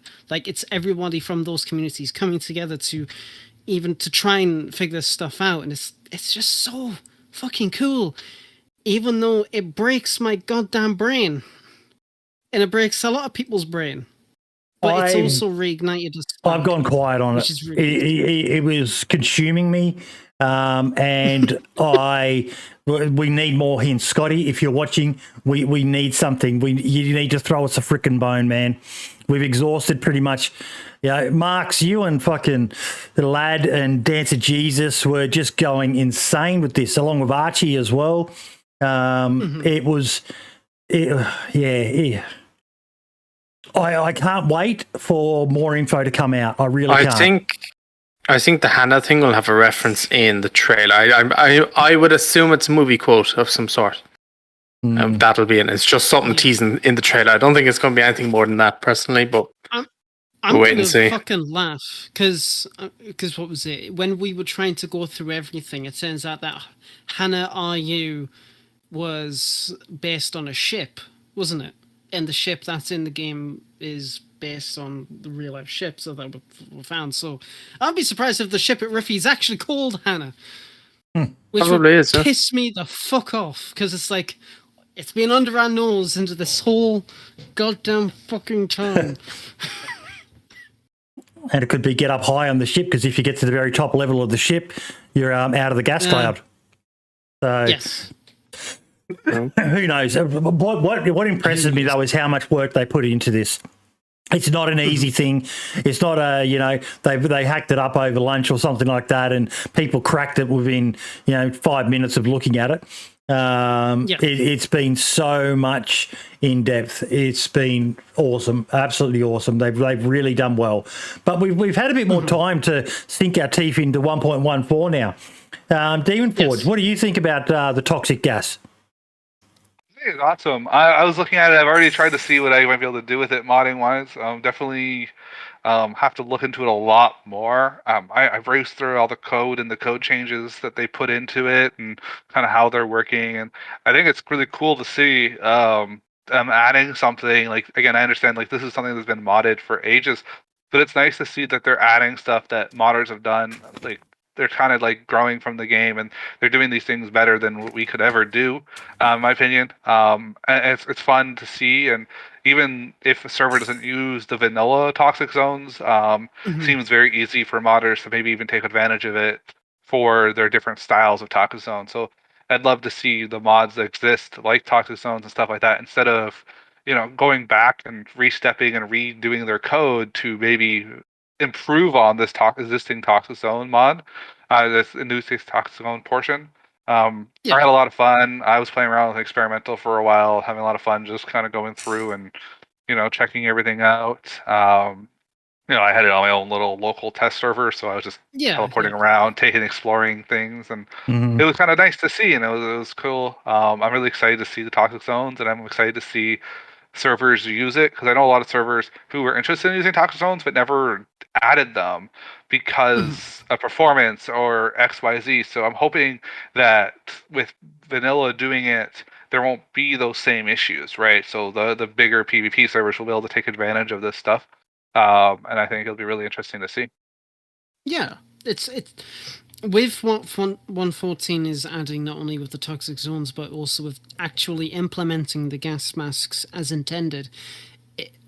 It definitely leaves modders more choice into what kind of items that they want to make. Like I've been saying for a while, depending on how the experimental patch goes, I want to create like a vanilla toxic zone plus mod, where it's like a bunch of like quality additions to it. So it's like you can refill the filters with charcoal tablets as you originally intended to do, stuff like that. Create different kind of filters, so you can get like the normal vanilla one, which is like the 8 minutes when you're in, but you can get other better filters which last longer. Different NBC suits. In fact, I had a good friend of mine in the modding community who found an old Armor 3 mod that the license is like fully open, like you can do whatever the hell you want with it across any platform. So he sent me all these files and he was like, there you go. If you want to have fun with that and do all this kind of stuff, go for it. And I'm like, fuck? I only wanted to do like quality insurances and shit like that. I didn't want to make this stuff. But the potential for it is absolutely fantastic. What do you guys think about the frequency of the events? So I did a poll. We all know how much I love my polls. But the majority of people said good as is, but a surprising amount of people said need to be rarer. Very few said get rid of them. And very few said we need more. So the majority was good as is or need to be rarer. I like them. I had a patch when on the first time I ran Marks where, I think those who were watching me, I ran into 3 towns in a row. But then today, in the time I was on, I didn't see a single toxic cloud. I heard the artillery. I finally got to see a chopper crash, but I like it. It's a good dynamic event. It's relatively rare, and I'm starting to see some videos coming up of people that the toxic clouds are impacting. I don't just mean impacting by landing on you and you've got to run, but in the middle of PvP and stuff like that. It's adding a really cool dynamic to the game. What are your thoughts on the frequency, though, Marks? They're perfect the way they are, I think. It keeps people moving. Like me and my brother were running down from the north and we were heading towards Krasno Airfield. And we were running into Gorka. And we weren't going to stop in Gorka. We were just going to run through it. But as we got close to Gorka, we could see the cloud and Gorka had been hit with an artillery attack. And I had the thought that, like, if you were starving of hunger and you were like, or you were on your last bit of food and you were like, I need to hit Gorka town to get some food or something like that because I'm going to be in trouble otherwise, and then it was hit, it's going to have to make you think and keep you keep your mind thinking of like, okay, right, this plan isn't going to work. I need to have a backup plan here in case this doesn't work, and maybe I need to go hunting for an animal or something like that instead. And I really like for that reason. It makes the game a bit harder, but not like insanely hard. You just have to kind of think a bit more. And it's good as well for people who, when base building, like when people just base building, they sit in their bases all day. Now they have to kind of move if they don't have the gear and all of this stuff, and it's going to affect base raiding as well, which is even bring up a really good point there, mate. In that it's going to affect the gear, like Iron Data just said in chat. About stashing your NBC gear. Well, if you're not going to stash it, like you were saying to me earlier, do you carry it on you? And there's been a bit of chatter, lad, about the tripwire grenades and that they're a bit OP. But when you consider now, especially on the servers where you don't have the MVS pouches, where you can carry fucking half the server's loot economy on you. When you're playing a more vanilla style of DayZ, lad, you're going to have to be weighing up what you carry on you. Now, they reduced the size of the NBC gear, but it still takes up a fair amount of room, a full set. It does. It does. Yeah. The gas mask is massive. Yeah, exactly. And it's like, Marks and I, we've had this discussion before where you go with protection, I go with inventory. It's like I was streaming yesterday on the Malsk, and I think it was... we all know what I go for. It was max fucking inventory, baby. Well, it was funny because I was just playing on like a vanilla Namalsk server, and I know it's different from the 1.14, but I'll get back to it. And Melbourne was like, he was giving a shit because I dropped the tactical vest with the large inventory, and I went with a smash vest instead because I can put the butt pack, which means I get more inventory space. And he was just like, "What the fuck are you doing?" And I'm like, I want my inventory space."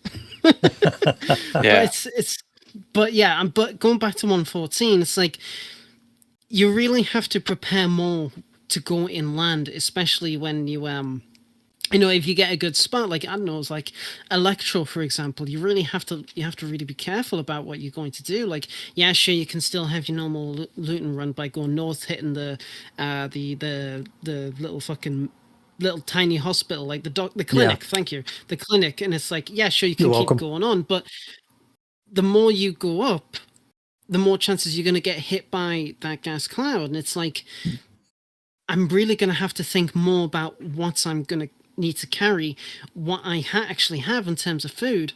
And when it hits stable and modding comes into play. Like, what if somebody creates a mod where it's like food and whatnot is contaminated in the cloud area?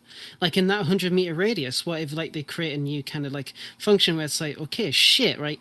If I go in after the cloud's gone, this food is going to be contaminated. What am I going to have to do to decontaminate it if you can? And it's like, there's a lot more stuff you really have to think about, and it's definitely creating that survival aspect, which DayZ, I think, is really needed for a They're while. going to need to work, though, I think, Demon, on the inventory of items, because at the moment, pretty much all you can do is run around as a Johnny Rambo to have max inventory space. Yes, you've got the mountain backpacks, but they're 20 slots less than a field backpack. Now, having been military, I've seen military backpacks and I've seen civilian backpacks. And some of the backpacks that backpackers, like your holiday backpackers that travel the world on minimal budget, some of those backpacks hold more than fucking military backpacks. They need to give us more options. Otherwise, it's just going to be a bunch of people running around wearing Johnny Rambo. One thing I would like to see is an attachment slot on backpacks that you can put NBC gear into, that it attaches the items for Demon. Or even the mask. Yeah. Yeah, and I've seen, I don't think I've seen a mod that does the mask, but I've seen mods for sure that do the NPC suits. I don't remember which one it is, but I know I'm like 99% sure there is definitely a mod out there. There is. That has like the NPC suit like pack. Essentially, it's a little pack that you put your like it has all the slots for all the NPC suit items, and then you attach it. Mass, in his mini item overhaul, he has an NBC bag which you can put all your NBC clothes into. Probably why I see it on almost all the servers. Yeah, and that goes on the large canvas bag and the survivalist bag. And on the survivalist bag, you can put a gas mask on there as well. So on a modded server, that's probably the best kind of bag you can get. Not in terms of inventory, but in terms of actually having the slots available for your NPC stuff. So if you need to quickly switch over, you're good to go. And I love backpacks and items that do that, where you maybe give up a little bit of space, like actual inventory space. So I think it's one of those like low-key sleeper things that a lot of people don't really think about when they're gearing up. They pick the item with the most slots, the 10 by 10 backpacks on the modded servers that carry 100 items. But then if you look at some of those like field bags and some of the other like military style bags that they offer, they have all these attachment slots, which if you were to go through all the items in those attachment slots and move them into the bag, you would by far be taking up way more space. And I think that is something that's very useful, and something I really like to see on servers, especially adding those proxies and things like that, so you can actually see the item on the outside of the gear. Think about if I was in an apocalypse, I would probably wouldn't have, and something like that, and I needed a mask, I probably wouldn't have it in the bottom of my bag. I'd have it like clipped out to the outside, right? So I could just grab it and put it on right away. So, and I think another thing a lot of modded servers are probably going to start doing is they're going to start adding the protection, the contamination protection to standard clothing. Again, whether people agree with that or to do that or not, but I think it's something that will probably end up happening on a lot of servers, those people who are really worried. So you'll probably only really need to carry a mask, and then you'll have some, some gear that already gives you some base level protection. So if I remember looking at the code correctly, you can actually set how much protection each gear gives you. Yeah. So each piece of gear will have a set contamination resistance. Well, Mark, you talked about that in your video about the fireman's outfit. You'd expect the fireman's outfit to give you more protection than canvas pants and a t-shirt, wouldn't you, Marks? Yeah, so it was Dance Jesus that actually told me that Sumrak was, I think, went into a zone with firefighter protection gear on it. It stopped him bleeding as much as if he just went in with like fresh spawn clothes on. And I found that quite interesting. So yeah, it gives you a certain bit of protection, but not a crazy amount. Yeah. I could see a good mod lad being duct tape. Being able to duct tape your clothes to give you a improvised NBC suit. Yeah, maybe if you've got a raincoat on and Gorka pants and use a bit of duct tape on them. I don't know how hard that would be, but you see most of the time when people are working in those protective environments, they're using duct tape around the joins of the seals to provide that extra seal. So there's an interesting mod for someone. Yeah, I think it'd be an awesome little mod, especially if you did it right with adding some textures over it to like Yeah. show the duct tape on the edges. Because it definitely would provide protection. I think duct taping a raincoat to your, duct taping around your boot and duct taping around the waist and around the gloves and stuff like that. Maybe it's not 100%. Maybe there's a bit of leakage that can happen, or maybe it only works as long as everything is pristine. Like if your suit gets ruined, it becomes less protective against it and stuff like that. That'd be kind of interesting to see. I think that would be a great dynamic for servers to provide. Especially those more like they call them vanilla plus servers, the servers that aren't fully vanilla, but like try to like be as vanilla as they can. Yeah. I think those type of servers could do well with those type of mods where it's realistic to believe that a player could do this and survive, and maybe as long as they're not in there for more than X amount of time, they come out perfectly fine.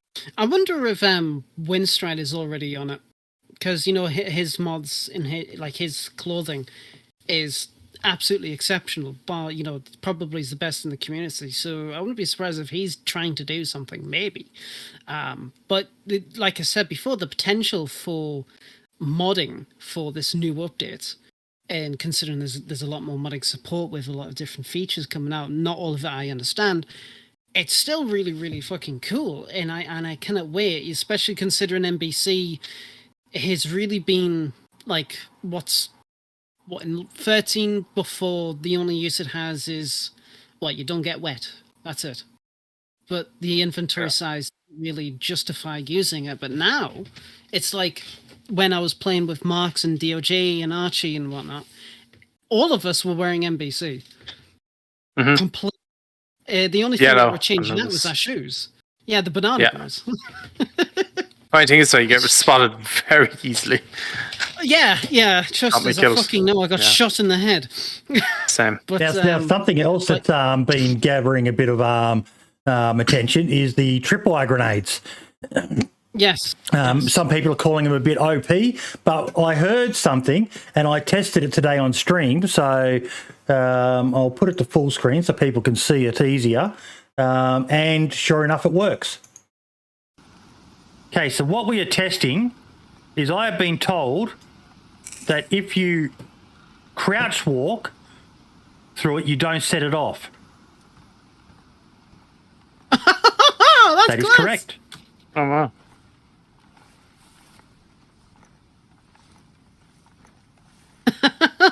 That is actually fucking cool. One more time for posterity. Set it off. See, it's little details like that I absolutely love. Now, someone in chat said, "Oh, that's confirmed." Someone clipped that. Not very believable, but I think it's a good mechanic because you can see a tripwire. I know this from personal experience. You can see them and you can step over them.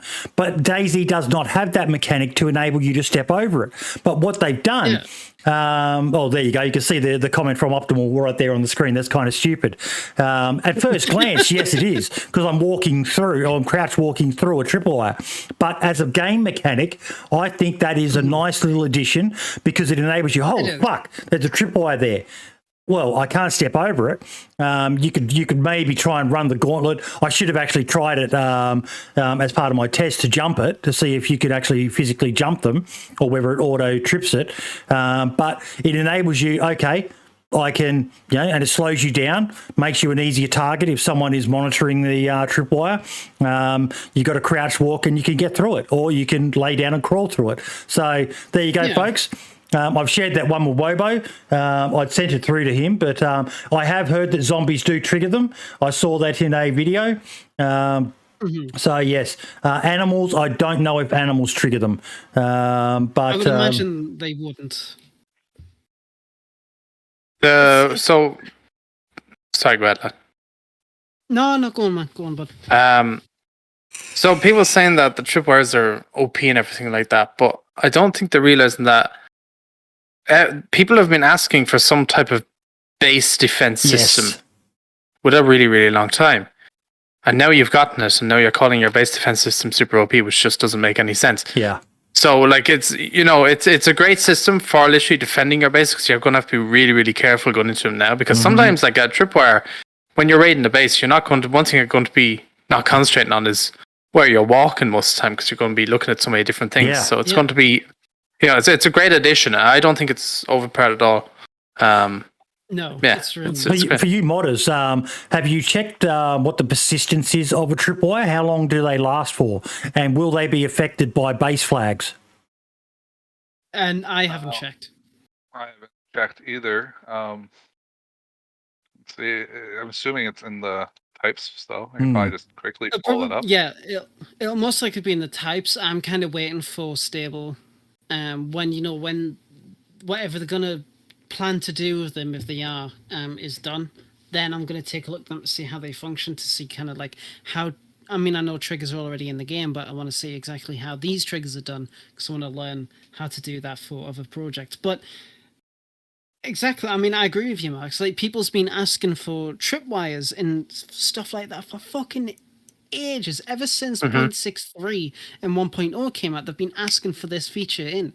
And now that they've got it, they complain. And it just goes to prove it's like, damned if you do, damned if you don't. It's like, what the fuck do you expect? There's a certain level of quality that vanilla is aiming for, especially with stuff like this, and it's a nice little feature that you can just crouch to get over it.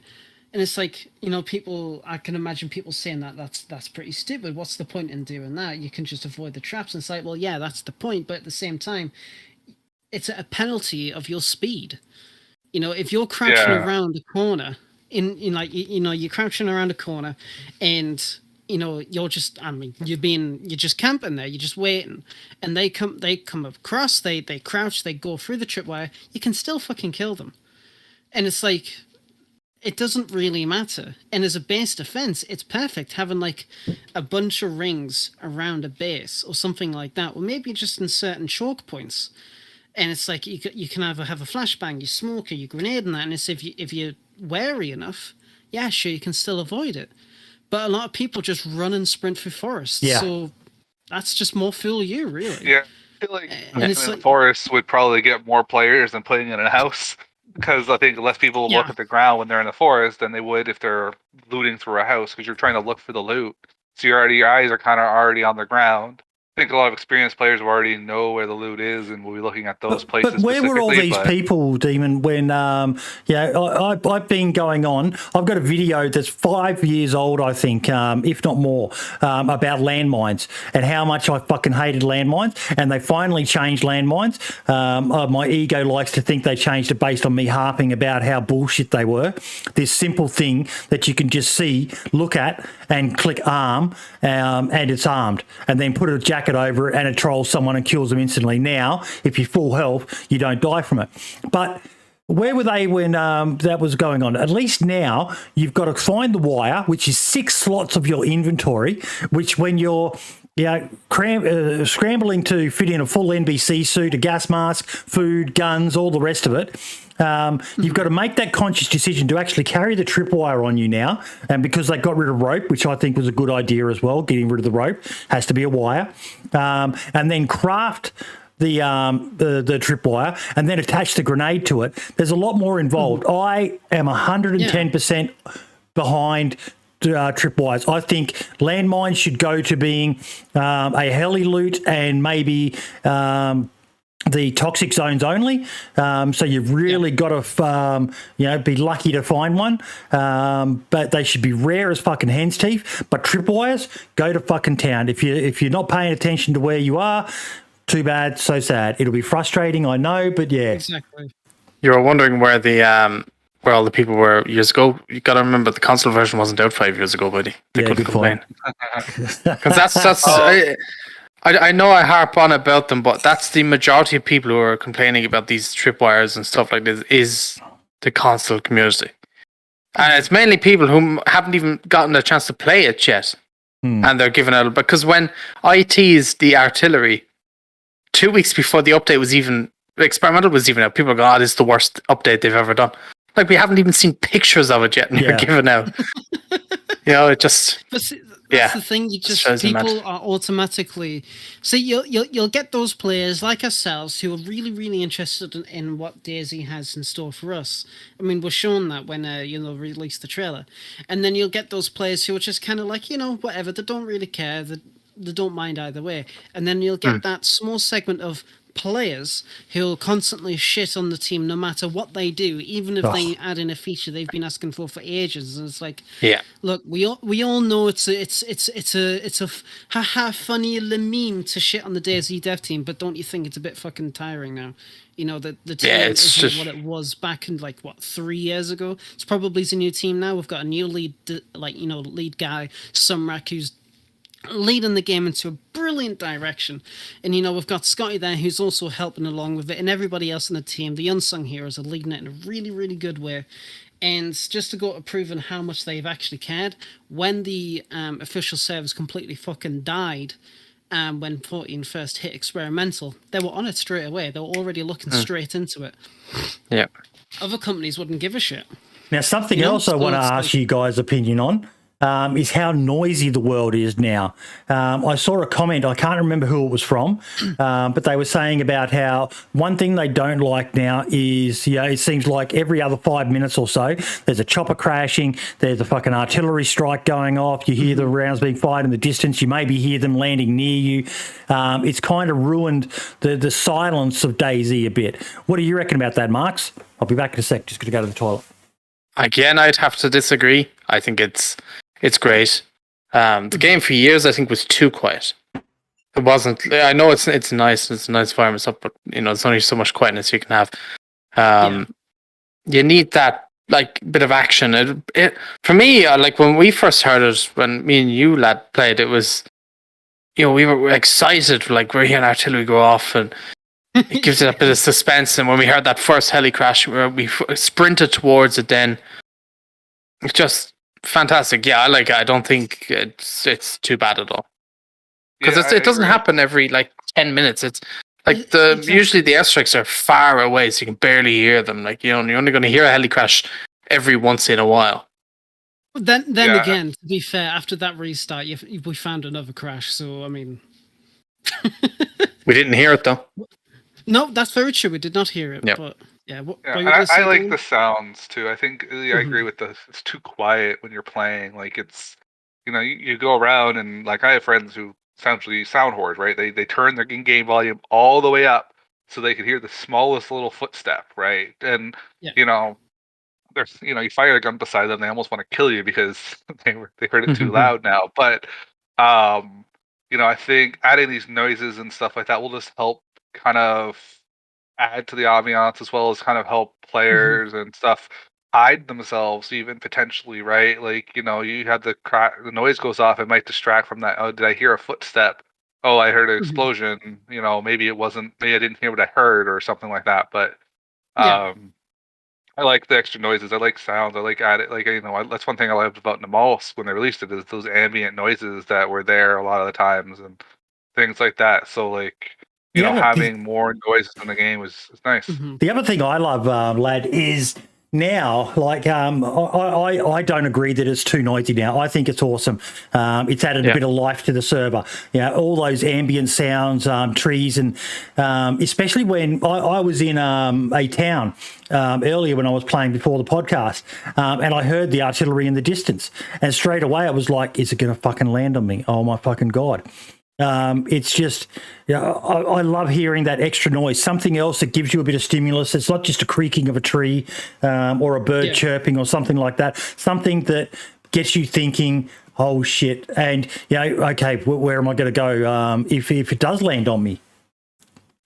Yeah, that's the thing. It's I absolutely loved the pure silence of previous patches. I love it, and I'll always say that the ambience of 0.59 was probably it's the most nostalgic sound I could ever hear, and I just wish I could fucking actually get a solid recording of that again and just listen to it because it's so good. But with 1.14, It is definitely a nice change of pace to have, the artillery. Yeah, sure, you could hear it in 1.13, and I always love the aura of mystery. It's like, I had a running theory in my mind. It's like, we had the artillery in 1.13, but maybe that wasn't obviously for Chernarus itself. Maybe it was for the rest of South Zagoria. So maybe the running kind of story is that they are sweeping across the entirety of South Zagoria to cleanse the infection. And now in 1.14, it's finally hit the Chernarus region, which is why we're getting all the actual artillery aspects of it. But it's not only the sounds that I absolutely love; it's the actual visuals of it. And I talked to you about it, Mark, I'm pretty sure, and I'm pretty sure I talked about it to DOJ, but the actual look of the game is different in this patch. Like, it's still colourful, it's still vibrant, but there's something different about it, and I can't quite put my finger on it, and the overall feel that the game is now leading into, with not only the sounds but the visuals. Heck, even helicopters have been completely fucking redone now in terms of textures, and it's like, it's so good, and it's bringing DayZ out there, and it's really enriching the entire experience. And maybe, this is really a fucking stretch, but maybe when Infusion properly comes out, maybe there's going to be like a back patch or back port or port for or whatever for DayZ to take advantage of these features. That would be really fucking cool. That Infusion offers. Maybe the game will get that, kind of like how Armor got a visual upgrade quite some time ago. Maybe something similar happened then, but in terms of sounds, I can't complain. I really can't complain. No. Go on. On the visual thing that you were saying, with the Russian helicopters that have been redone and everything, I wonder, with them hiring new artists and stuff like that, I don't know if they're just hiring them for promotional material, or if they're going to actually hire them to, maybe they're going to update some of the buildings. Yeah, they've done it in the past. Spruce up the game. They have. So it's like, I wonder, are they going to improve more of the buildings or add new ones in, or so many different things they could do now. It'd be great if they did that as well. To be fair, they upgraded the barn, and they upgraded a couple of the housing textures and whatnot to use higher resolution textures, because the max resolution set that DayZ supports right now is 2K. It can technically use 4K, but there's literally zero benefit apart from looks. But even then, in terms of actual performance, it's just not good. It's just not good. Yeah. So I would really, really like to see a more of a graphical overhaul within reason, what DayZ can do in future patches. Really update the old outdated assets to really bring it to life, to make DayZ look much more authentic like it used to back in Alpha, because it had that gritty sound, it had that gritty feeling to it, but now it's not so much, but it's slowly getting back to it. So maybe, even the weapons could be, updates the base. A lot of them are nice, but they could give more detail, made look, like you said, more gritty and stuff, make it look like they've been used, even in a pristine condition, that way. I think it'd be kind of cool. Yeah. I will say, you can definitely tell that the M16 and the FAMAS were done much, much later compared to other guns, because they've got a certain look to them, a certain glossiness to them compared to other guns. I feel, I could be just talking out my ass there, but even then, they look good, and the guns look really good. Some of the melee weapons can definitely use a little bit of love to get to higher quality, but heck, we've already seen that the DayZ devs are serious about really upping their game, because the leaked A3 model, the Yogg model, I should say, with being the A3 variant, it looks bloody brilliant. It looks so insane. Nice. Yeah. And that's still got that kind of glossiness effect that the FAMAS and the M16 has. I got to say though, Demon, I want some more civilian weapons, mate. In the vanilla version of the game, I want some more bolties, maybe a DMR or two, but some more lower caliber entry level guns with variety. Bring back the fucking trumpet, for Christ's sakes. Even the rack. Yeah, I think that's one of the things when you're playing vanilla, like getting a gun is like super hard and rare. And I think a lot of servers try to solve that by, especially modded servers try to solve that by making military guns, right? And they're all accessible everywhere or, super easy to find. And I've never really liked that. I like I think more civilian guns would make more sense, especially in the kind of where we are at, right? In DayZ and stuff like that. Like the likelihood, if the apocalypse happened, the likelihood of you finding military grade guns probably next to zero. Well, I should live in the States, but if you live anywhere else, you're more likely to get more civilian style guns, more variety. I'd love to see, maybe more in like older guns as well, like guns that, maybe a little older style. Things that people would probably have, as collector's items or something like that. Be kind of interesting to see, and more kind of civilian style guns that are available more easily. To help new players who get started out, especially for hunting and things like that. Like, if you can't find a gun, you can't really hunt, other than maybe chickens, right? So finding which can now pick up, really thankfully. Yes, yes, that never really made sense before. I'm kind of sad that they didn't actually put the rabbits in properly too. They just spawn when the trap gets triggered. Hopefully they'll add actual rabbits, but it's going to be, I think, more vanilla, more, civilian style guns. Because I don't even think there's very many mods out there that add civilian guns. There's only a handful that even really do. Most of them add, military grade guns. And I know PvP servers are awesome. Shaytacs and fucking Sniper Macmillans and God knows what else. Everything that one hits you, even with like full body armor. I never really liked guns that could one shot somebody with full body armor.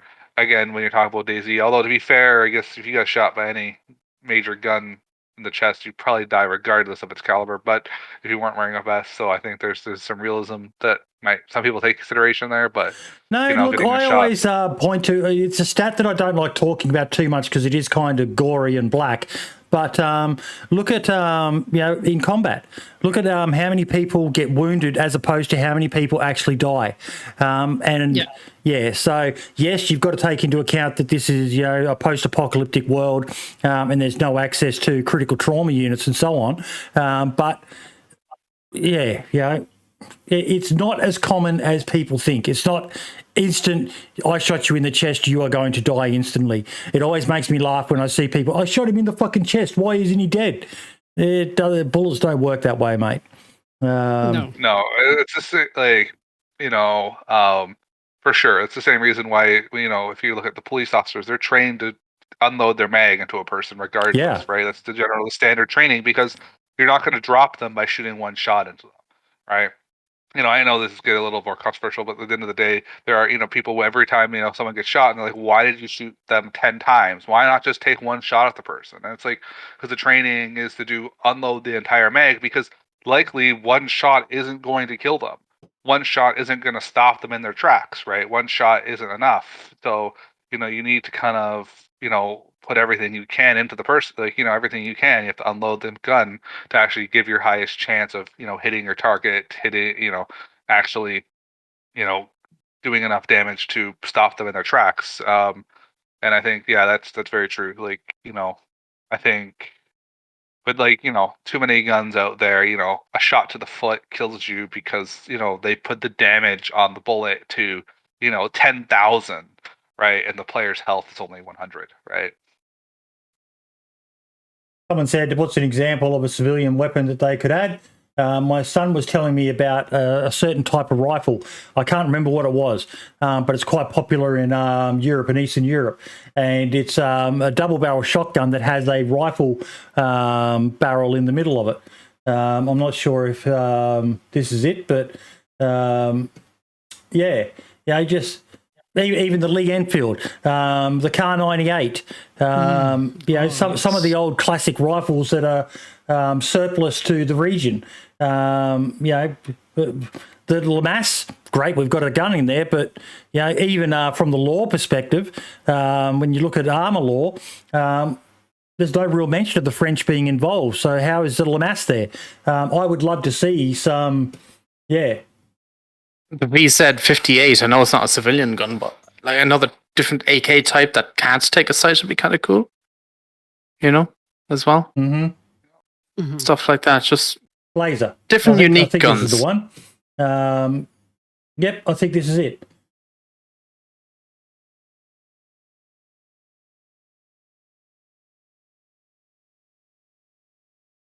Combination guns. So you've got 2 barrels of shotgun, and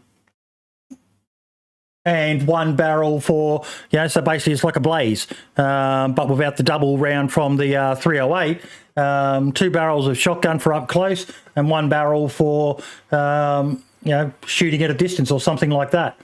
Yeah, but no, the Lamass, it's great it's in because it gives us the bullpup, and it's the first multi, single burst and full auto. But yeah, I'd love to see some more civilian options in the game. Morty's saying there is a weapon mod out there that has most of the ones you guys just mentioned. So there you go. But it'd be good to see them come across to vanilla, Morty. I would love to see more civilian kind of. I wouldn't. Well, how would I explain it? I would love to see more Russian weapons based on kind of like a Lee Enfield era. I wouldn't mind seeing a shorter Mosin that you can get, because there was the 2 different versions. You had the long one, and then you had the much shorter one, the carbine version, which I used during a World War II reenactment, and it's so nice to use. I would like I said, I'd like to see a Lee Enfield. I would like to see more of an emphasis on submachine gun for police forces like the RAC. I would love to get that back again, because right now you only have the MP5, the USG, and the AK-74. And the Scorpion, yeah, but even then it's like... look at this one here. Looks like it's got 4 barrels. Oh, God, Jesus. One here with 3 barrels of all different caliber sizes. So, yeah, something to mix it up. And, a gun like that would be gold in DayZ. What, it takes 3 types of ammo? Fuck yeah, I'm grabbing that bad boy. There's a good chance that weird random ammo that I find is actually going to work in it. I don't know if you could actually do that modding wise, though. Glad you know more about guns and modding there, but I don't think you can have multiple ammo types. Only one way to find out. Can't. No, I mean, you can have. I mean, I've never tried it. I've never experimented it with it, because with weapon configs you can have like a bunch of ammunition types. It's how you can have your tracer and a normal ammunition firing from the same gun or the same magazines, kind of thing. But fuck's sake, Ike's got me laughing too. But with, I mean, I've never tried to make it so you can fit, say, like I don't know, an M4 shooting 7.62 by 39 and 5.56, even though they're not really comparable, as a test. I know I've never really done that, so it would be interesting if that was possible, but I don't think it is. I think the bigger issue then, if you can do multiple ammo types, there might be some scripting you can do then, but to make it so, because the biggest issue would be what ammo gets fired, right? Generally speaking, it's just the first ammo in the top of the mag, right? And that's DayZ kind of does all that for you behind the scenes. We don't really have to do anything to get that working. So to override that, to force which chamber got fired, it would be the trickier part. Then you'd have to look at how the double barrel shotgun or the blaze functions, because they're the only weapons that have like 2 barrels in one. So you probably have to look into how they function in terms of config and script. I doubt you'd be able to add more than 2. But even and even two of different kinds, I don't know if that would even be possible. I mean, you can definitely have a slug and a buckshot in one, for example. But do you get to choose which one you fire? Because you don't get to choose which side of the barrel files first, right? There's an interesting challenge for you modders. There's an interesting challenge. See if you can make it happen. Well, It's you know, always the one on the like left. someone said in chat, they didn't even know that combination guns were a thing. I'm not sure if I'd ever heard of them before, but my son mentioned it to me yesterday when we were talking about DayZ. Morty's saying you can do multiple ammo types, so you can do an over/under with buckshot and 308, for example. There we go. That'd be something really novel to have. You know, it'd be great if they added it to vanilla DayZ, but you know, just something. It'd be nice to have a weapon pack that doesn't add 5 million fucking combat rifles and 2 civilian style ones. Something that you know server owners can play with what you find along the coast and you know the tier 1, tier 2 areas. But yeah, like weapons like a Tokarev. That would be really nice to have. It's just another little weapon converted to 9mm. There you go. You got another 9mm civilian weapon that will function similarly. What to about an 11? What about a 9mm conversion kit on an M4? So you can get those, or on an AUG. You can get them as well. Yeah, I mean, that would turn them into SMGs. But, yeah, it'd be technically a police force type weapon. Yeah, that could work actually. You know, it'd be interesting to see that type of, especially in vanilla, more vanilla plus servers where you know guns are hard to come by. You know, getting a conversion kit, like maybe the conversion kits are like, you know, if you look at a vanilla plus style server, maybe there's a trader, you can't really buy guns, but maybe you can buy the conversion kits or something like that, and that'll make things easier to find or obtain. Now, moving along, something that got me excited during the week and I got shut down very, very quickly was this. Oh, yes, the absolute nothingness of Survivor games. Survivor games. A man can dream. A man can dream. Someone tweeted me and said, Boydie, why are they still updating Survivor games? And I was like, what the? They're updating Survivor games? But I'm still going fucking tinfoil hat here, Marks. Why is Play SG still on the launcher?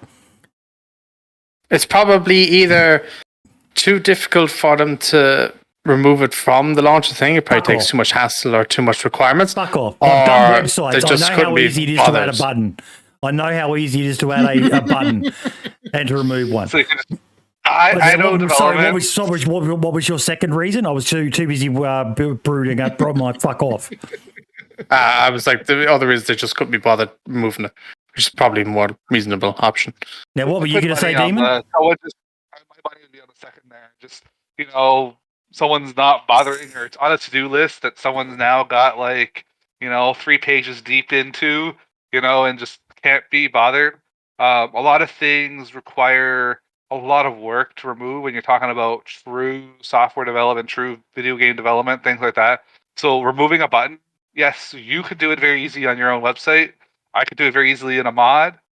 Video game developers, yes, they could do it easily, but to actually do it would have a lot of repercussions in regards to QA testing, you know, making sure it doesn't break anything else. Even though you think it's simple, and it probably is actually simple, the actual policies and procedures and the red tape they have to go through to remove that, you know, and it's probably just more or less someone being lazy, right? Someone out there just being like, is this really? And they probably have lad. Yeah, they probably have conspiracy. Fuel well, my they conspiracy. have said in the past they are going to do it again. They're not going to do it. If they're not planning for sure to do something again. Yeah, for the last time they done it, they said that it didn't go as well as expected because it did pretty poorly. But they have said that they're going to learn from what they did and they're going to do it again in the future. But obviously when that'll happen, it's another thing entirely. There we go. Ike has confirmed it. Ike has confirmed it. They have entire secret development teams committed to it. That's my fucking theory and I'm going with it. There is an entirely secret section of Bohemia Interactive working on Survivor games.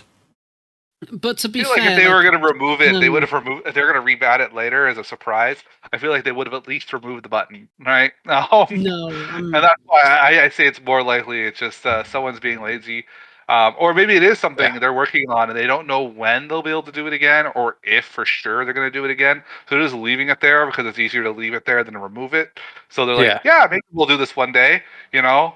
I mean, you know, they probably have more important things on that list right now to do than Survivor games. He needs to get the game working properly first before Survivor games come along. Did any of you here play Survivor games? Yes. Yes. Did any of you notice? I played it as well. Did any of you notice in that Survivor games testing that the zombies AI was different? Yes. Yes. They acted so much better and smoother than they do in the original game. Mm-hmm. So I wasn't just tripping. So why isn't... You'd wonder, like... Because I saw that, I was like, holy shit, these zombies look 100 times better than what they do now. They were a massive threat. So I wonder, like, why hasn't that AI been moved into the standalone version? Because it would make zombies so much more better, because holy fuck, are they a disaster right now. To be fair, I think when it comes down to it, the Infected that was in the Survivor games, they were also a test for what could potentially come. And then maybe once the Survivor games are actually finished, there was some critical flaw in the background for it, which is why they've never re-implemented it or implemented it at all in the actual base game. I mean, there's certain features in the game in Survivor games that is never ever made it to standalone in any shape or form, which is fair enough. I mean, the whole thing was a very interesting look in what the DayZ dev team at the time could do. Well, even though it was just like a different part of the team.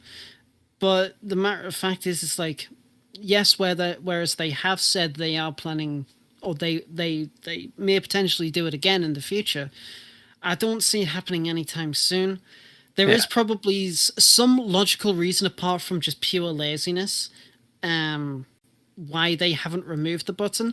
I mean, if you look in the actual, the DayZ files without opening up the P drive, you actually just go to DayZ. Before, you would actually have a folder called SG, and that was obviously Survivor games, and there would be a bunch of stuff in there, but I don't have it now because moved to the new PC. So even though the button is still there, don't think it does anything, does it? Yeah. No, it just a placeholder, but it looks like. I'm actually going to check. It might do if you press SG, it might just launch up into the main menu. Mm-hmm.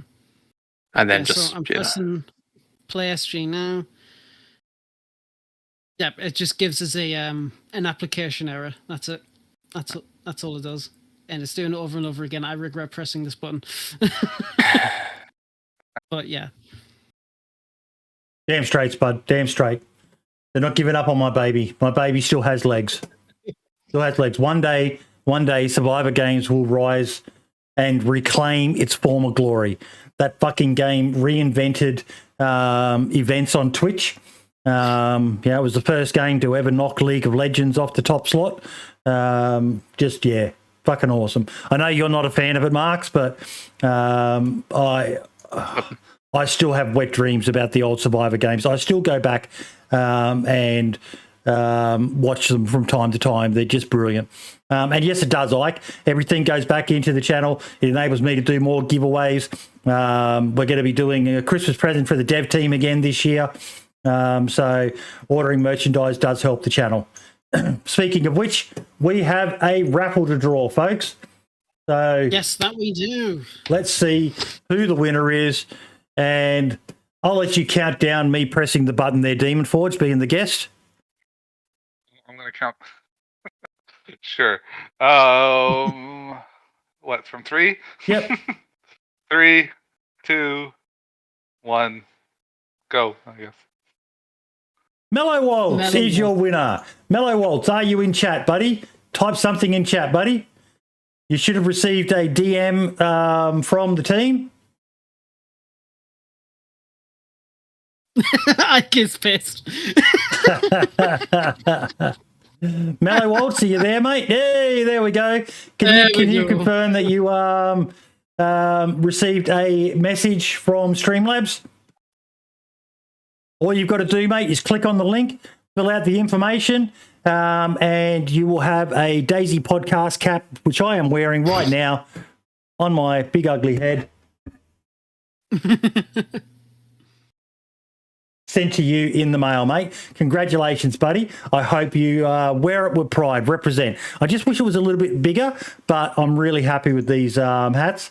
Completely rigged. Yes, it was rigged. It was completely rigged. Recount the vote. So congratulations, mate. Really, really happy. That's the third one we've given away this week, and we're able to do things like that thanks to our generous supporters over at patreon.com/878survivor.fm and our YouTube members and just anyone who donates or buys merch or anything like that. It should be a DM to you via your Twitch messages, I believe, Mellow Waltz. Is what people have told me it is in the past. So check your whispers. I believe you will have received a whisper from either the 878 Survivor FM account or Streamlabs itself. I wish the models on the site were as attractive as Boydie. Oh, fuck yeah. Imagine how much merch you'd sell with this space. Oh, yes. Literally none. Michael, thank you so much for the super chat, mate. You guys doing things like that. You know, this show's all about giving back as much as we can to the community. Michael. Okay, we'll work something out, Mello. I will follow up on that one. Make sure you're in the podcast Discord. But yeah, that should have giveaway history. Michael, thank you very much for the $25 in the super chat. Absolutely wonderful. Thank you very much, bud. Much, much appreciated. What does this do? That's just a sign. It's YouTube. Super chat is like bits for YouTube. But better. You fucking YouTube bias. Yeah, whatever. Foul. No, I don't want to cancel the giveaway. Done. Send me a message in the Discord, buddy, and I will follow up with them. If you could just, I don't know why you haven't received the message, because I had no problem with the two I did earlier this week, so that's weird. That's really weird. It might be delayed. It could come through in a couple of seconds or a few minutes even, so. Like saying he thinks you're the only live stream he's ever watched on YouTube. But yeah, really, really happy we got to do that. Michael, you've been an absolute fucking Chad so far today, mate. I really, really appreciate the support. Okay, moving on. Cabello, who's in chat, I saw him before. How cool is some of this artwork? Brian Solar, concept art, illustration, matte painting. The guy who did the artwork for Livonia actually has some alternatives, and they're all here on his website.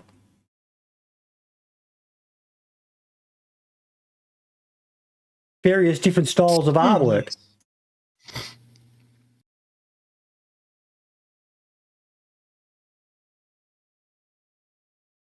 I absolutely love, the first selection of images and image C. I absolutely love that one. I was kind of stunned by it. I'll share the link. It was just nice to see. Not a massive talking point, but for pretty much anyone who's in here, you're all fucking DayZ nerds.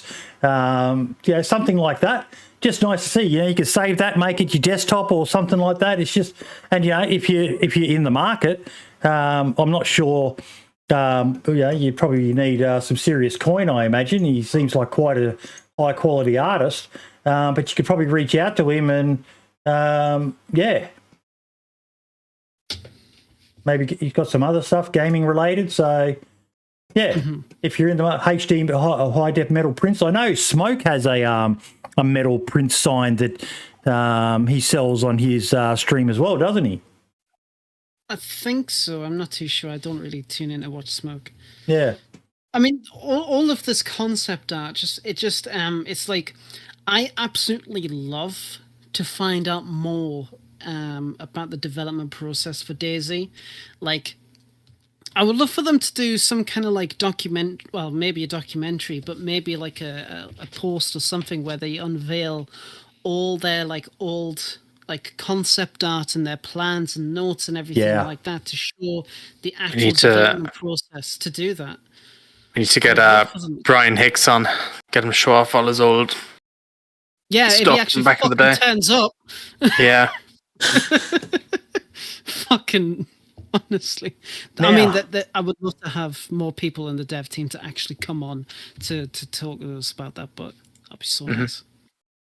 I am going to test my new PC thanks to my son. I got some lovely new hardware for my gaming or the streaming PC. And I am going to test something here. We're going to. Can I say your webcam is looking mighty fine, by the way? Yeah. That's what he got me for Christmas. Oh, sorry, for Father's Day. Oh, fuck's sakes! Alerts everywhere. Yes, I accept. Okay, I want to show you guys something, and this is something I would love to see brought across to vanilla. Because I know this is possible on modded servers, but it's especially in light of what we were talking about with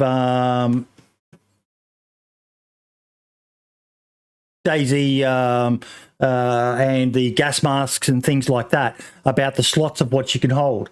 Now, I am going to have to just do a bit of a play around. You guys, how can I best do this? You're probably just going to have to either watch the stream or watch or just listen to me describe what I'm doing here. Thankfully, it doesn't look like I need to do any updates. No, I was just about to say you can grab the capture window for the game and resize it to the panel. So I'll wait until I get into the menu and then I can. That might be better. Because there is an item that they have on the DayZ Down Under server that I absolutely love. And thankfully my character on the DayZ Down Under server has a few of the variants. We're just waiting 9 seconds. Oh, yeah, I'm really pushing it. Okay. Escape. Starting to see the smoke coming from the PC, just a little bit. Options, video, windowed.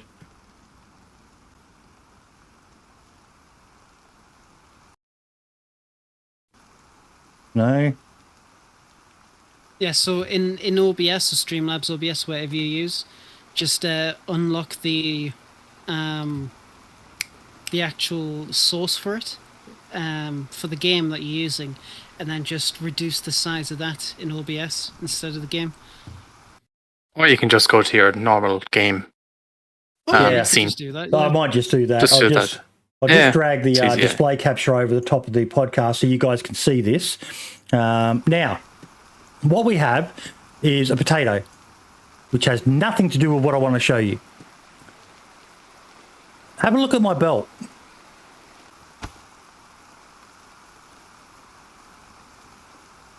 I also have a water bottle that I can put there.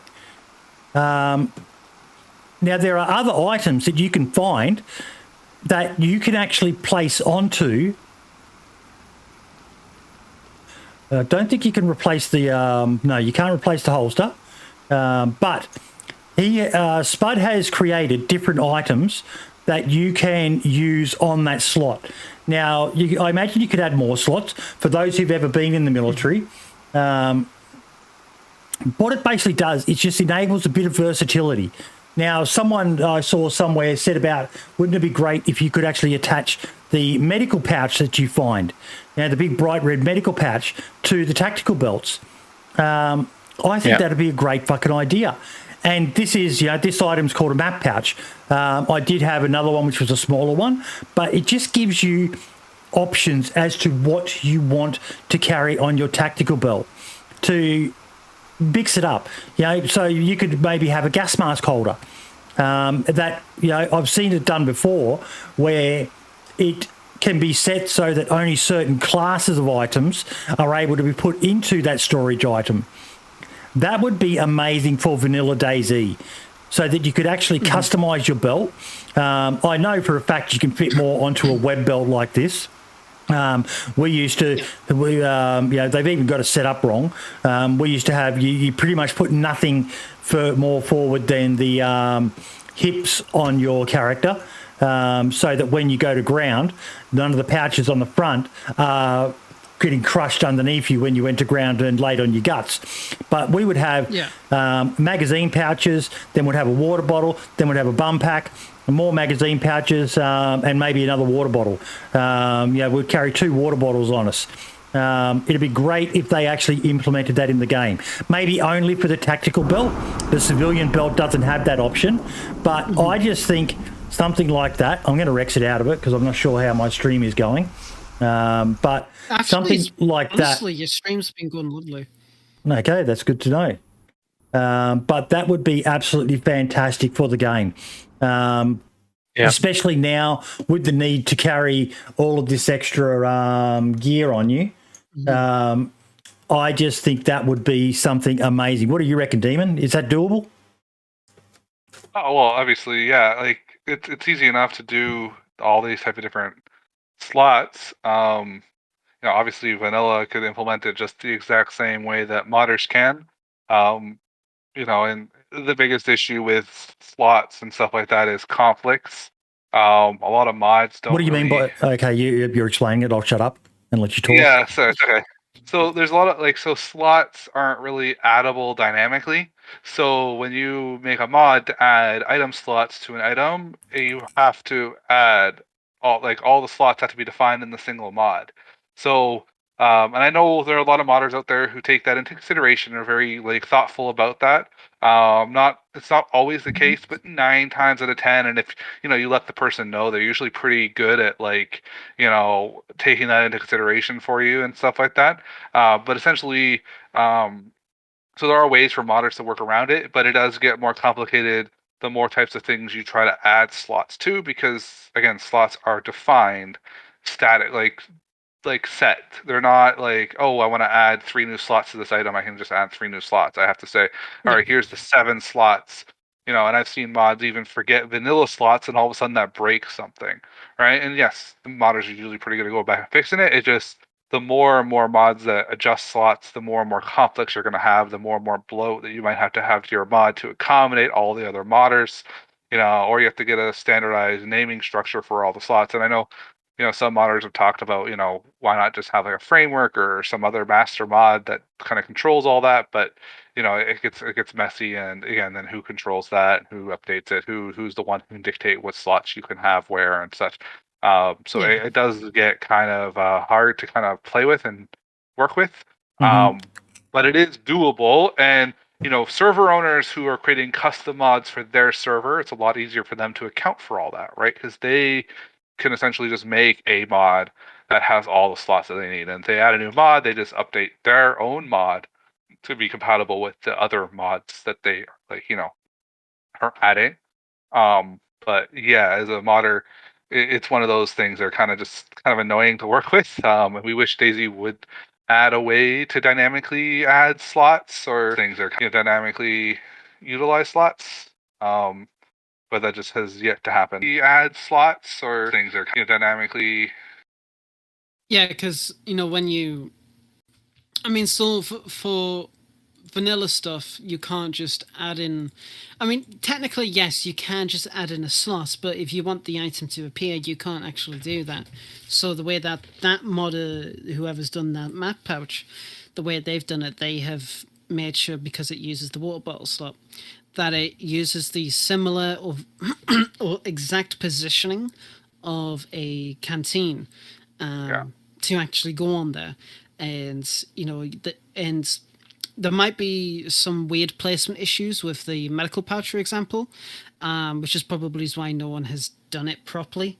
Yes, sure, it can go on, you can make it go on, but it might be the front of it, instead of facing towards out to away from your hip like a water bottle does in the game, it might actually clip into your body and face forwards or something like that. I faced a very similar issue when I was creating the elbow flashlight for my flashlight mod. I was using a chem light slot, And if you were to have it facing forward, when it's connected, it would face towards like the back right of your body, in your hand. I now know of a different way to go about it, but I basically overrode it by creating a strap that goes in the chem light slot, and then creating a proxy for that, for the actual flashlight to appear to face forward. So when you have the flashlight in your hand, yeah, all that kind of shit. And it's like there's a lot of different steps that you have to take to make sure that it is compatible overall. But obviously, if you make something completely from scratch, then do what the fuck you want. It's so easy to do. Yeah, it would definitely be easier to make a brand new tactical belt and re-add everything that way instead of having it where you're trying to mod the vanilla tactical belt. And it is probably, outside of getting a texture and a model for a tactical belt, which I think would be relatively easy to obtain.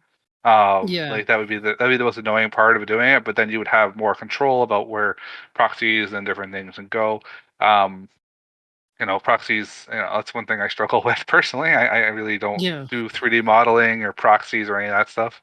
So I know how complicated that can be. I've tried to dabble in it a few times for some mods that I wanted to work on. I usually end up just getting someone to help me with it or do it for me. Like to pull in some favors kind of thing when I need help with that type of stuff. But yeah, it definitely is possible. Like if you look at a mod that does that already, the modular vest system mod, which is now open source. Yeah, which is awesome. I saw that was now open source and all that stuff. That was great to see because I'd love to see more mods going open source and more mods looking for, community contributions and stuff like that. I got it on top of Wardock again because he mentioned one time he was going to try to make a way for like GitHub to automatically like publish your mods for you when they're updated and stuff like that. And I want to try to hold him to that. I don't know if that will actually come through. I've thought about doing that myself as well because that could be great for the community, especially for modders who want to step back from the community for a while. Like if I ever wanted to take like a 6-month break, it would be really nice to potentially have a way for, other modders to maybe help out and contribute to the code and have it kind of automated, right? Test and do all the standard stuff for the mod and then have it automatically publish, right? And automatically get sent over to a, like to the workshop and stuff like that. And I know there are ways to do that with GitHub and stuff like that. I just, don't have the time in the day to do that and everything else I want to do.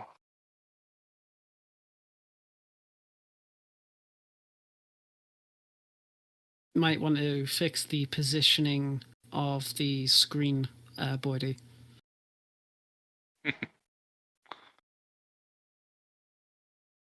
Oh, did I move it? I did. Yes, you did. Sorry, I'm just trying to sort out Mellow Waltz's prize in the background here while you guys are chatting and I'm listening. So keep on chatting away. That's all right. So what else? Oh yeah, so more gear needs to be ruined from shots like it used to be. I mean, yes, I definitely think so. I think like if you fucking spray and pray somebody down, you kind of, how would I say, like you spray and pray somebody down, don't expect to get much gear from them, or at least it's going to be in a really bad state. It's just, Yeah, so actually someone sent something, I don't know if something they wanted or thought about, see if it was possible, and I thought this was a really cool idea. I think it would be cancer for a lot of the PvP servers and stuff like that, but I think for some survival servers they would love that kind of thing. And maybe I don't want to give away this person's idea here. It was not my idea. This is not something that I thought of.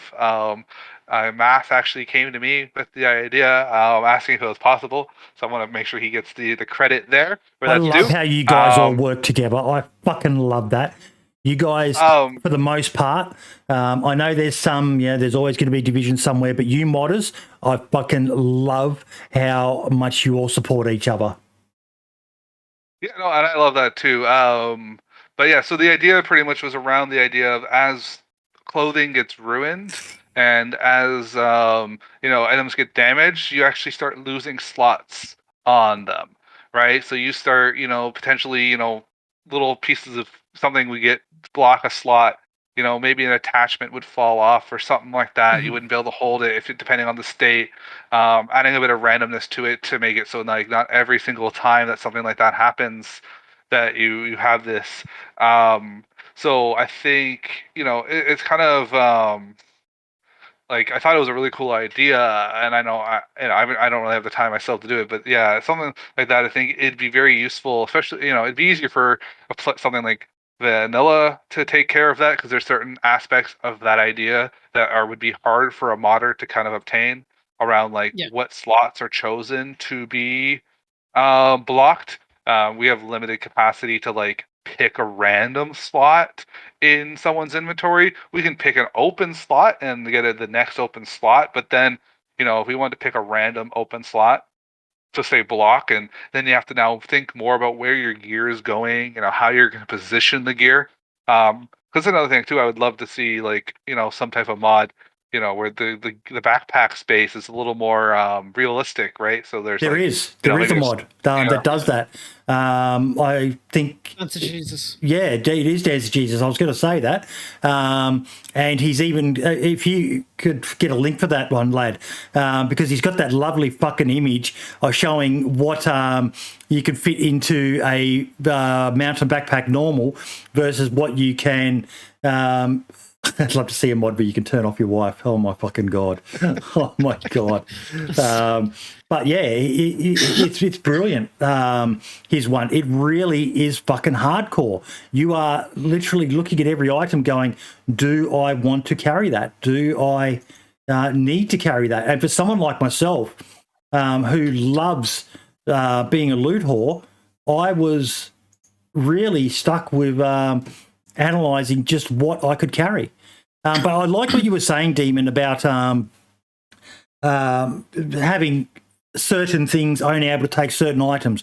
Like, it's always frustrated me. You look at the the pouches for a chest plate or a plate carrier, and people are putting a cooking pot in there. They're not designed to hold a cooking pot. They're designed to hold a magazine. I would love to see. I know some people would hate it, but I would love to see, whether it be a mod or, praise the Lord if they ever introduced to vanilla, that you had to utilise items the way they're meant to be, not putting a FAMAS into chest pouches. Well, it's funny you should say that. Sorry, go ahead. Mass has already done that to an extent on Spearhead. With the mod that we worked on. He has, even in an MMIO, he restricts certain items based on a certain class from going in. It's going in the bag. It's like NBC bag. You literally are only allowed to put NBC clothing in there. The clothing bag, you're only allowed to put clothes in there. In his dresser, you're only allowed to attach clothes, and in the drawers themselves, only clothes can go in there. And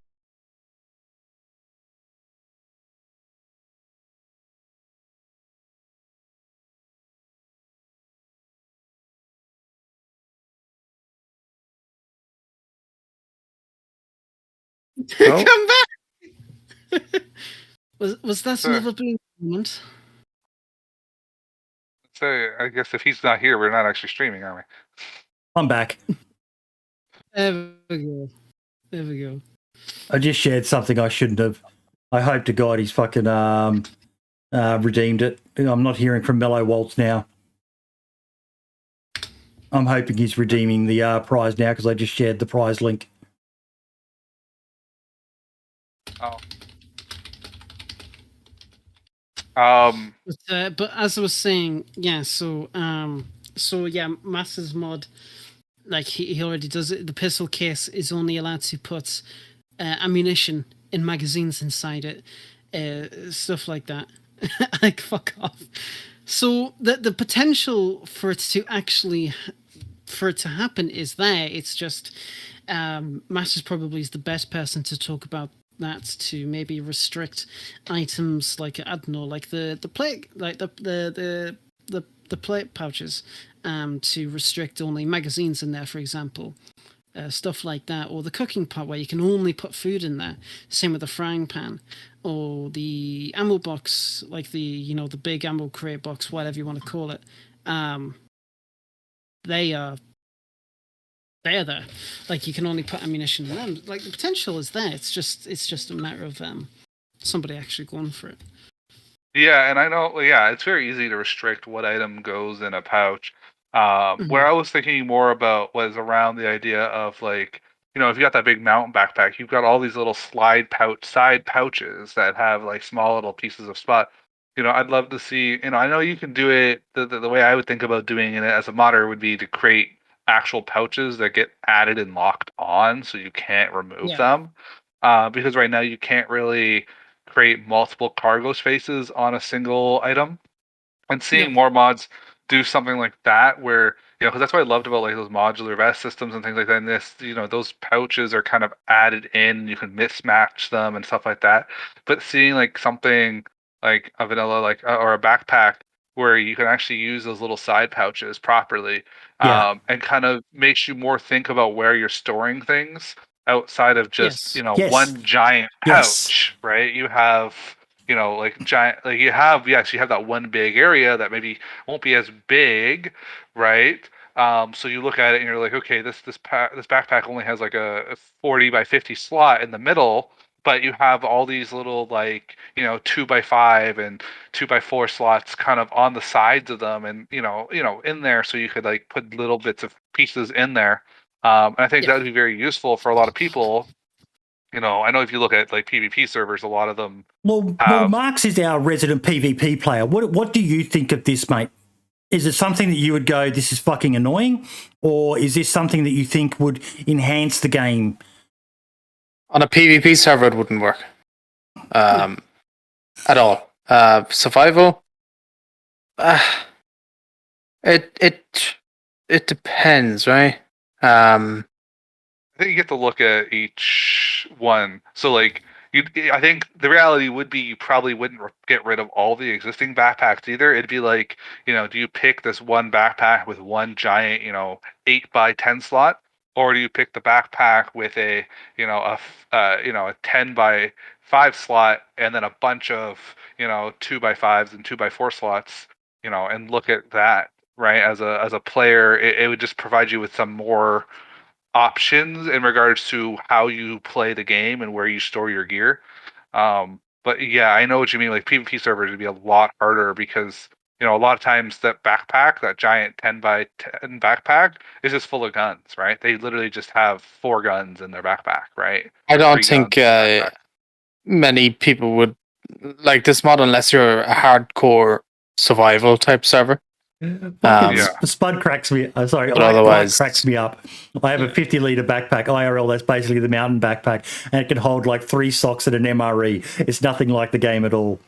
But yeah, I get people at the end of the day, with it, like Spud saying, Marks.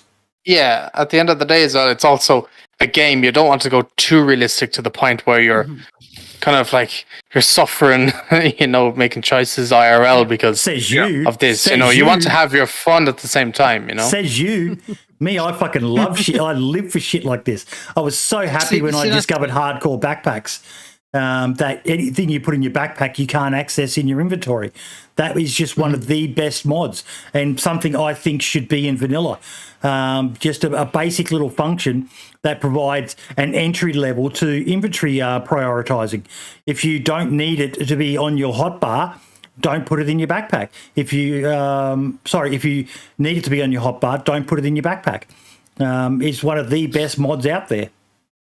It definitely does depend on the player, and that's why I love DayZ, because you have your vanilla game, which is like the absolute bog standard of what DayZ represents, and then you have all the the modding support, like Mark's, like he says, and I quite agree with him. With PvP servers, that idea would not work, but for more servers that are like going for like a hardcore survivalist aspect, it would work, especially when your players understand the point of what you're trying to do.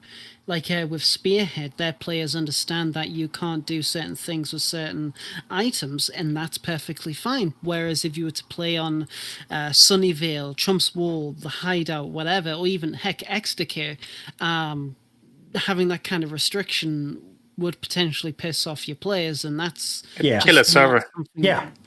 It could Horses for potentially kill courses. so it does. Horses for courses.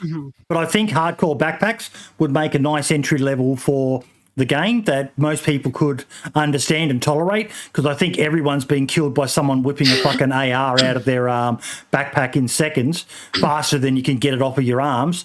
Well, it's funny you it's funny you should say that, Boydie. In what was it, 113, they made it so if you have a weapon in your backpack and you pull it out, it doesn't just magically appear in your hands. It does the animation of of it being on your right shoulder, so it's like the longest animation. I didn't know that. That's good to know. That's good to know. They've already counted it. Yeah, so don't need to worry about that anymore. But it can still be a bit of a problem. But even when you put the weapon away... What about when it's in your pouches, though? What about if it's a UMP and it's in your pouches, or a double-barrel shotgun? Is that still a fast animation? The same process. I believe it's the same process where it does the animation. But I will have to double-check to see if it does that in 114. So... But yeah, that's...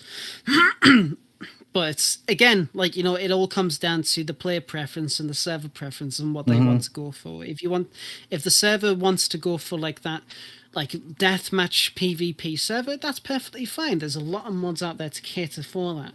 But for servers who want a more survivalist, hardcore, heck, or even a casual survivalist experience, the modding support for that is also there. And DayZ is a canvas. You got, like I said, you've got your base canvas, which is obviously the base game, and then you've got everything else that can go into it to make it what you want to be. Yeah. And that's the magical thing about it. 2-3 years ago, nobody would have ever thought of the stuff that Daemonforge is making for working in DayZ, and you wouldn't think that keycard mods would be in DayZ. You wouldn't think of all these weapon mods or vehicle mods coming into DayZ in the state that they're in the advances. Heck, nobody thought that what Namolsk does with the orbs and the land tier and everything like that would be fucking possible, but it is. And the modding community continues to enhance and just bring out the best of the community, I think. But again, like I said, sorry, you were going to say? Yeah. I was just going to say, that's my favorite part about DayZ in general right now, and pretty much from before with Arma 2 mod. DayZ was a mod, right? It was an add-on for Arma, and it was, it was expanding what the game could be, and people rethinking everything that, a game like Arma could be with DayZ. And then DayZ comes out, and now, there's people trying to make DayZ more like Arma was. And that's perfectly fine in my opinion. It's less about DayZ as a game and more about the fact that DayZ is a platform. It's more of a platform than it is a game. It's to me, a lot of times you look at it, it's almost like your own little game engine with some basic features already built in, so you don't have to build them all from scratch, right? The amount of stuff you can do in DayZ is phenomenal. As long as you have the time and the effort to put into it, you can pretty much do anything you want with DayZ, really. Yes, there are more limitations than if you use something like Unreal Engine to make a game in regards to what we can do with some of the parts and some of the things that people don't like about it. But that's also what you get for having such a base platform, right? How many engines do you start off with a map already there for you, right? How many do you start off with 100, 50, 100 different buildings available for you just already, and items already there for you to start with, right? So it's kind of a way for developers to make their own little private games and look at servers like XDK, right? They give us a blank canvas to work with. Yeah, and that's one thing I love about DayZ, and one thing I love about modding for DayZ. I personally am trying to push the boundaries of what we can do with DayZ, so we can do more and think further. I'm limited in my abilities, and that's why I do rely on and work with other modders. I'm not a 3D modeler. I can't do textures. I can't I'm not really that good at importing objects and stuff like that. That's why I work with others to kind of, help me. Like Dumgra helps me import all the models for the raid alarm mod, right? Also my basic bomb mod that I did, and I can't creep creep. I can't remember how he pronounces. I think it's crep. He helped me with my Hive ATMs and making the ATM model, and helped me import all that. So there's modders out there who help out, and that's what I love about DayZ 2 in the community and the modding community is, and I don't think everyone should do one thing. Look at real game development. It'd get boring. It'd get real fucking boring. That's why so many games die. They're so pigeonholed into one element only. But we need to move on, and I need to fire up Marks. Marks is going to get really fucking fired up with this next topic.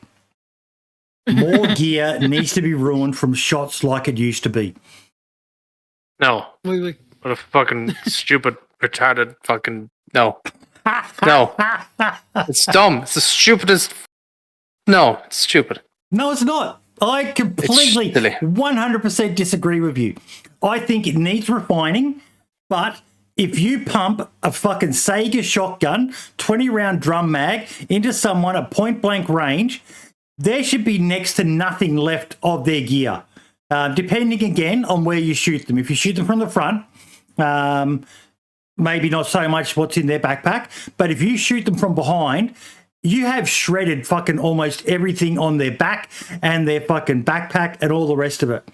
I think it frustrates me because right now, even if you were to get an AKM with a 75-round drum mag and unload half of that into a player, that's a penetrating round. That's going straight through the body, and that is, unless they've got maybe chest armor on. But I think there is scope for this to work as a way of discouraging people from just pure PvP. It's something that could be modded out, for the more PvP servers. But I temper that with, at the same time, Marks, like when we were talking about it in chat, you and Moonshine were very vocally opposed to it. Moonshine more because he felt that if he feared that his gear would be ruined if someone shot him, he's more inclined to shoot the other person first. My avenue is I think it should reward players who place their shots better, Marks, as opposed to just spray and pray. I don't think so. It wouldn't work when... So you have to think about it in two different ways. Maybe, you could try and reward that on PC because we have a more accurate... we can aim with a mouse. We can be more kind of pinpoint. But if you're on console, you can't... it won't work because you can't... There is no aim assist or anything with a controller on console. From what I've heard from people saying how bad it is when you get into PvP in console, you can't be accurate. On console. It's just pure spray and pray. So I think if that was like a thing in vanilla where they added where gear just gets ruined, console players would be Marks, are you actually caring about the console community right now? Is this a change in your attitude? Yeah. Oh my god! Because you secretly love them, don't you? You secretly you play on an Xbox and a PS5. You just don't want to admit it, do you? Yeah. You've gotten me 3 million views so far. I love them to death. But you have to look at it from that way. Like, I didn't even consider that, so that is a good point. Yeah, it's just not possible. I think that's why it was probably removed. Yeah, so it used to be... correct me if I'm wrong, but it was a prime thing in alpha, stuff like that. If you would get shots and your inventory is full, like a vest is full or your top is full, it would always be the items on the top rows that would get damaged to ruined, and then it would gradually go down. I mean, heck, if you get hit by infected nowadays, there is a chance that your gear, the stuff in your inventory will be ruined or even damaged. So the potential for it is there. I still agree that it should, that gear should get damaged when you get shot. Maybe depending on the kind of item, maybe if it's something like matches or something that can be considered fragile, like paper material or like a soft plastic material, like a heat pack or shit like that. then they should get ruined. But more stubborn stuff, they should get like damaged or badly damaged. So even when you kill that player and you take their loot, you still have to go away to repair what they have. So yes, sure, you have got gear. You might have got better gear from that person, but you still have to make sure that you are taking care of that gear. You can't expect it to be completely pristine. But that's the situation here, right? Say you spot a player and you're desperate for some type of gear that they might have. Say you're trying to find bandages or something. You're not bleeding yet, but you don't have any on you, and there's a risk at any minute of a zombie coming up, hitting you and getting cut, and then you're in trouble. Yeah. Say you're out in the middle of nowhere, no houses around you or anything like this, right? It's just a hypothetical, but just go with it. You try and line up an accurate shot with your Pioneer or your Mosin or whatever, and you miss, or you hit him, but he doesn't react, or doesn't injure, and he runs off, or he runs towards you and starts spraying you. Mm-hmm. You then have to get into an actual gunfight with him where you're not at that moment in time being more accurate because he's spraying at you. So what are you going to do back? You're going to try and spray at him, just kill him quick so he doesn't shoot you. So say then you kill him after you spray him down or whatever, and you go over to his body, and like you were saying, lad, where say plastic stuff or rags or stuff like that get damaged very quickly. You go to his body then, and say he hits you as well with a round or two and you're bleeding once or twice. And you go to his body then, and you desperately need rags. And you go into him, and all his rags are ruined, and all his bandages are ruined. His blood bags are ruined. His saline bags are ruined. I mean, it'd be no point then. Make me uninstall the game. The flaw in that logic is that if you go into a firefight where somebody's got a fully automatic weapon and you have a Mosin and you're going face to face, like literally, you're a fucking idiot. I should have said like you have a Mosin where you take that accurate shot, but then you swap to say your other gun, whatever that be. Right. Okay. Hopefully, you'd have some type of automatic weapon, because it's happened to me before. But that's where still based on I've gotten decision marks. You made the decision to enter that. You took a gamble, and the gamble didn't pay off. That's consequences. Actions have consequences. Yeah. To me, that example doesn't sell your argument. I mean, having the ruined loot is it wouldn't. Again, talking here. I can understand where you're trying to go for, especially with taking your play style into consideration. But it's a general kind of like DayZ thing. Like the game needs more. To me, at least, it needs more consequences. It needs more, like, yes, sure, I can take this shot, I can be accurate, I can try and get that chest shot or that headshot. I got him, fucking great, I've got his stuff. You miss or you hit him and it doesn't kill him. Shit, right, I need to reposition. I need to make sure that if any infected have heard me, I got to get out of the area quickly, sneak away. Get into it, like do a wide flank. Say like Krasnostav Airfield, you see somebody go to the field hospital and you take a shot at them. You see that it hits them, it ruins their jacket.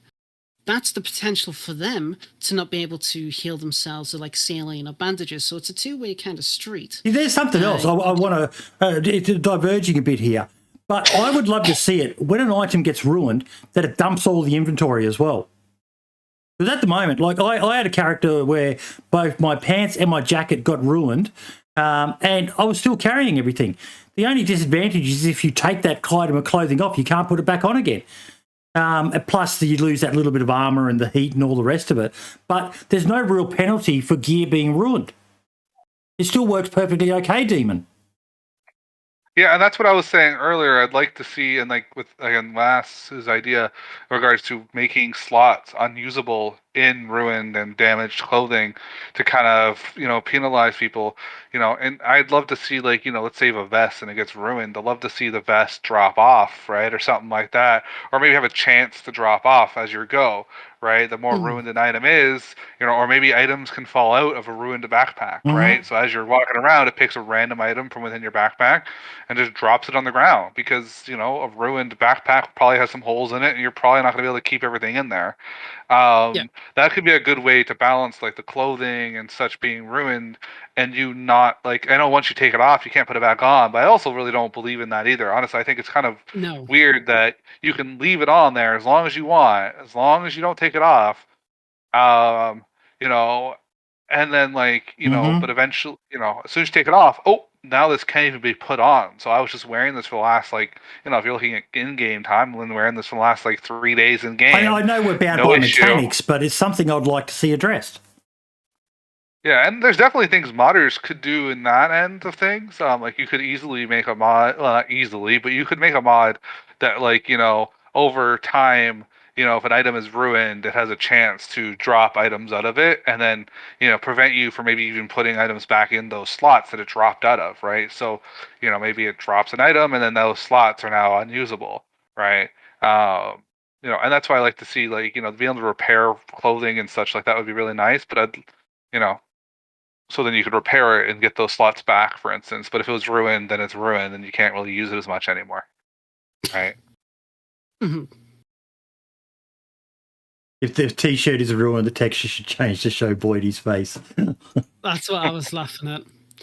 If there's one thing I wish DayZ would do, maybe modders can do it, is depending on the state of an item or weapon or whatever, the actual model changes as well. So say, for example, you have a M4 that's ruined or an AK that's ruined. The barrel is like split apart, the gas tube is like cracked open or something like that, or just some like more textures, so like the barrel's corroded, like with like the fucking suit or whatever from like the gunpowder and shit like that. That would be a nice little detail to have. I'd love to be able to do Yeah, that. you can change hidden selections. It'd have to be scripted though.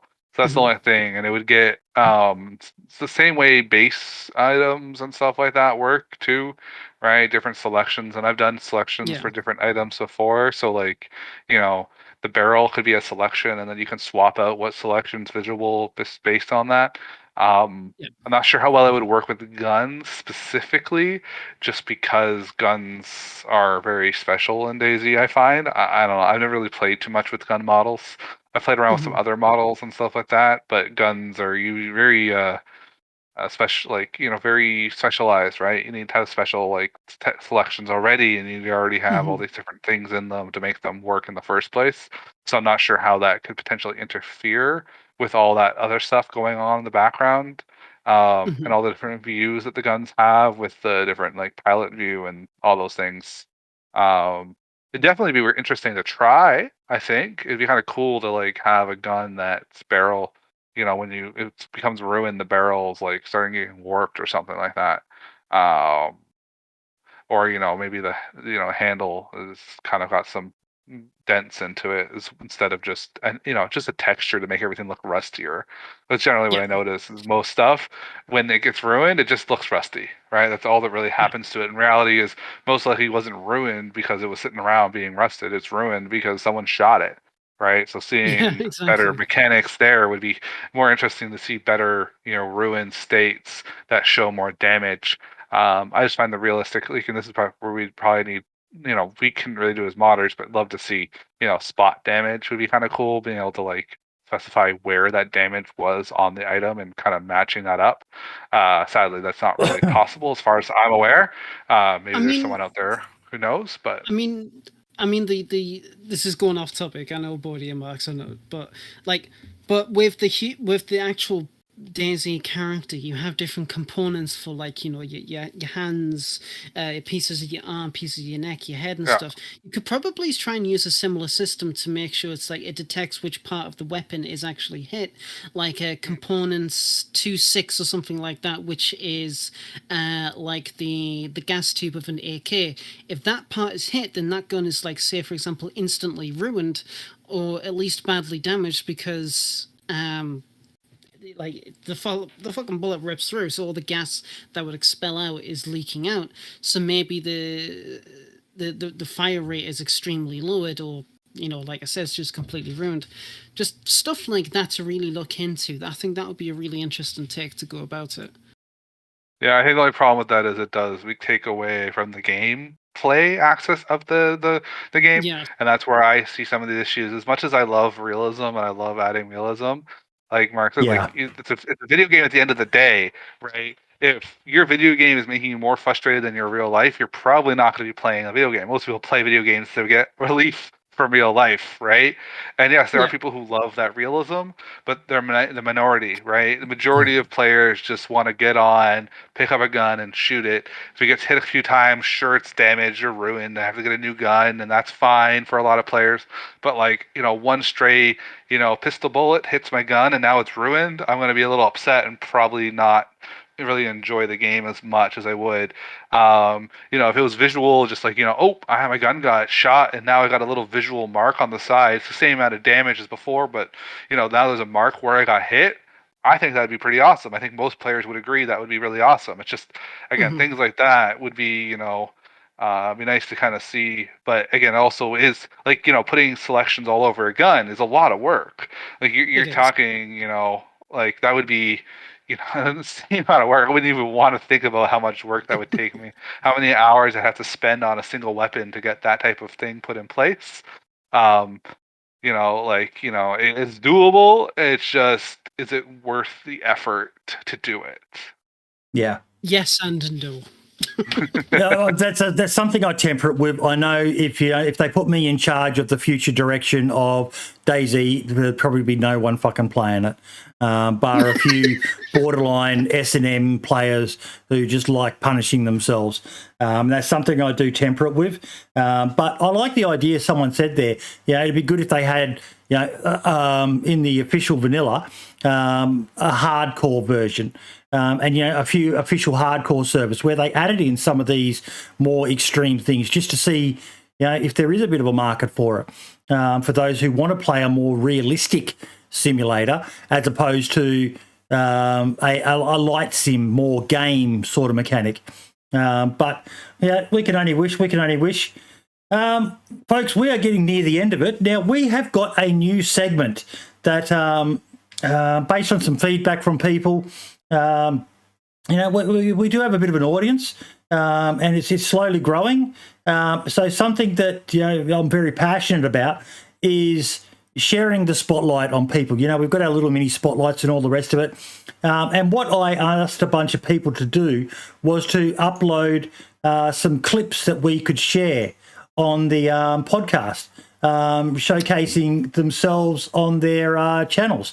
So give me 1 second. Let me just open up the first one. This will be fun. So we have got an absolute smorgasbord of stuff to watch here. First up, we have Sentinel. Australian driving on a West Coast server.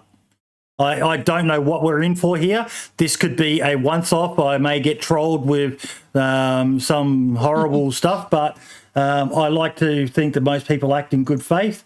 So let us play this clip. Let me get it big screen.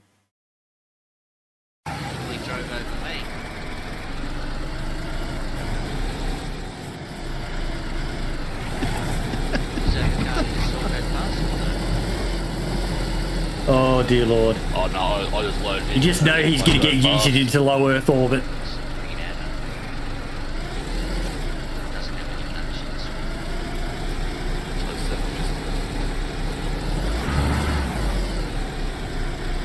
This is making me so nervous.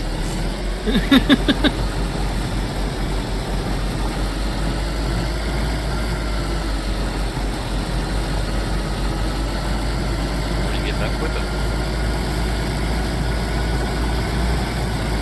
You're going too fast, buddy. You're going too fast. 5 minutes, 200 meters. Can you do it? Oh.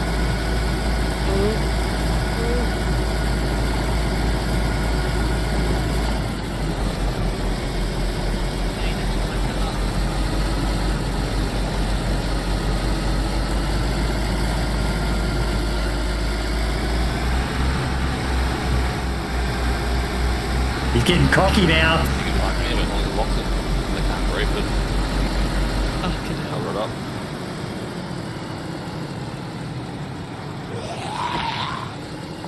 Oh, it didn't fly yeah, off. come out now so we can cover Oh. it up. What's going on?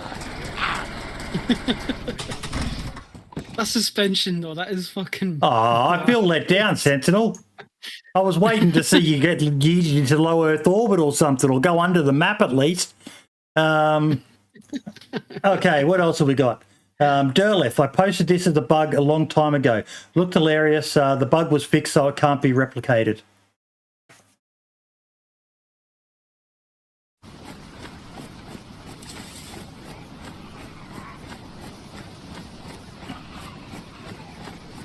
That fucking speed, though.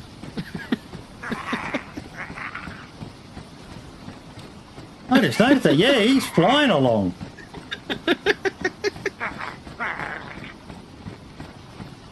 Like, dude, that show is phenomenal. Oh. Where's it going? Oh, it fell through the. It fell through the ramp. What the heck? Of course. Here it comes again. Second time lucky.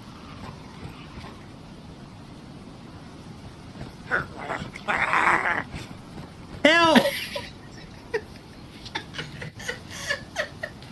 Oh my god. Remember, we love this game as buggy and broken as it is. How has this infected not had its legs broken yet?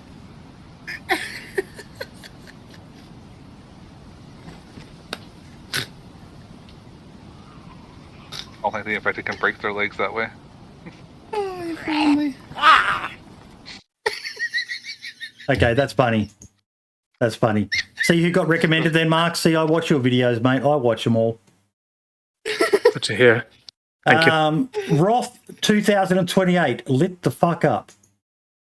Oh god, here we go. Shh! He's coming! Chuckles! I'm ready.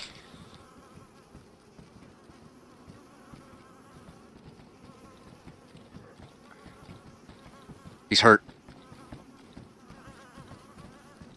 Two of them? I don't know, but one of them's hurt. Quiet, Pickle.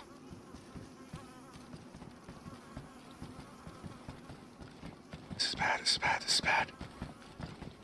He's getting closer, man. It's commentary. I think there's two. Yep.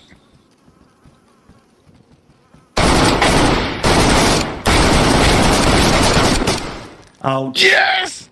Ah! Get fucked, son! Oh my god! Holy that is hilarious. shit! Jesus. Motherfucker! There's his blaze.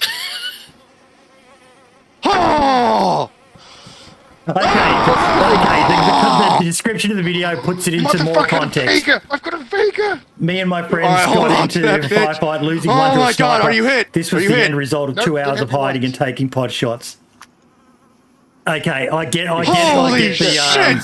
I get the excitement now. Holy shit! I get the excitement. That was fucking class. What else have we got? Have we got any more? Wrath 2028 again. No description on this one.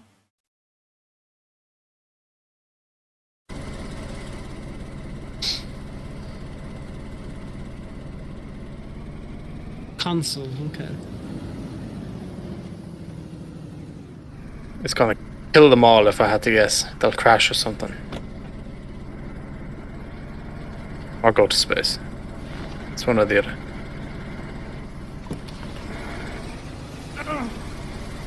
Yeah. Oh.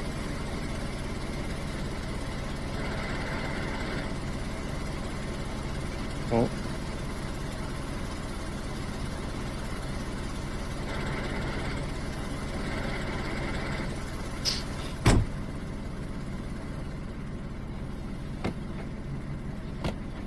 No, I think they're trying to get the other car out.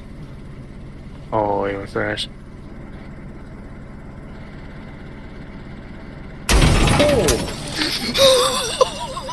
Oh, I got a fright then.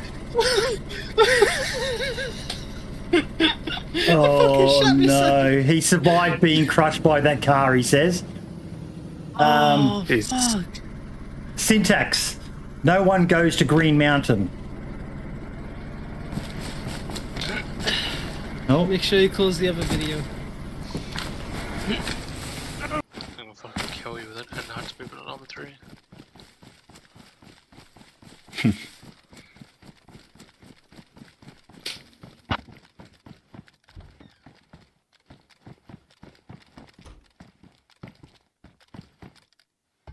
Probably no one here. Yeah, he's fucked. Who He's goes to fucked. Green Mountain? We all know what's gonna happen. Only dumb-dums go there.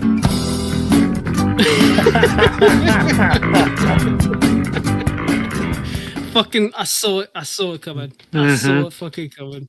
They probably just got me copyright struck. I'll have to edit the music out of that. But yeah, that was good. That was good. I'm actually enjoying this. So far, it's been a bit of a success. I should probably screen them throughout the week or something just to make sure it's safe. But okay, that Geordie gaming guy, the stone knife prevails. What do you got for us, Geordie? What you should do, buddy, as well is maybe like show 5 or 6 a week, so we have more and more every week as well. Any idea where the Vanguard guys died? I think it was like right in the middle of town, like right. Well, I'm going to ask for people to just upload each week. Church. Yeah. Like I'm standing at the church and looking at the front doors. It's to the right. Okay. On that road. So what did we get out of that, Hoobs? 3,000 nails, all for us. Wait, 3,000? About 3,000 Jesus nails. We got all those boxes of nails. There was like 25 plus boxes of nails. Wow. We didn't get any guns? We got a ton of guns. Okay. Get You got lucky. I just cut a guy. We've all had it happen to us. What's your location? That shed. The one I died in? Yeah, he was like AFK or something. Oh, he just hit the mother load. I'm heading there. I'm 1,000 meters out. We got a couple Get M4s, M14, Why Asphalt, would you go AFK? AK-14s. What did you say, Someone's B? here. Oh, Try you this. win some, you lose some. Oh, dude. Dude. You would be absolutely... Hey guys, and welcome to another... You would be absolutely shattered by that one. Oh, oh my God, from zero to hero to zero again. And Geordie again, the congregation sends its regards. What do you got for us, buddy? Someone's by me, right in front of me. The congregation sends its regards. Dead. Ouch. Ouch. Oh, Stimpy. Oh, for fuck's sake, Stimpy, Stimpy. your thumbnails. Please. Stop making such entertaining videos. What do we got? Bugger, it's the first week. We'll watch them. Designful. He had martyrdom perk. What the hell?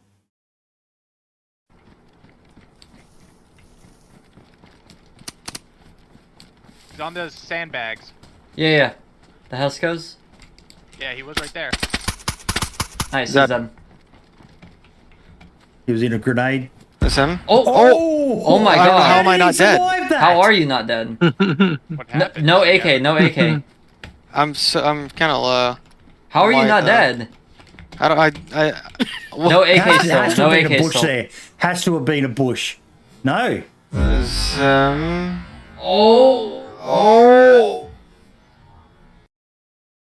Wow. So, That I don't know how he didn't die. Got lucky. Zyzen Very said lucky. players block explosion damage too. Okay, Smoking Bro, this one looks interesting. I'm horrible, I know. Oh, yes, I definitely want to watch this. Really, bro? I'm new to the game. You shoot me like this? What the fuck? I'm sorry, man. You look like a guy who just shot at me with a Mosin. Did you not hear those shots? I have no bullets. Look, I have no bullets in it. Okay.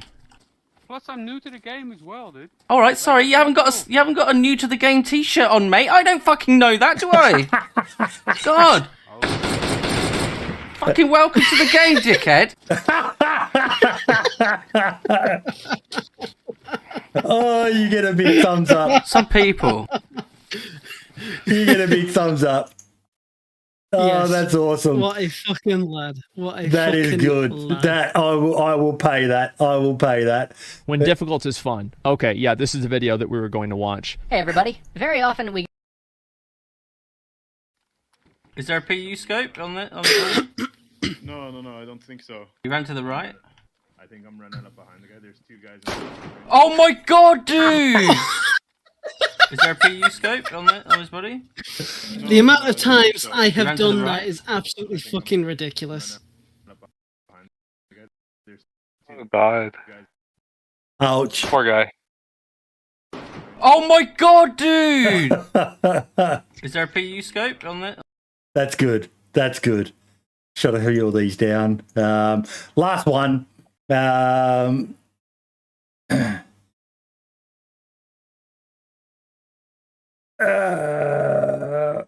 TTV, small YouTuber. It's another Twitter one.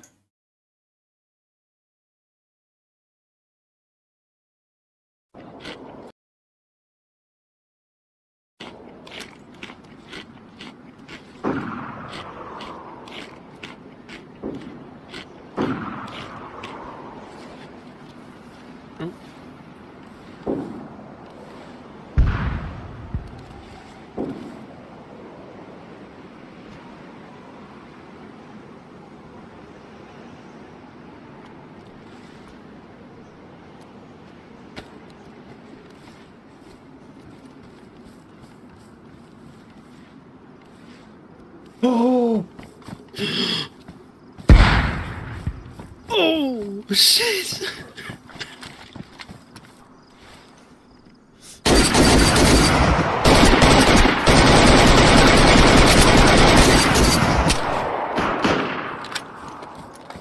Oh shit!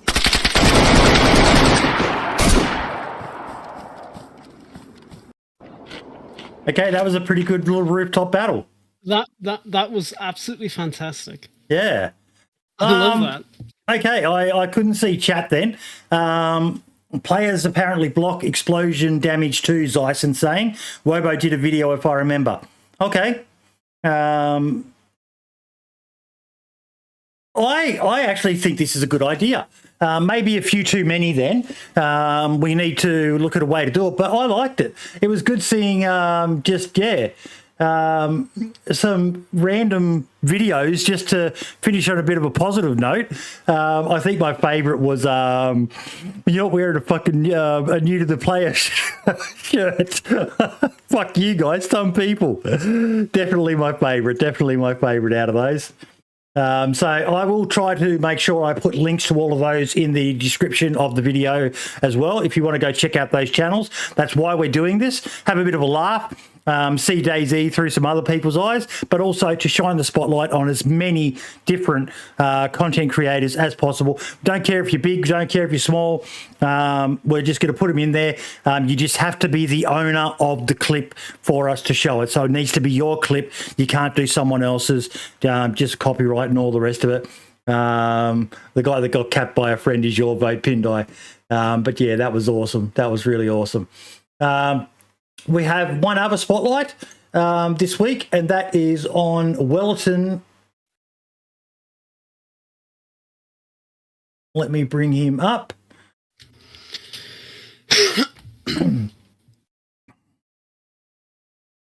Well, it's again. How good is this image?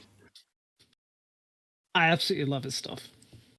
Yeah, he's put in the bullet leaving the projectile leaving the barrel, add a bit of smoke, blur to the background and that. Man, it's like with you modders. Some people sicken me with how artistic they are, Marks. Yeah, some people are really, really good at it. I'm going to share a link to it. Let me go back because he said he's going to try to do a weekly assignment, collect 60 likes, and I throw off the next picture. He's sitting on 37 likes at the moment. So if you do the Twitter, folks, head on over there. Give him some love. Let's get him to the 60 likes on that so we can see some more artwork coming out, because I just love stuff like that. I'm a DayZ nerd. Of course I'm going to love it. But there it is shared, and I'll try to remember to share that one in the comments of the video as well, so we can bump him up. And just a bit of encouragement. A like doesn't cost you anything, folks, and it'll probably make his fucking day if we can get him to 60. Anyone got a community that they want to shout out of you three? I have none this week. Lad, what about you?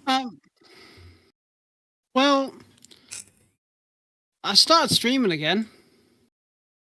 Yep. I kind of want to shout myself out. I just reached 200 followers yesterday. Good on you, buddy. Yeah, cool. But apart from that, I there's nothing really. There's the Beehive mod. That's just been released. I think I saw that one. That looks very intriguing. Yes, I'm definitely interested to see where that is going to go. I haven't done too much research into it, unfortunately, because I haven't had the time.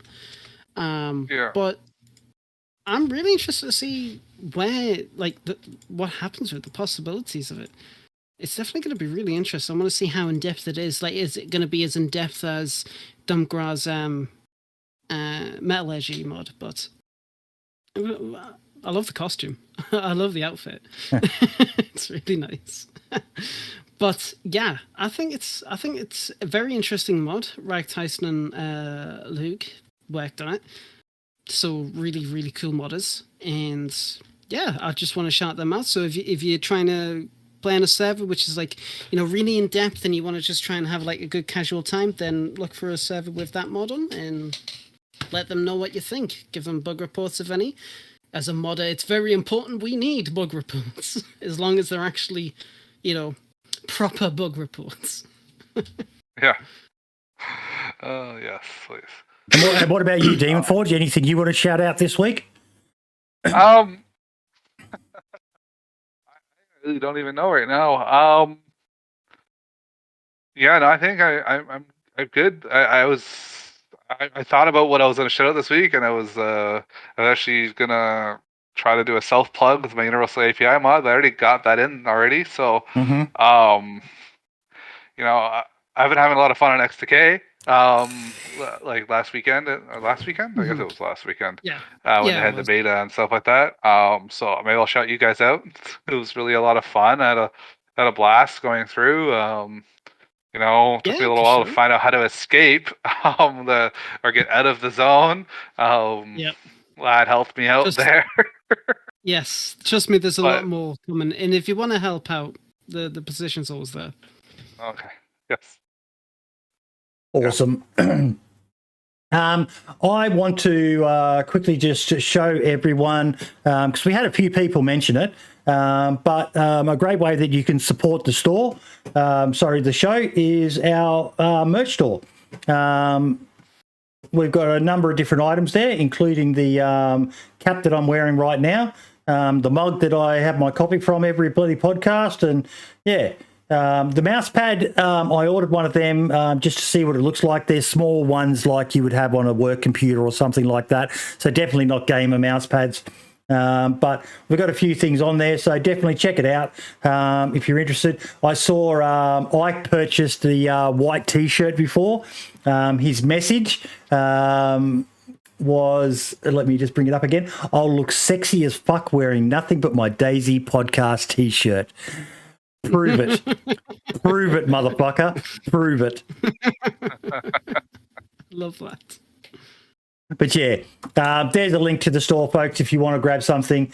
I think we make about $4 on most of the items in there. So, yeah, it'll all go back into the show in one way, shape or form, and giveaways and our Patreon and all the rest of it. So, yeah. Daemonforge, thank you so much for coming along today, mate. It's been a damn good podcast. Well, I think we're hitting close to 4 hours this week. I'm surprised Marks hasn't fallen asleep on us yet. I'm at the verge. I'm at the verge. Yeah. But no, a damn good podcast. Lad, Marks, thank you so much for being here again, as always. Like saying when he shares the photo, just remember it's chilly in here. That's awesome. Absolutely awesome. Thank you all so much. I had a great morning. I was quite hyped about this week. 1.14 is just going from strength to strength, as is DayZ. And there's not many games that can still be in the top 50 of concurrent players worldwide. I think it is 8 years after it was released. Longer if you count the mod. Hey. Yeah. Get your friends back onto it. There's a lot of people out there who haven't played DayZ in a long time. Try and talk them back into giving it a shot. Find out what sort of server they enjoy. Get them on. Who knows? But yeah, good things are coming. Good things are coming.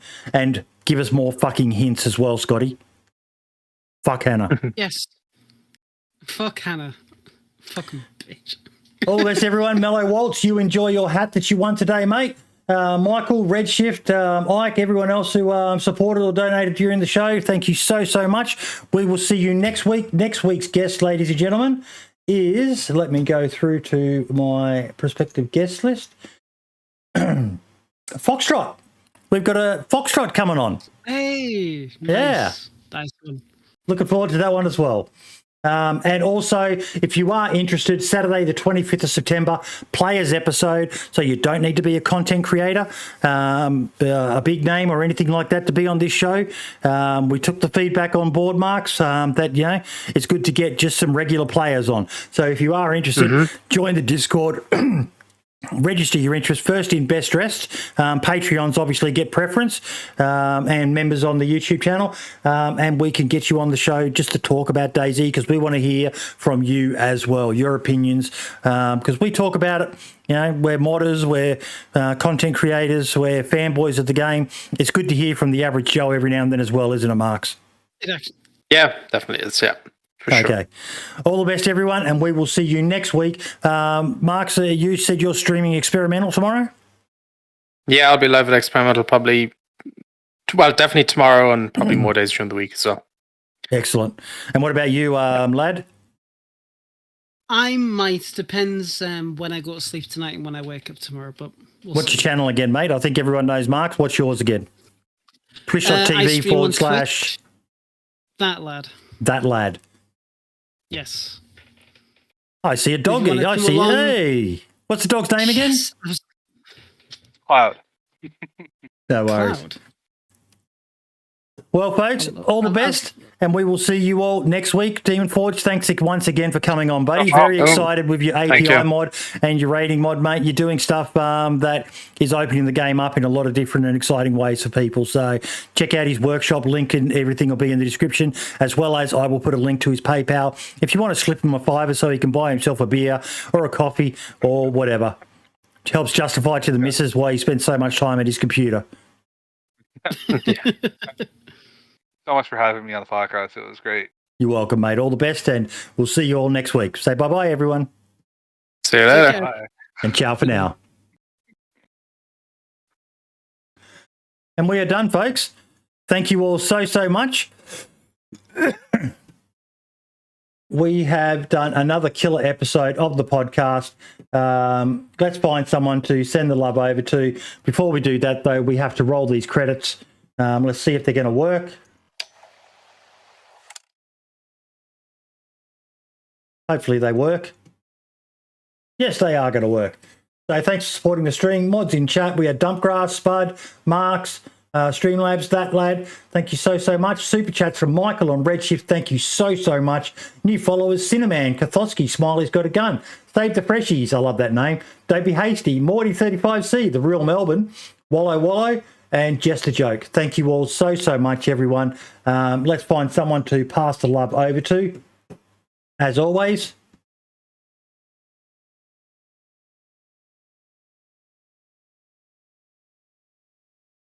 we're going to go raid Call Me Rive. Call Me Rive.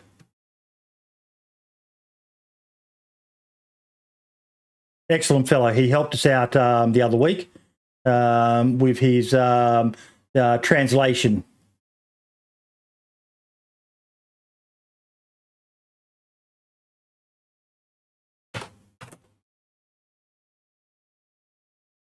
All the best, everyone. Send some love, make some noise, let him know where you come from, let him know where you've been as always, and I will see you all throughout the week for my regular streams. I'm going to be streaming on this channel a bit more, I think, but yeah.